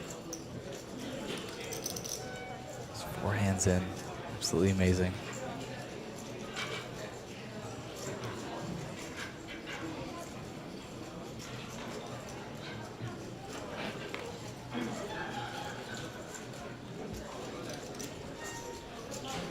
So raise up to 1.3 million.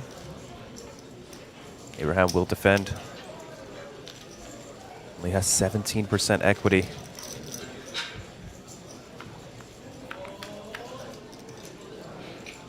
Off we go to a flop. 6-4-3. Abraham C-Spin flops the joint. Lily Tang now down to just 8% equity. Needs running cards. Oh my goodness. How does she not lose it all here? 2 million. 20% of her stack moves into the middle.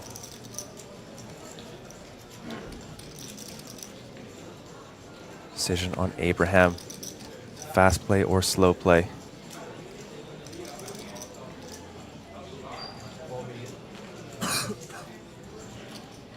He decides, raise it up to 4 million.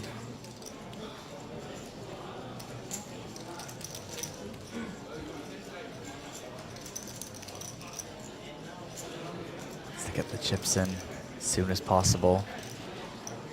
This might just be a jam from Lily. She can get called by worse. 6-5 comes to mind. 5-4 comes to mind. Hearts. She checks her hand. She throws in the all-in. C-spin yells that he flops the nuts. Here it is. She has pocket queens. C-spin snaps off and says he flopped the nuts. If Abraham C-spin holds with the nuts, he will be your APT Jeju main event champion. Sarah, the turn is the ace of diamonds. Has Lily Tang drawing it dead. The river whenever you're ready, Sarah. Folks, give it up for your runner-up of the APT Jeju main event. It is Lily Tang from China. And folks, give it up for your champion from Singapore. Finally, after 9 years, it's Abraham C-spin. Oh my God. There's so many cameras around. I don't know which one I'm supposed to look at. I think it's this one. Abraham, just the other day you were telling me how satisfying it is to win a tournament after 9 years, after your first main event at APT, after placing second just last year, so close, you finally freaking did it. How does it feel? What is this feeling like? Not many people ever have this feeling. This feeling is all thanks to this guy. First, I want to thank my wife and son. I love you guys so much. My wife carries the weight of my responsibilities when I'm out here gambling. To my son, when you see this in the future, this is one of my proudest moments. And to my friends who've held my back when it's been a rough year. And you guys know you are who you are. And you all lifted me when I fell down. So, but the most thank you is to have a best friend like this guy. I couldn't have done all these things if I didn't have this guy behind me. Now, Abraham, you've mentioned that it's been quite a challenging year, and obviously your friends and family have been there for you, carrying you through. What challenges have you been through, either in at this final table, in this tournament, or in just the past year? It hasn't been all smooth sailing this year. I know you guys watch me try very hard, but it hasn't always been great this year. But as long as I have his faith in me, fuck man, sorry. But yeah, this is a nice recovery to the year. I'll see you guys at APT Championship. And thank you so much. Thank you, family and friends. I tell you, I wouldn't be anything without them. How are you going to celebrate with your friends and family? Sorry to my wife, it's gonna be a party! Folks, give it up one more time! It's Abraham C-spin!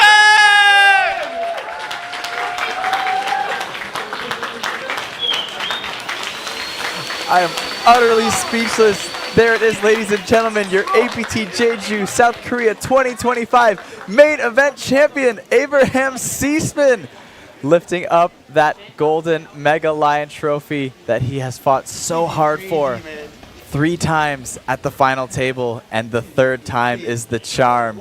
Finally, Abraham C-spin from Singapore is the champion. Sam, I noticed you were on the background there on the floor. What was the energy like being there in person? It was a lot different watching it than being there. The raw emotions coming out. Abraham Cee's been so happy, so grateful to be here. One of the nicest guys in poker, and has finally taken this one down. He's been talking about how much this means to him, and to now be the most winningest APT player of the main era, of the new era. Definitely an incredible accomplishment. 3 main event final tables, already impressive enough, and to finally close it out. Congratulations to Abraham Ceesfin from Singapore. Both $1 million on his Hendon Mob, $1 million in the APT new era. Absolutely incredible. And I don't want to skip over it too much. Lily Tang, the runner-up, the first woman to make it to heads up in the main event in the new era, walking away with $260,000. Her biggest cash on her Hendon Mob before this was $11,000. An absolute tremendous finish. I hope women in poker everywhere see that as inspiration. And with all the women's events we have here, maybe we'll see more women come out to APTC in Taipei in November. But the main attraction right now, Abraham Ceesfin there with his friends Greg and Elfin and the APT media team, and of course his new best friend, the Mega Lion Trophy. I couldn't, I wasn't expecting this to become such an emotional end of the main event. The poker's exciting, the money's exciting. It's always a thrilling sort of event we try to host, but the emotions that come out of that, someone who spends all his time grinding and studying the game, traveling for it, while still having a family and friends and trying to balance it all together, and clearly he cares so much about all those things. And to tie that all together, it's beautiful to see. There we have Renee von Redden, winner of the Taipei main event against his friend Abraham Ceesfin. Spoke to him earlier, said it was an incredible run. How does he do it over and over and over again? This man has made 6 day threes in a row, 3 final tables. You just start to wonder, how does he do it? And I'm sure we're going to see him at our feature table once again at the APT Championship. There is his main event pass, USD $10,000 entry. It is a freeze out with $5 million up top. And just in time for him to become the first player to win 7 figures at APT, because the first prize for the championship could eclipse $1 million. So that one tournament could just do it. It's just in time. And all the best to him. And honestly, all the best to all of our competitors on the final table. That was one of the I think that was the toughest final table we've ever had since my start here. It was definitely the most action-packed. I'll say that at the very least. All of the 3-bet, 4-bet. We saw 5-bet bluff at this final table. Like, I'm speechless. With so much money in play, like, sure, I'll do that at my friend's, 50-cent, 25-cent game back home, of course. But for hundreds of thousands of dollars on the line? And keep in mind, most of these players are sitting here with, $10,000, $6,000, $150,000 on their Hendon Mob. It's not like they've been playing high rollers all their life, and this is just a small drop in the bucket to them. For every one of these players, this is a big, big spot that they usually only get to maybe once or twice in their life. So congratulations to all of our finalists. Congratulations to all of our players in the main event. It's been an incredibly fun run, and I've loved keeping up with all of this. And what a treat for us in the booth, seeing this high-level play. It's been a good one, Kyle, and we're at the tail end of our series now. We've only got one more day to go, our high roller, which is always a long one. What are your closing thoughts for this, Kyle? Well, of course, it's not over yet. We have that big high roller event tomorrow, so we'll see you all for the marathon stream. Sam and I will just be going all day into all night for that one. But the main attraction of the series, the main event, has come to a close, and once again, I just can't say enough how emotional and exciting it was to see Abraham Ceesfin take it down finally, and to just see his raw emotions live on the stream too, and to share that with us. It was absolutely beautiful. Sam, it was a pleasure sharing the booth with you for this main event, and I can't wait to close out the series tomorrow. Yeah. Thank you so much for all of you joining us at home. Please click the like and subscribe button. We'd really, really appreciate it. And folks, we'll see you back here tomorrow for the high roller. Don't forget, very excited, and hopefully we get just as fun of a final table as we did today. Thank you so much for watching, folks. Have a good night, and we'll see you all later.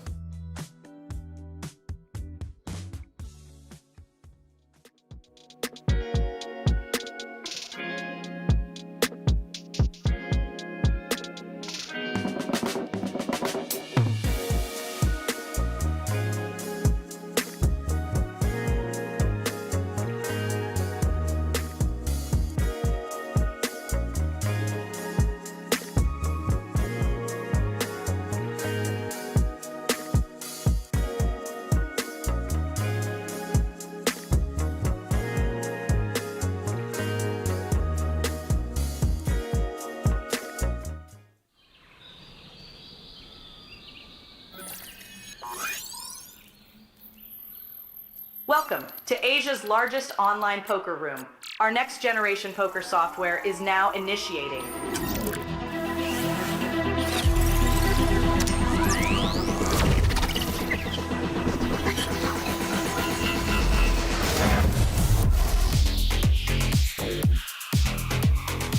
Elevate your online experience with a wide variety of poker variations to choose from. Get fully immersed with fun and social features.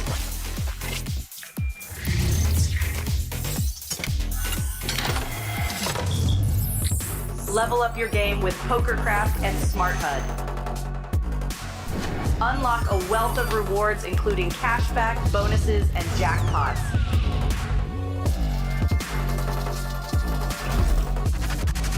Join world-class poker tournaments featuring some of the world's most renowned brands and the largest guaranteed prize pools in the world.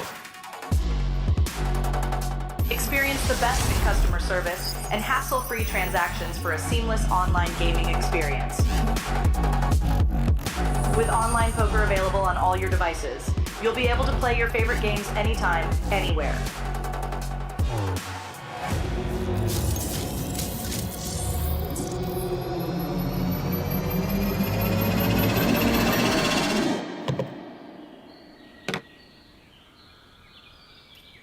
Sign up now and elevate your online poker experience today. In a world where the stakes are high and the competition fierce, there exists a realm where the best of the best converge. From over 50 countries, they gather, drawn by the chance of winning millions of dollars in life-changing money. But amidst these contenders, only a rare few will make it to the top. Those who remain composed under the relentless pressure, armed with an analytical mind that dissects every move, adapting, adjusting, shifting strategies like master tacticians. Under the bright TV lights and the watchful eyes of thousands, they take center stage. Is this the comeback we've been anticipating? In this arena, they are not merely players, they are warriors, united by a common purpose: to emerge champions.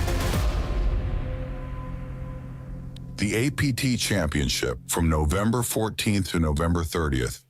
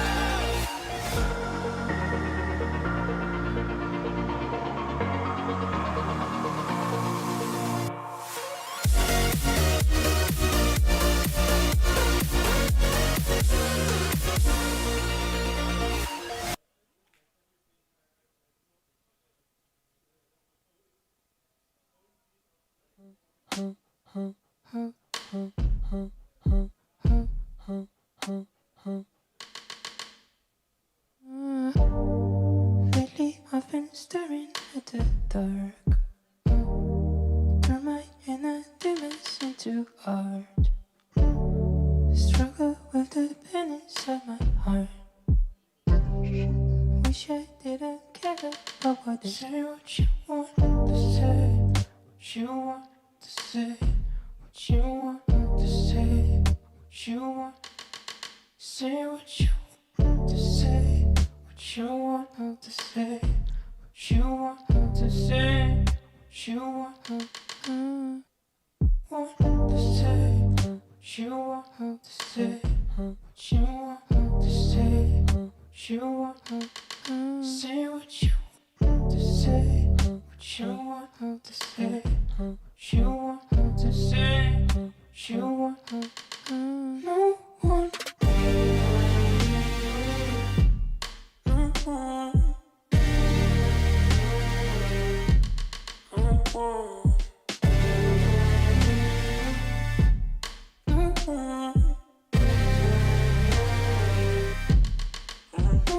No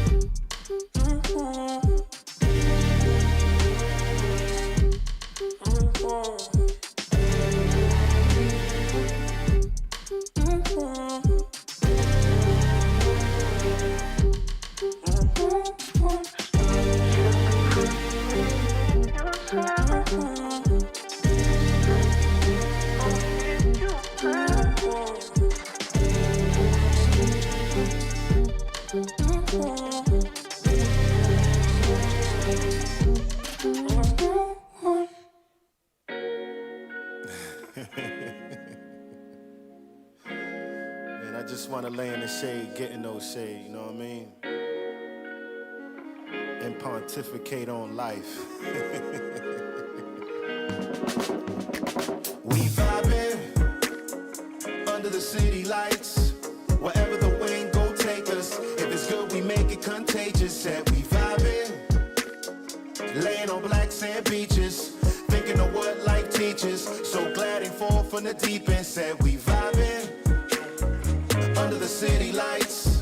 Wherever the wind go take us. If it's good, we make it contagious. Said we vibing, laying on black sand beaches, thinking of what life teaches. So glad ain't fall from the deep end. Said we vibing, even when the days feel low.